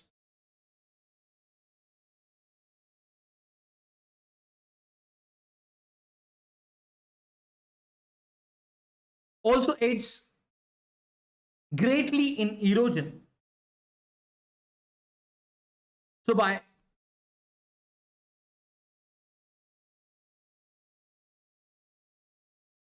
erosion, then relief degrades, that is the landscape is worn down.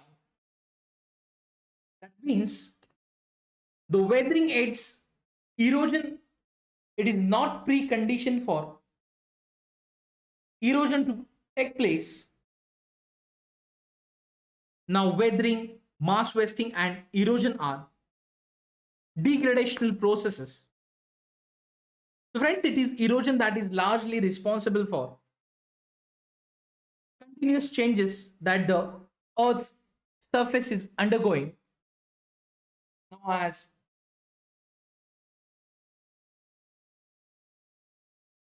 den- denudation. Yes, denudation processes like erosion and transportation are controlled by kinetic energy. So friends, the erosion and transportation of earth materials is brought about by wind, running water, glaciers, waves and groundwater. So of these, the first three agents are controlled by climatic conditions like wind, running water and glaciers. They represent three states of matter like gaseous, which means wind, liquid, that is running water, and solid, that is glacier, respectively.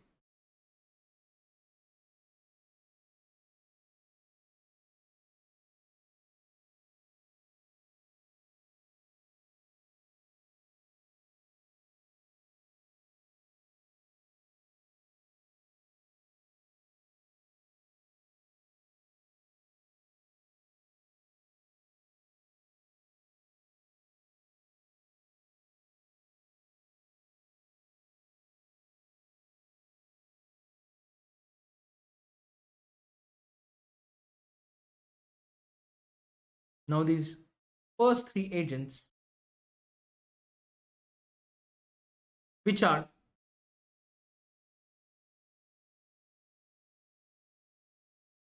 controlled by climatic conditions,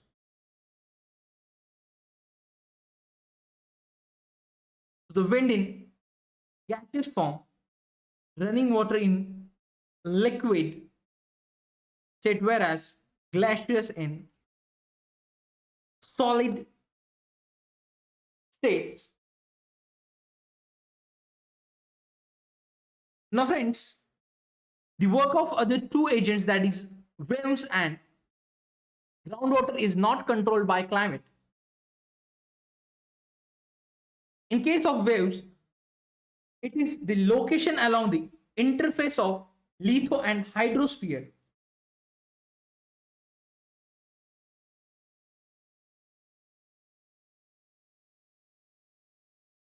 In case of waves, it is location along the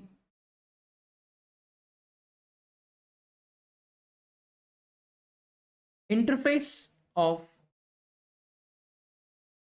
litho and hydrosphere.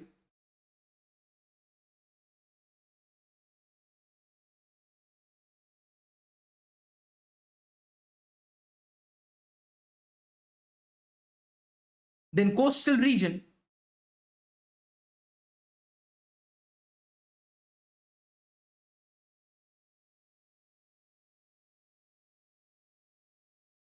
that will determine the work of waves.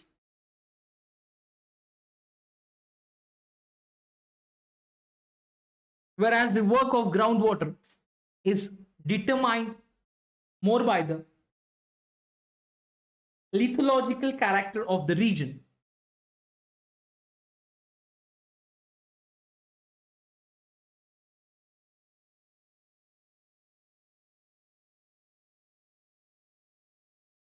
Where the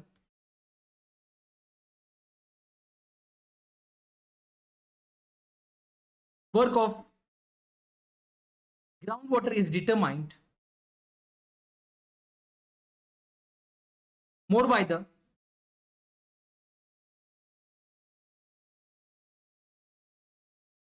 lithological character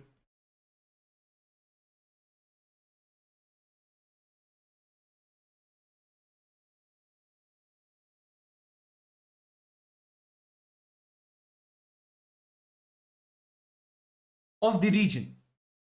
So in the rocks are permeable and soluble. Yes, if the rocks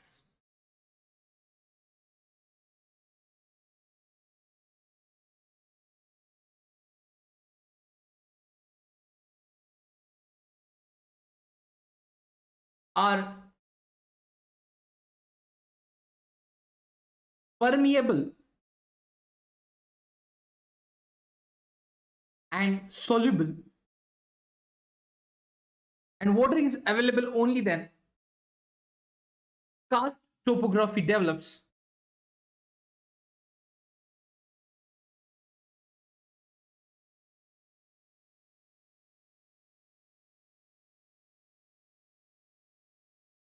Then only karst topography develops.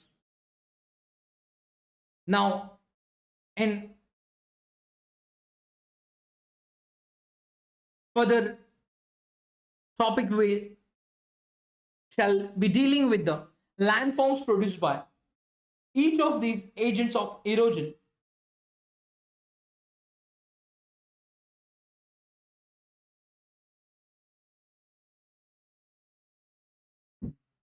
Now, deposition is a consequence of erosion. The erosional agents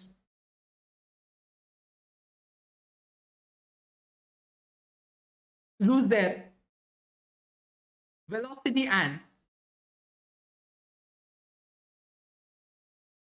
hence energy on gentler slopes, and the materials which carried by them start to settle themselves. In other words, deposition is not actually the work of any agent. So the coarser materials get deposited first and finer ones later. By deposition, depressions get filled up. The same erosional agents, that is running water, glaciers, wind, waves, groundwater, act as agglutinational or depositional agents also.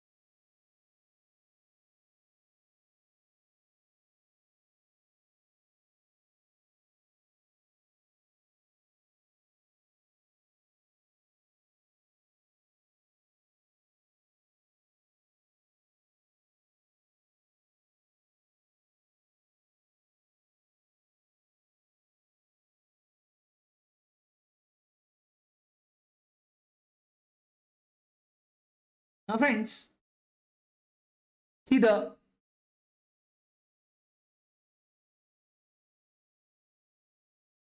coarser materials get deposited first and final ones, yes, deposited first, final ones later. So by deposition, depressions get filled up. The same erosional agents like running water, glaciers, wind, waves, and groundwater act as aggradational or depositional agents also. Now, what happens to the surface of the earth due to erosion and deposition is we will discuss in the later section on landforms and their evolution.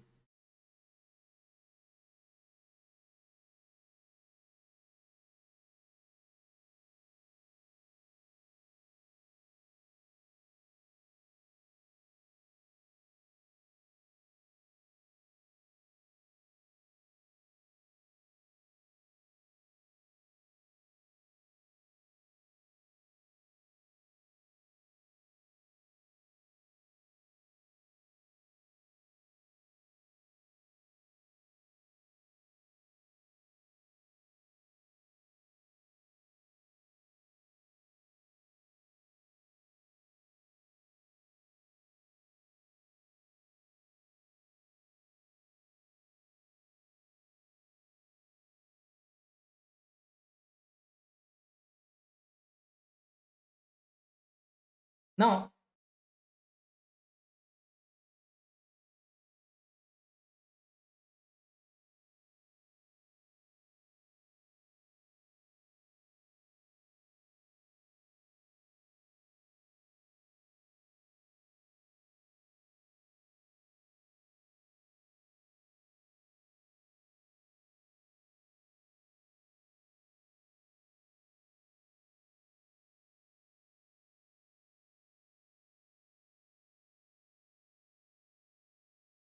Now,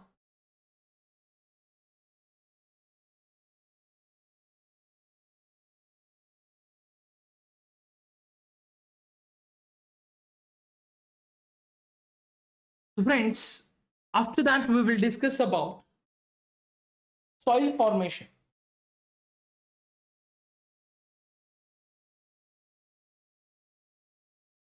So we have just discussed about erosion and deposition.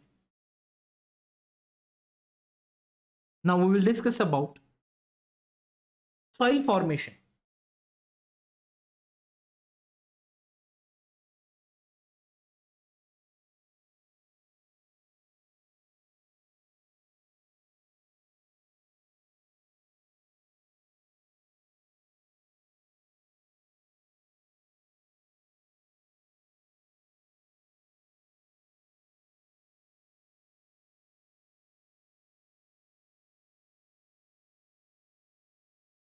Now let's start with the soil formation.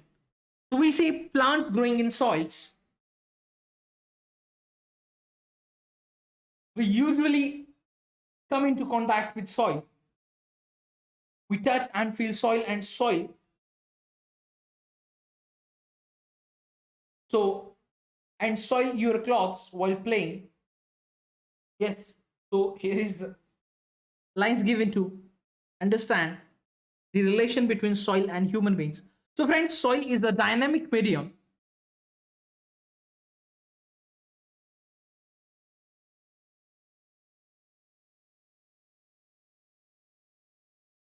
Yes, the soil is dynamic medium in which many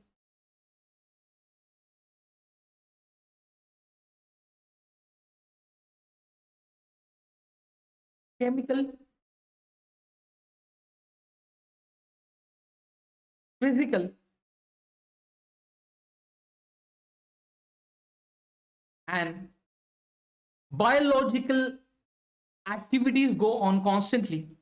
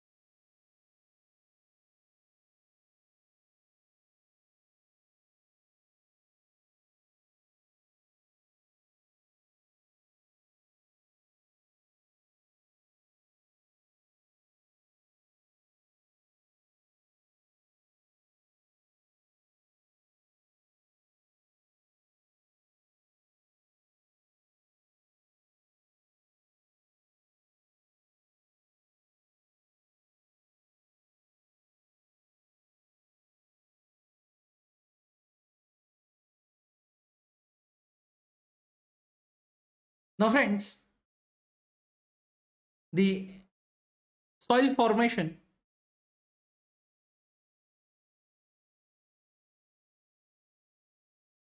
So basically, soil is a dynamic medium in which many chemical, physical, and biological activities go on constantly.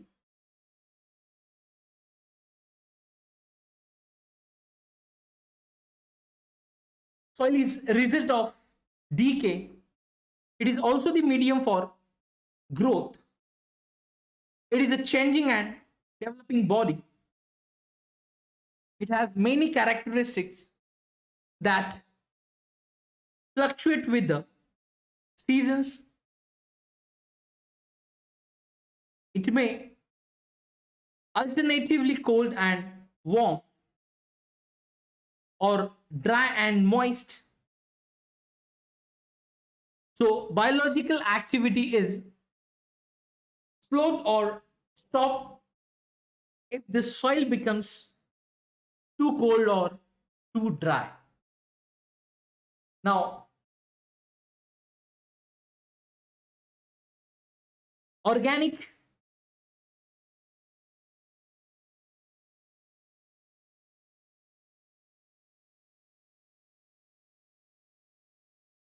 so now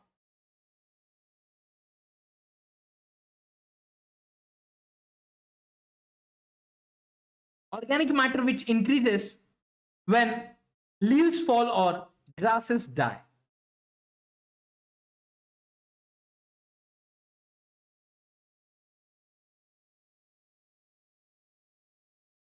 So soil is a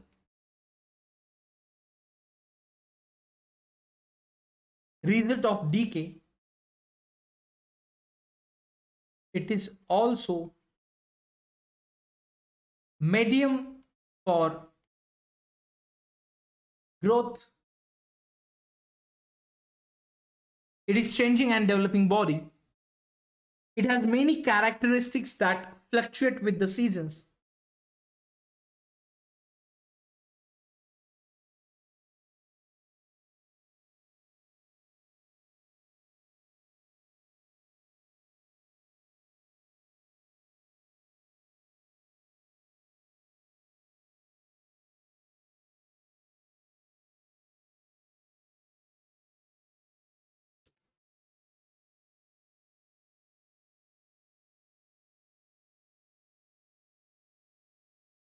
It may be alternatively cold and warm,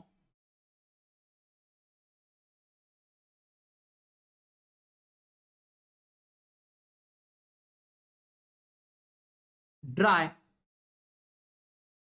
and moist. So biological activity is slowed or stopped if the soil becomes too cold or too dry. So organic matter increases when leaves fall or grasses die. Now we'll see the process of soil formation.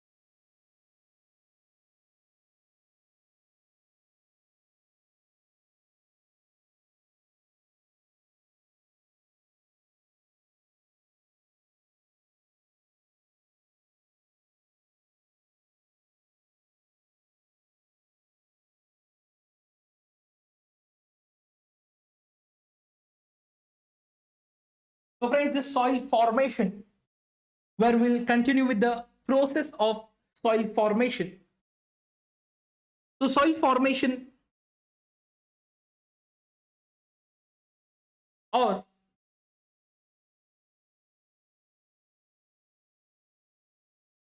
pedogenesis,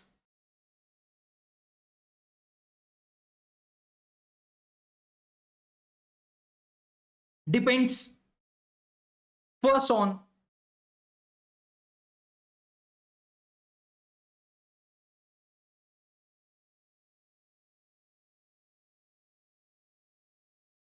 weathering. Now, it is this weathering mantle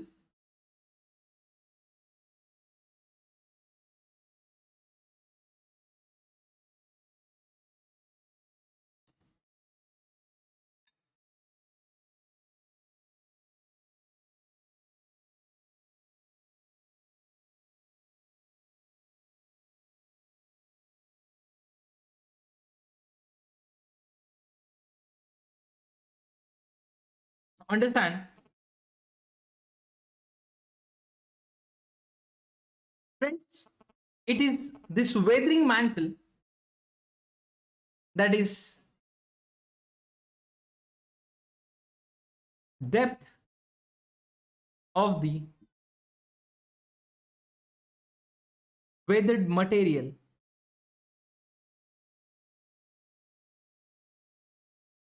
Now, which is the basic inputs for soil to form.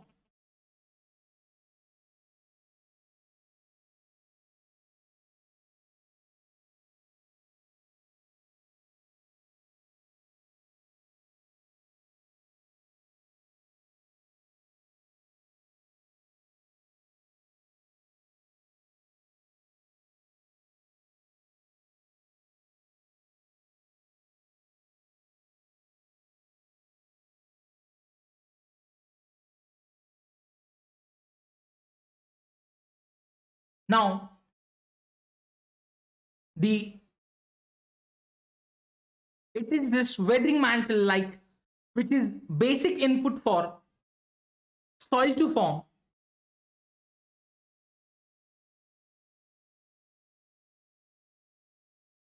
Now, sorry, the weather material or transported deposits are colonized by bacteria and other inferior plant bodies like mosses and lichens. Also, several minor organisms may take shelter within the mantle and deposits.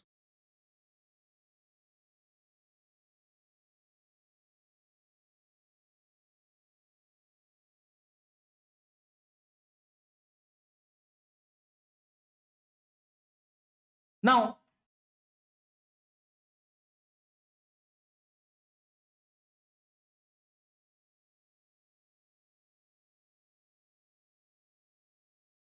several minor organisms may take shelter within the mantle and deposits. The dead remains of organisms and plants help in humus accumulation. Minor grasses and ferns may grow. Later, bushes and trees will start growing through seeds brought in by birds and wind.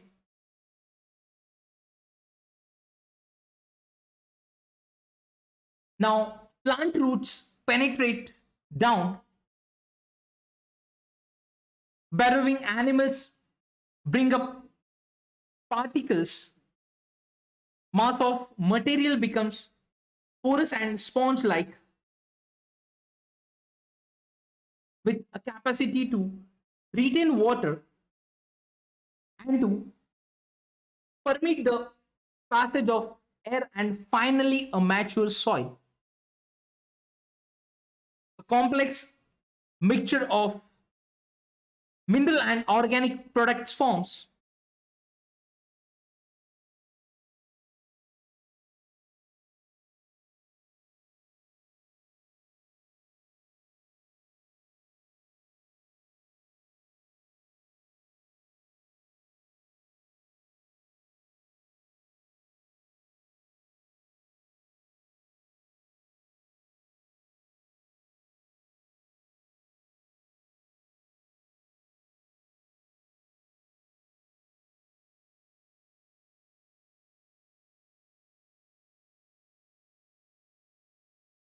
So the process of soil formation, like soil formation or pedogenesis, depends first on weathering. It is the weathering mantle, that is depth of the weathered material, which is basic input for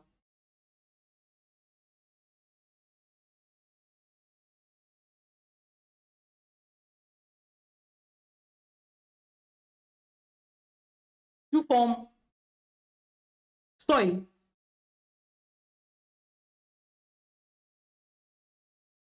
Now the weathered material or transported deposits are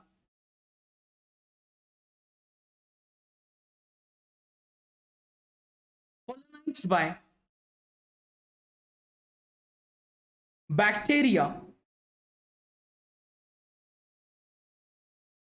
and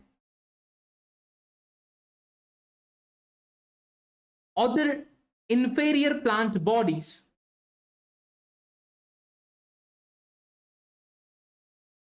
like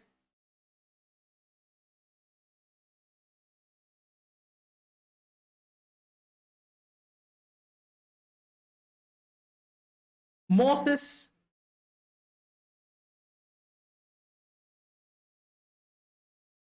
and lichens.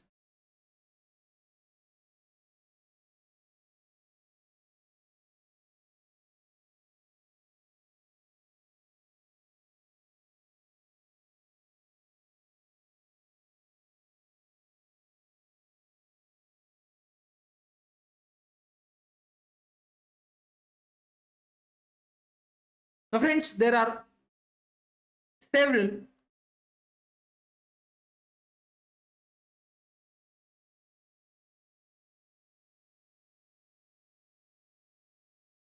minor organisms may take shelter within the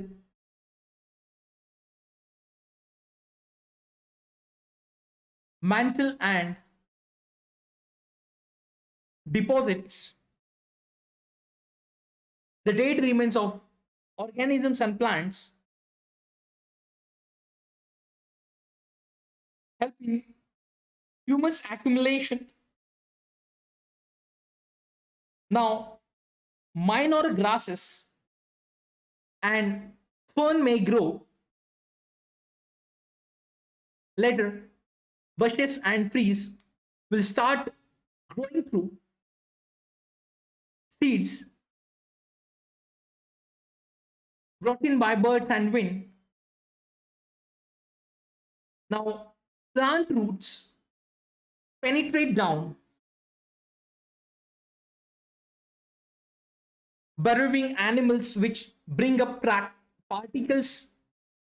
Mass of material becomes porous and sponge-like with a capacity to retain water and to permit the passage of air, and finally a mature soil.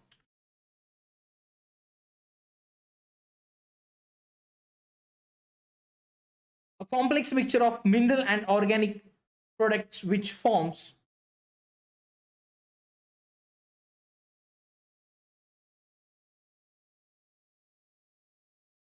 now. After that, we will discuss soil forming factors.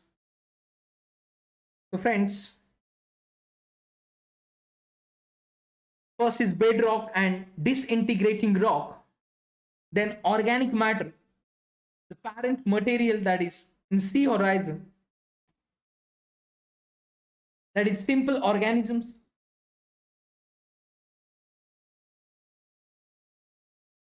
then organic matter, mineral particles, and organic matter, along with parent material in sea horizon. So A horizon with organic matter, mineral particles, and organic gas. Then in ABC horizon, in A horizon, organic matter, mineral particles, and organic matter, and parent material in C horizon. So this is the well developed soil. Yes, last one. This is the well developed soil.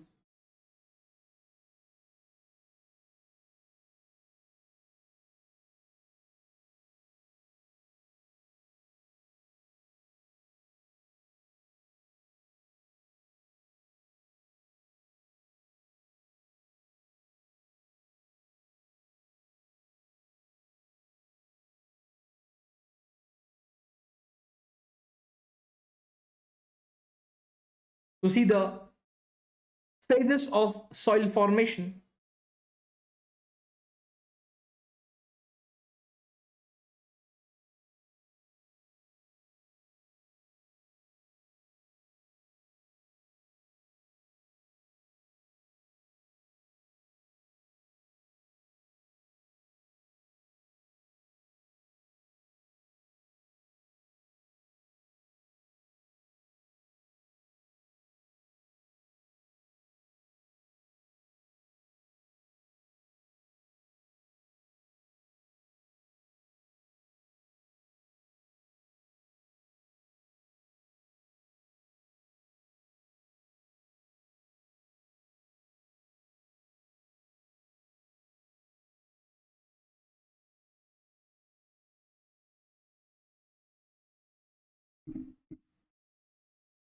Now, friends,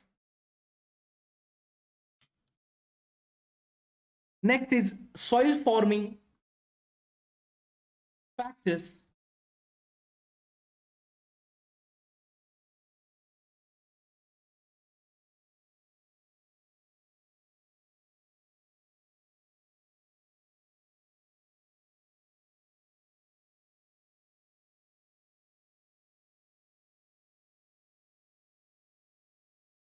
So the five basic factors which control the formation of soils.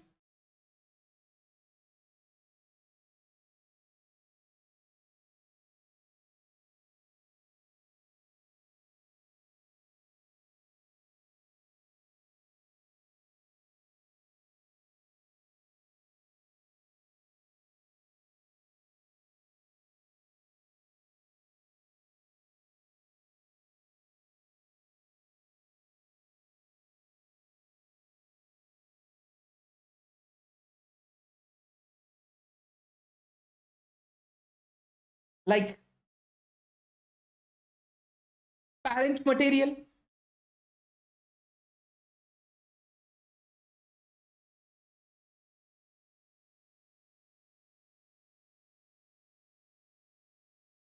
topography, climate, biological activity, time. So in fact, soil forming factors act in union and affect the action of one another. Now, first of all, we'll discuss parent material in detail.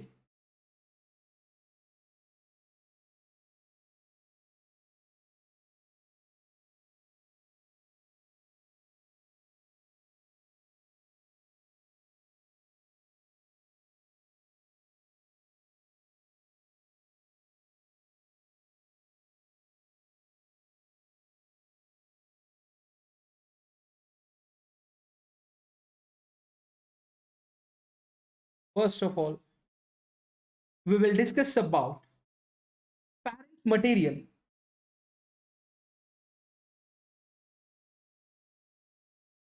Now, friends, the parent material is a passive control.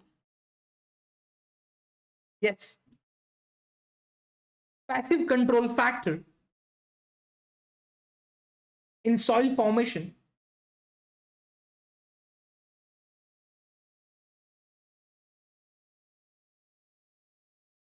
Parent materials can be in any in situ or on site weathered rock debris, that is residual soils, or transported deposits, that is transported soils. So soil formation which depends upon the texture and structure.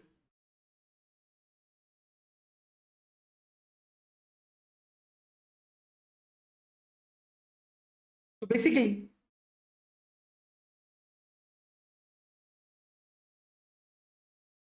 this parent material can be any in situ or on site weighted rock debris or transported deposits.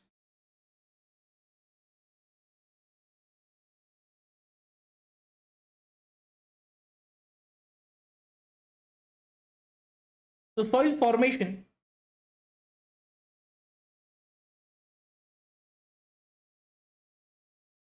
depends upon the texture, that is sizes of debris, then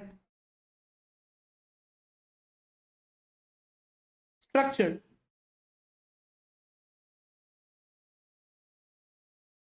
which is deposition of individual grains and particles of debris,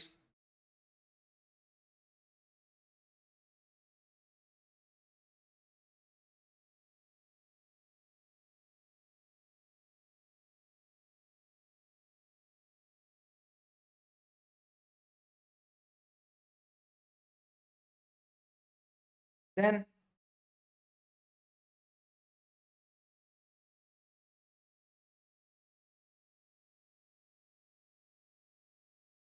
mineral and chemical composition of the rock debris and deposits.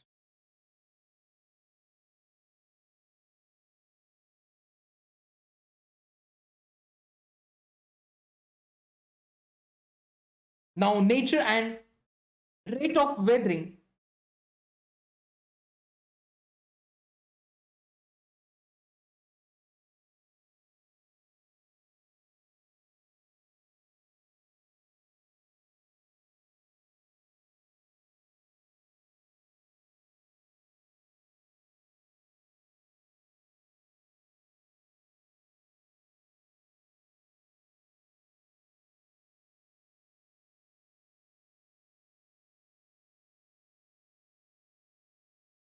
Nature and rate of weathering and depth of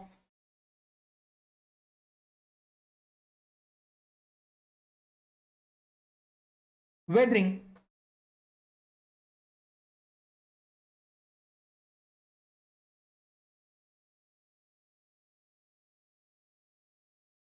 mantle are important consideration under parent materials. Then there may be differences in soil or similar bedrock and dissimilar bedrocks.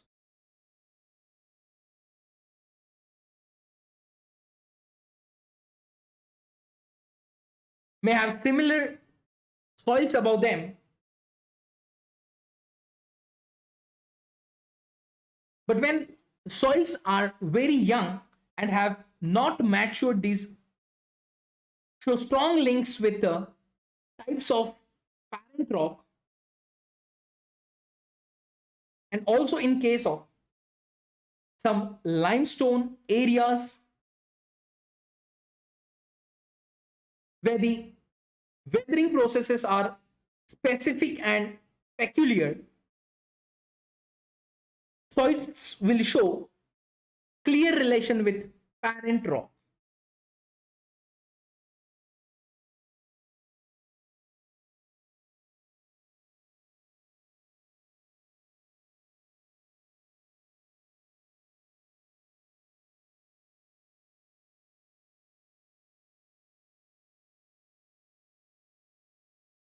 Now see, the topography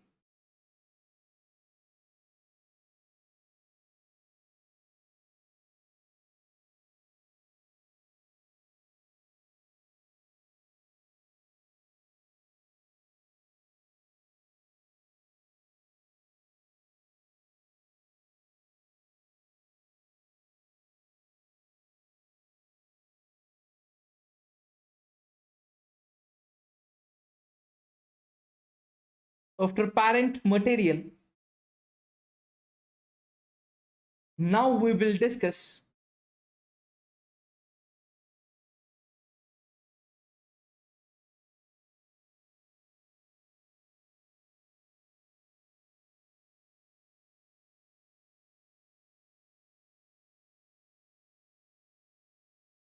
topography. Friends, topography like parent materials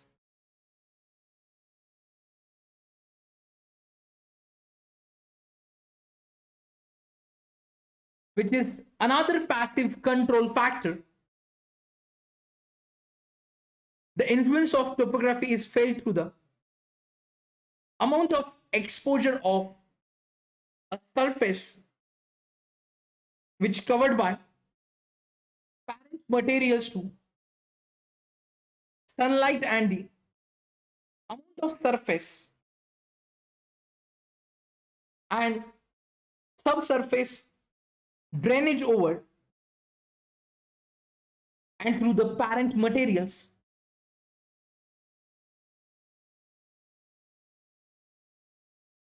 So the topography like parent materials is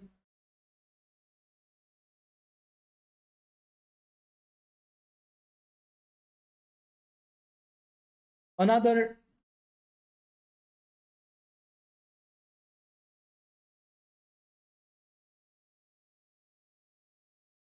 passive control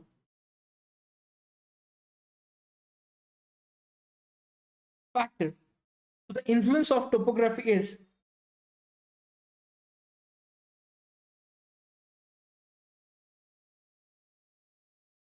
felt through amount of exposure of a surface which covered by parent materials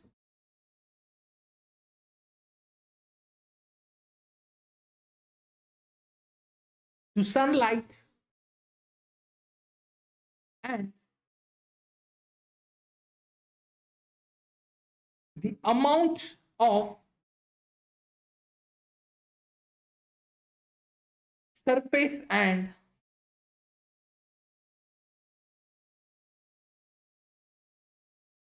subsurface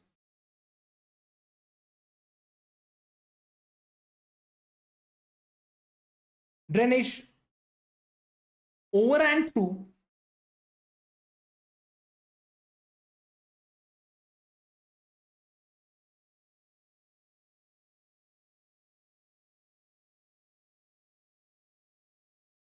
the parent materials.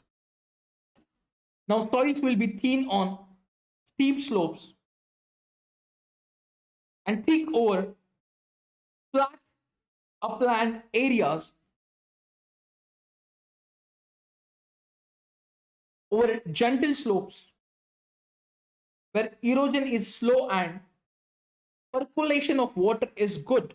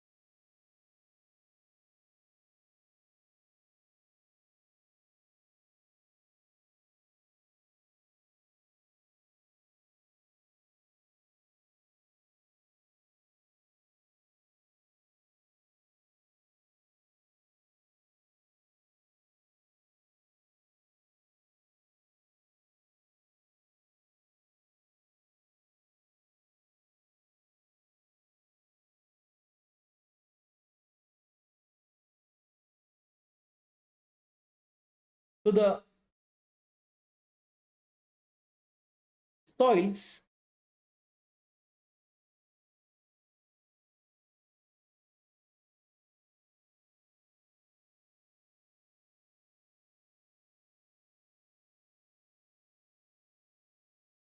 will be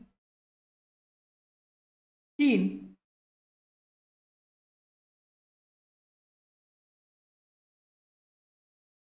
on steep slopes and thick over flat upland areas, over gentle slopes where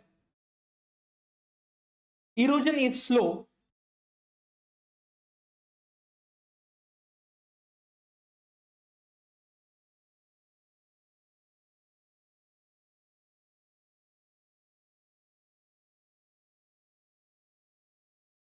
where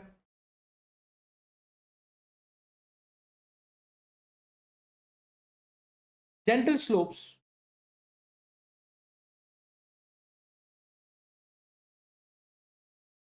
where erosion is low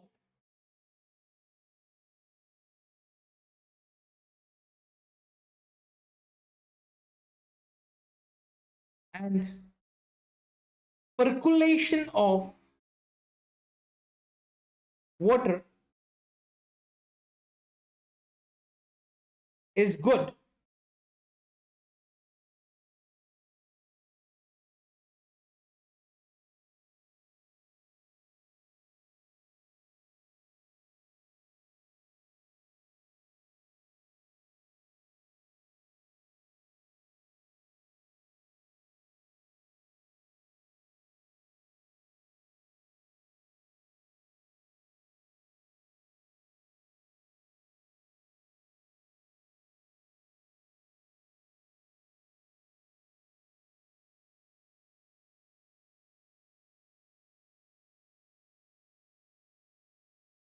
Now, dear friends, soil formation is very favorable with this erosion is slow and percolation of water is good.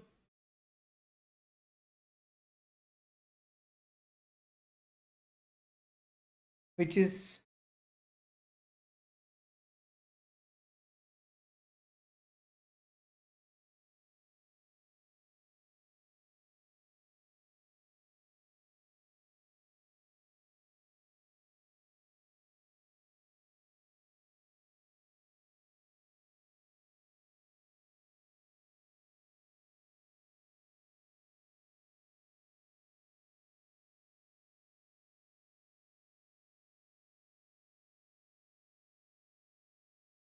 so soils over flat areas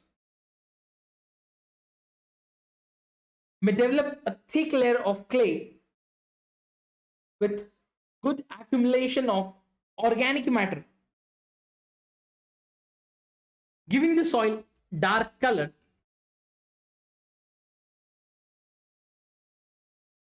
Now, this is the topography during the soil formation.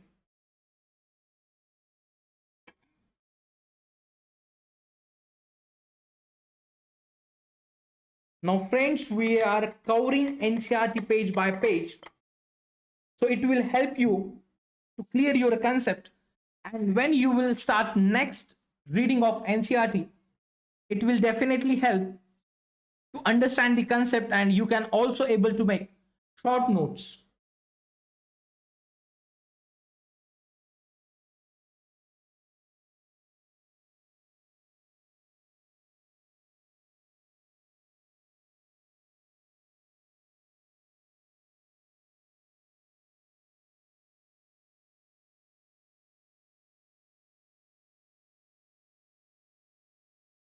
Now, next is after topography.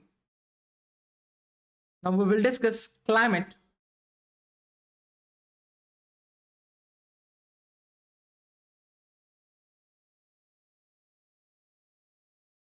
So friends, just recap, topography like parent materials is another passive control.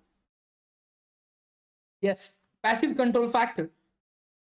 The influence of topography is felt through the amount of exposure of surface which covered by parent materials to sunlight and the amount of surface and subsurface drainage over and through the parent materials.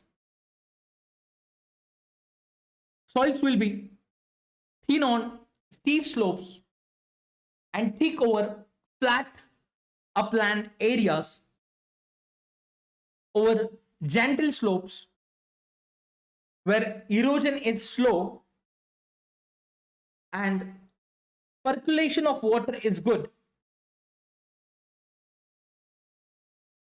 So soil formation is very favorable, and soils over flat areas may develop a thick layer of clay with good accumulation of organic matter, giving the soil dark color. So next is climate.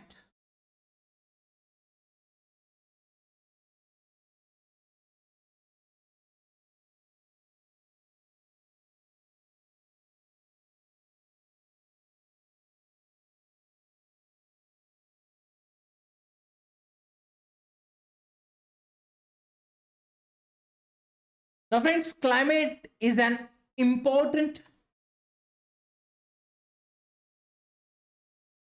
active factor in soil formation. The climatic elements involved in soil development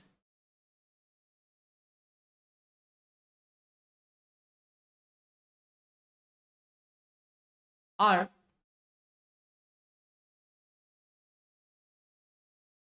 moisture in terms of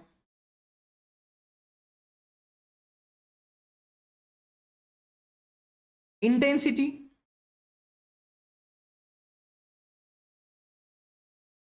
frequency,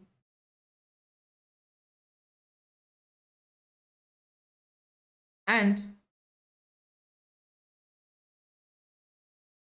duration of precipitation.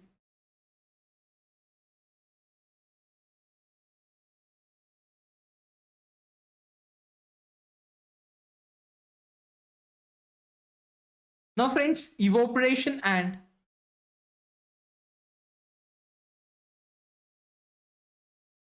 humidity. Now second, temperature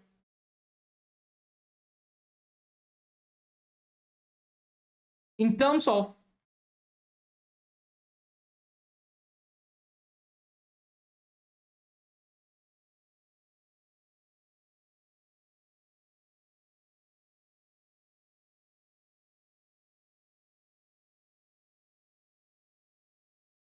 seasonal and diurnal variations.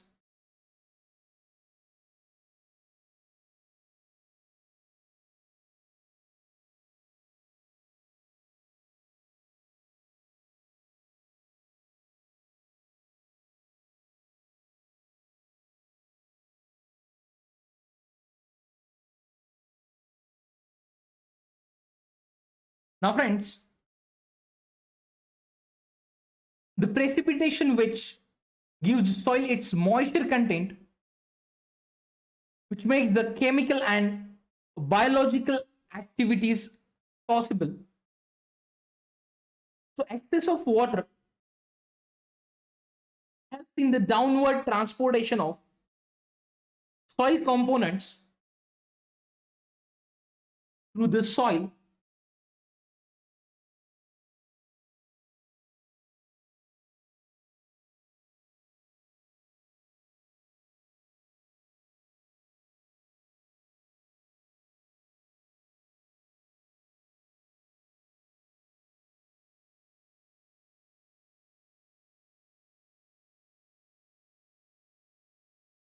So elevation and elevation, yes,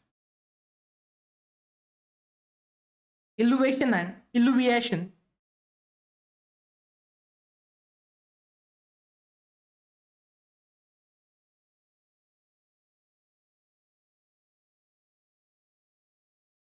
Now, friends, the excess of water which helps in the downward transportation of soil components.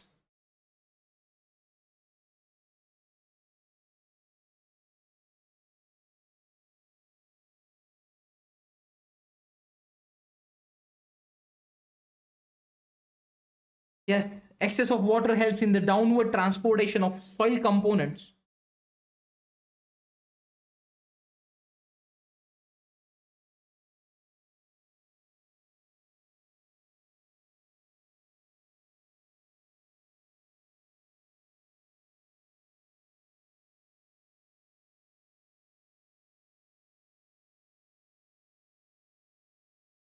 Whereas the deposits in the same down below is elevation. So in climates like wet equatorial rainy areas with high rainfall, now not only calcium, sodium, magnesium, potassium, etc., but also a major part of silica is removed from the soil. So removal of silica from the soil is known as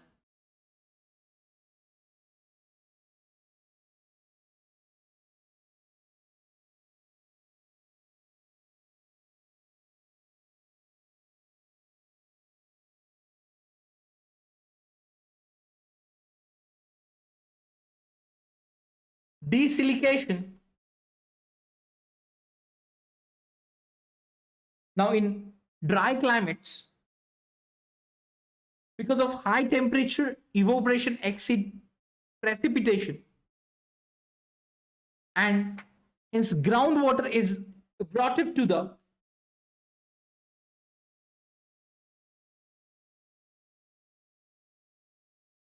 surface by capillary action, and in the process the water evaporates, leaving behind salts in the soil. So such salts form into crust in the soil, which known as hard pan.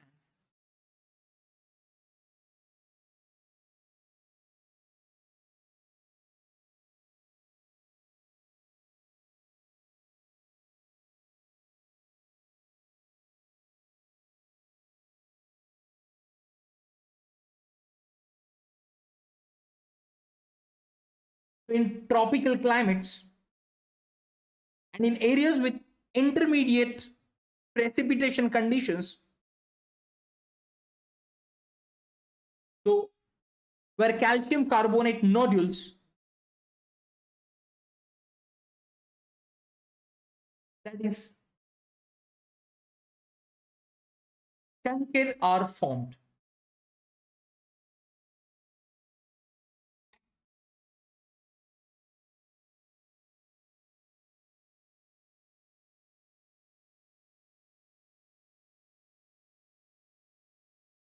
Now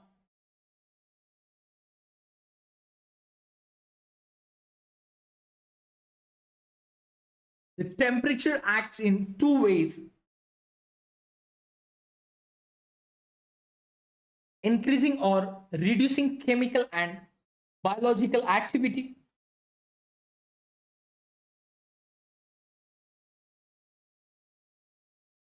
So basically,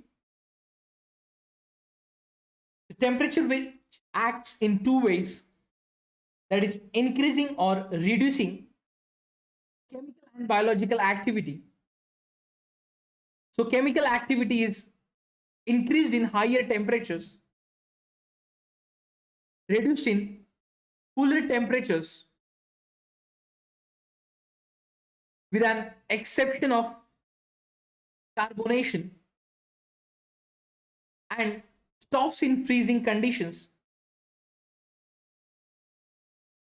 So that is why tropical soils with higher temperatures, which show deeper profiles, and in the frozen tundra regions, the soil contain largely mechanically broken materials.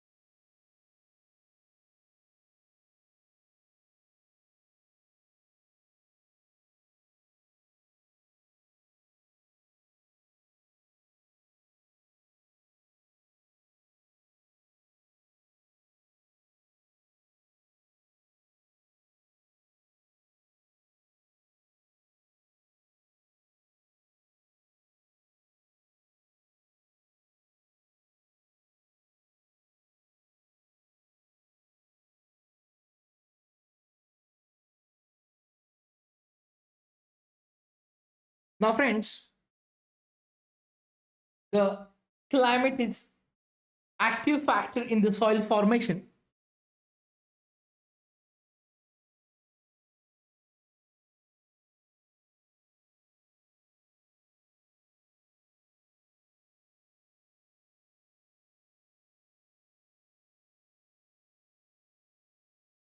Now,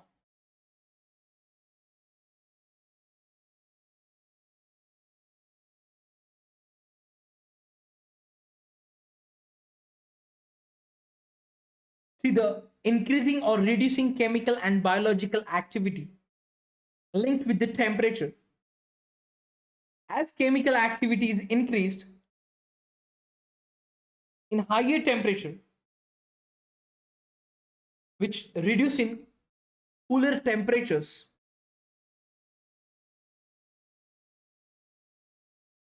with an exception of carbonation and stops in freezing conditions.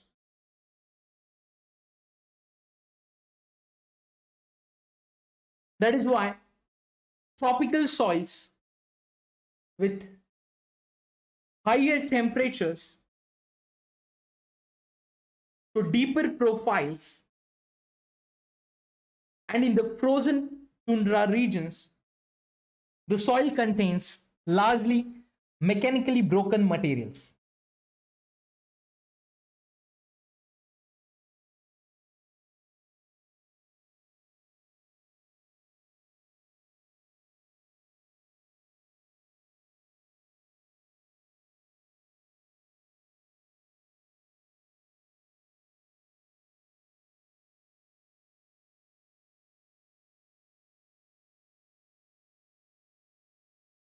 So after the climate, now we will discuss next important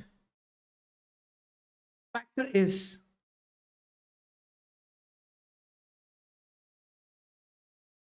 biological activity. Now friends, before going to start biological activity,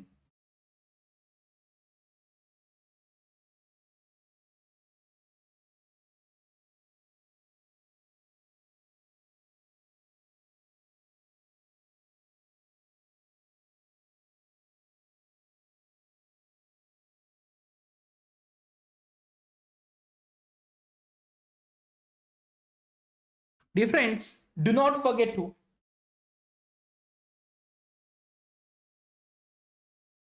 join our paid subscriptions. Like if you will go with 1 year and above subscription with GS and iconic subscription. Yes, that is plus and iconic. Now friends, there are 3-in-1 offer is going on where you will get notes worth rupees 10,000 absolutely free. Then you can chase your dream, that is loan for UPSC subscription. And 2 months subscription available only at 15,000 rupees.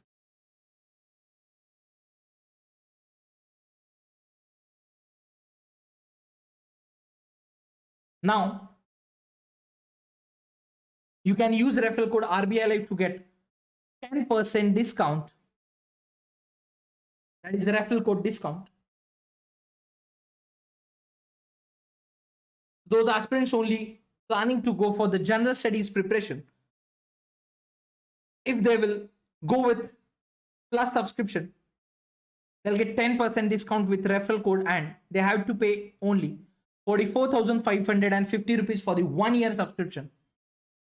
And for iconic subscription with referral code RBI Live, you will get 10% discount. And for the 1 year subscription, you have to pay only 67,050 rupees. So basically, iconic subscription we are suggesting for those aspirants who are planning to appear for the, or they want to prepare for civil services during their graduation or after their 12th examination. So in iconic subscription, you will get personal guidance. That is the personal mentor you will get. Then study planner. As per your requirement, we will make customized study plan. There will be bi-weekly reviews, then study material like specialized notes and practice sets.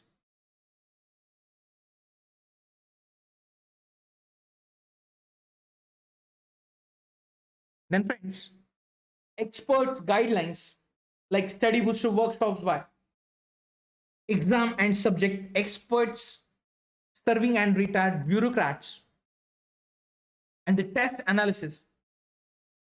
So one-on-one guidance from top exam experts you will get after every test.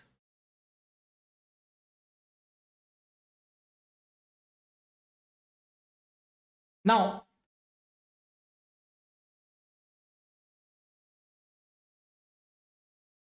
you can also avail the discount in, yes, discount with optional subscription. Friends, Unacademy Combat we are conducting on every Sunday morning 11 a.m.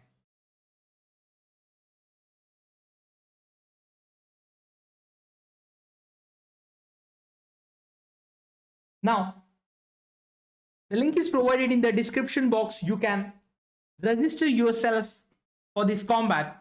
It's free for all aspirants. Right here is the chance to win amazing prizes and scholarships. There will be 56 questions and time allocated is 60 minutes. So first, 3 rank holders will get 1 year UPSC CSE plus subscription, and other rank holders will get 75%, 50% and 25% scholarships as per their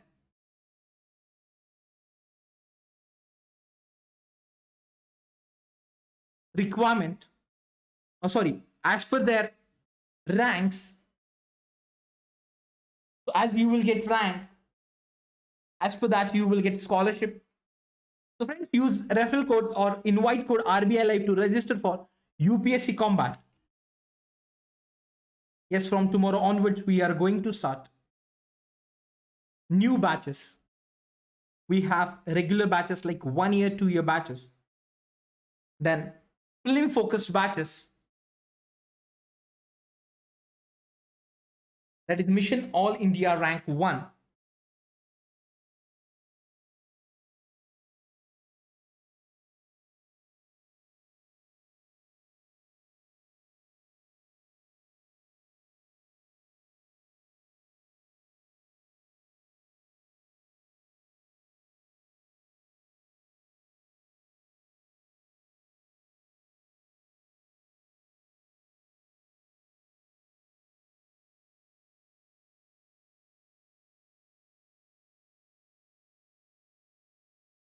Now, those aspirants planning to appear for preliminary examination this year, they should solve maximum multiple choice questions.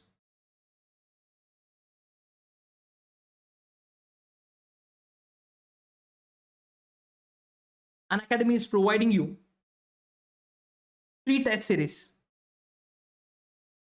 where we will cover general studies and current affairs part. Now, friends, you can use code RBI Live, unlock the test.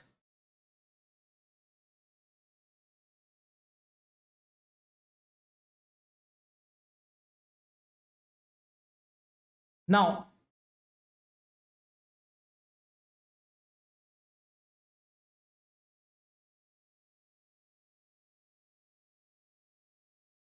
friends, the link is provided in the description box. So you can join for the test series.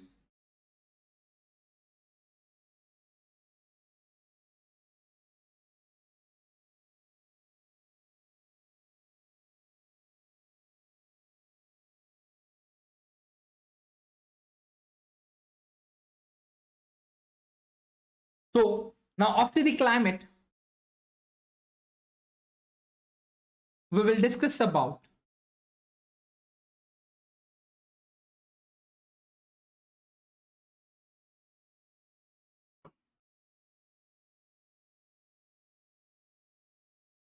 biological activity.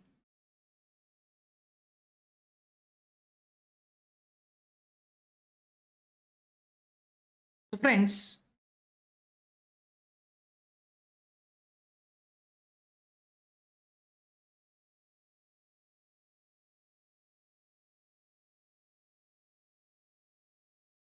the vegetative cover and organisms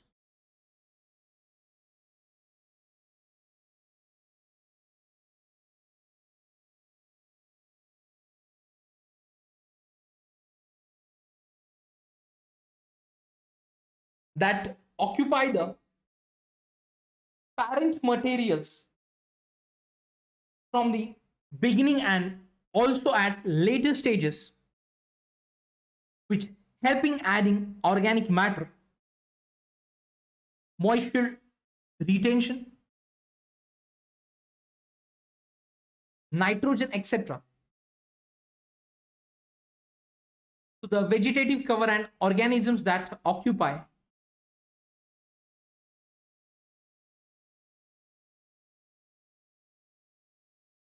parent materials from the beginning and also at later stages,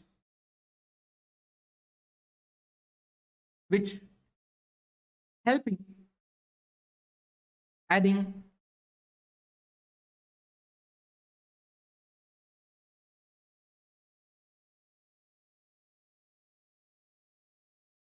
organic matter,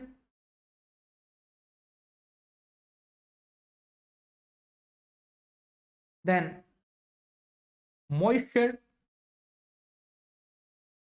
retention,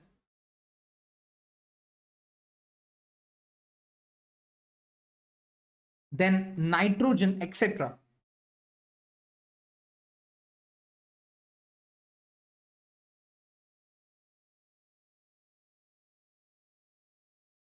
So basically, date plants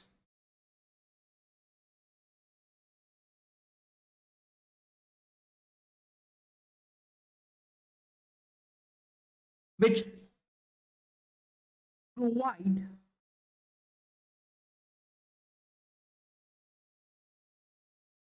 humus, the finely divided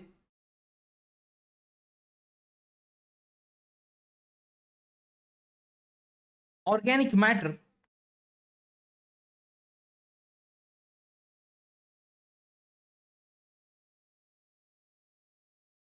yes, finely divided organic matter of the soil, then some organic acids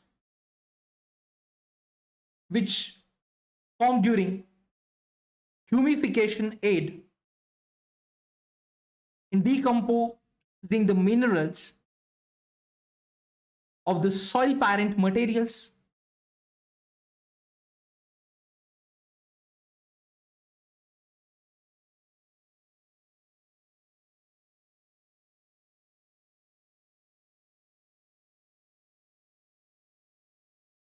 Now, friends,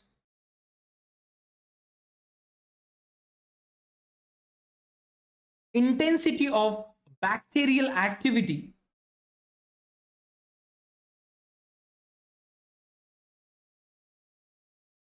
shows up differences between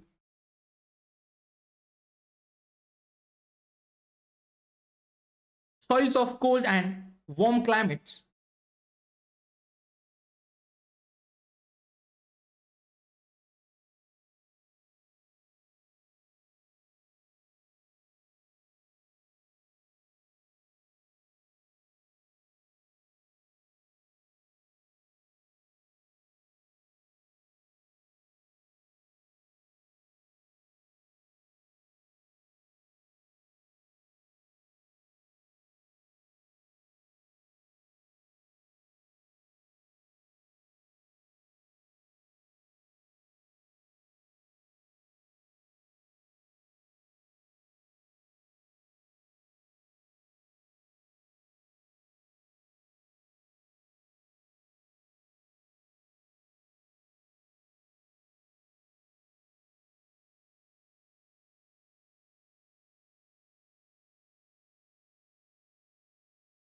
Now, with decomposed organic matter, because of low bacterial activity,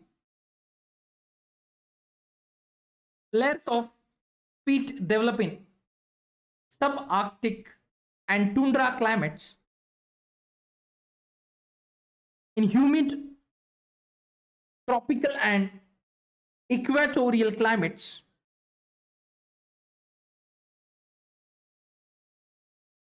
bacterial growth and action is intense and dead vegetation is rapidly oxidized,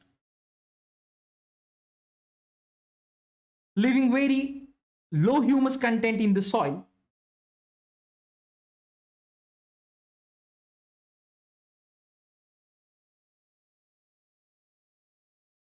Now, the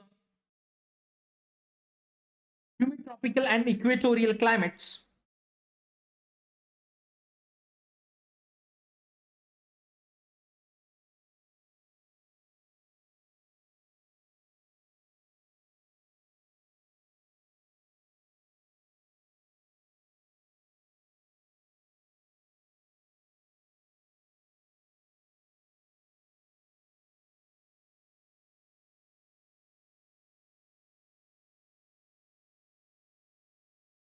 bacterial growth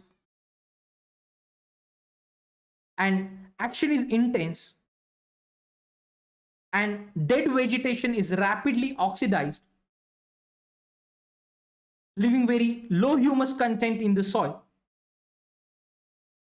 Further, bacteria and other soil organisms which take gaseous nitrogen from the air and convert into a chemical form that can be used by plants. So this process is known as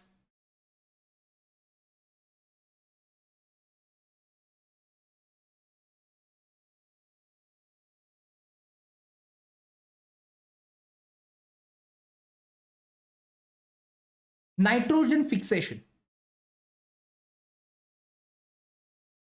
Like rhizobium, a type of bacteria which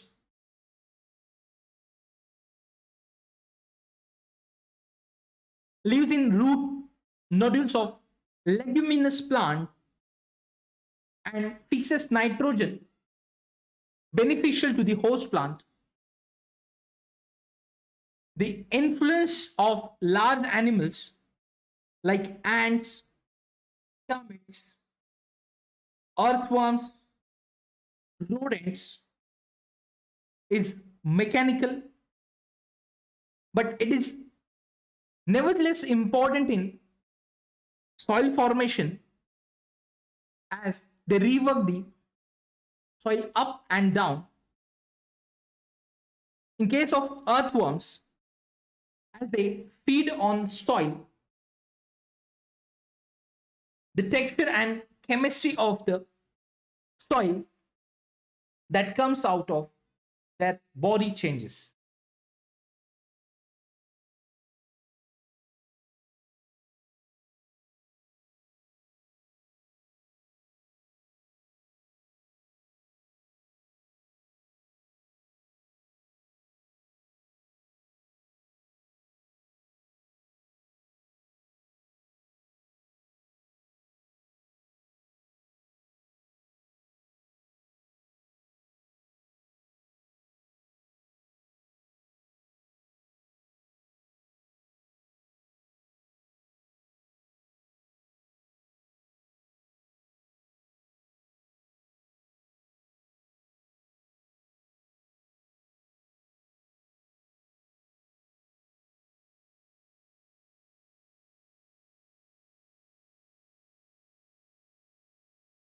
Now, friends,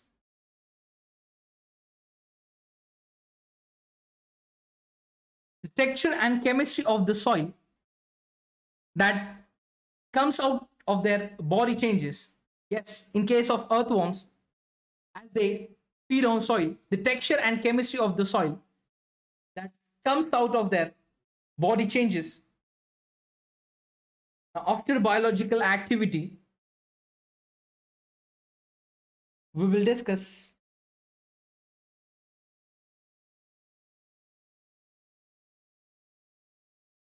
the time.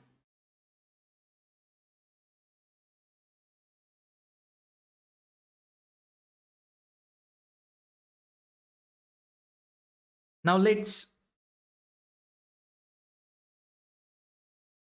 recap this biological activity.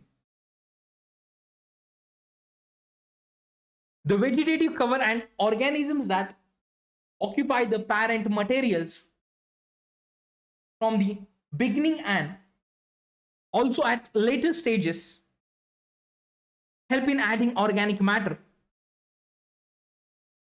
moisture retention, nitrogen, etc. So date plants provide humus, the finely divided organic matter. Yes, finely divided organic matter of the soil, some organic acids which form during humification aid in composing the minerals of the soil parent materials. Intensity of bacterial activity which shows up differences between soils of cold and warm climates.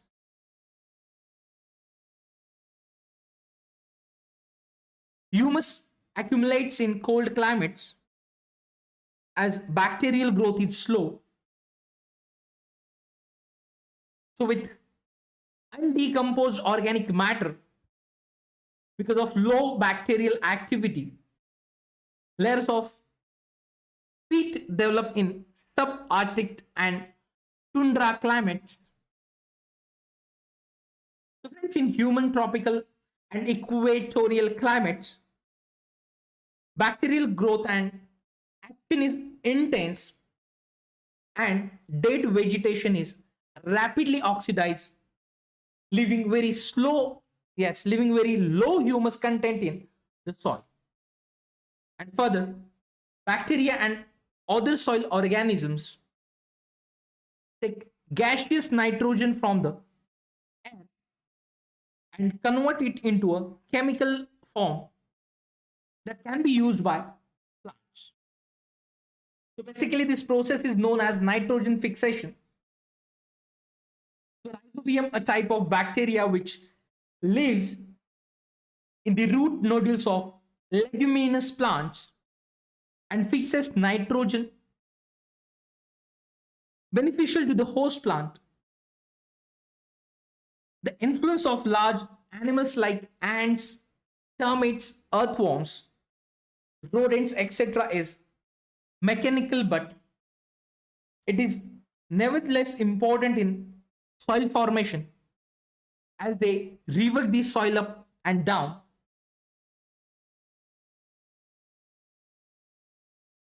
So in case of earthworms, as they free on soil, the texture and chemistry of the soil that comes out of their body changes.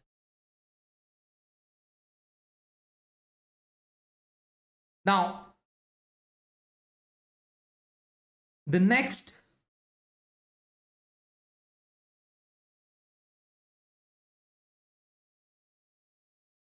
factor, like we are studying soil forming factors, five basic factors which control the formation of soils.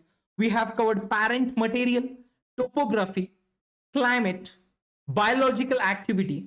Now, the fifth one is time. Yes, the important factor.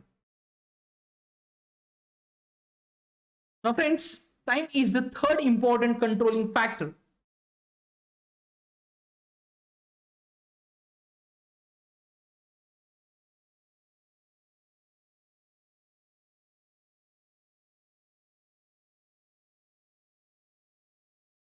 Yes, third important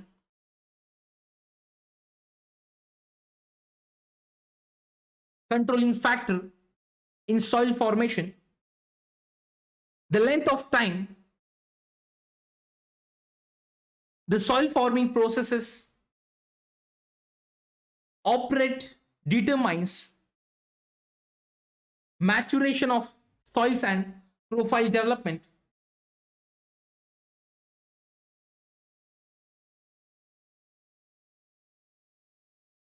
So the length of time where the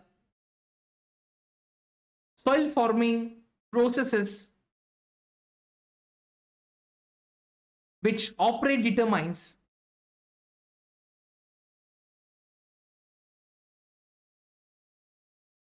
maturation of soils and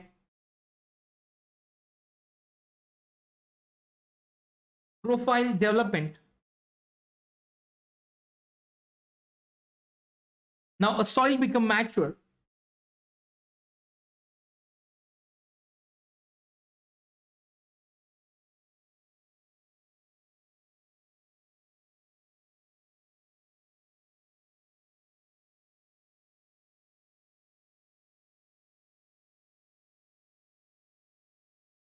when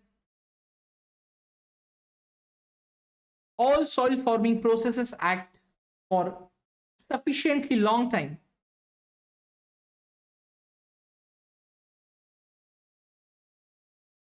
which developing a profile. So soils developing from recently deposits alluvium or glacial, yes, glacial till, are considered young and they exhibit no horizon or only poorly developed horizons, no specific length of time in absolute terms can be fixed for soils to develop and mature.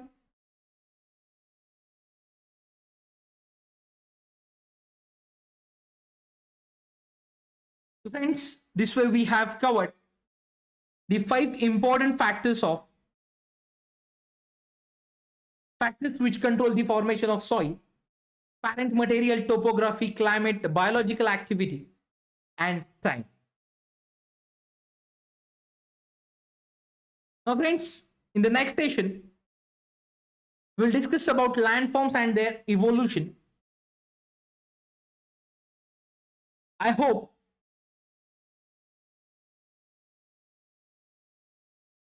you will revise what we have covered today. So do not forget to like, share, and subscribe the Unacademy videos. Friends, there is 1 year plan for 2022 batch, which means those aspirants planning to appear for preliminary examination in 2022 and those aspirants planning to appear for 2023. There is 2 years journey So this is the systematic plan which will help you to the crack examination in stipulated time. So friends, keep studying, keep revising. See you in the next lecture with the continuation of the remaining topics in fundamentals of physical geography. So stay home, stay safe. Thank you.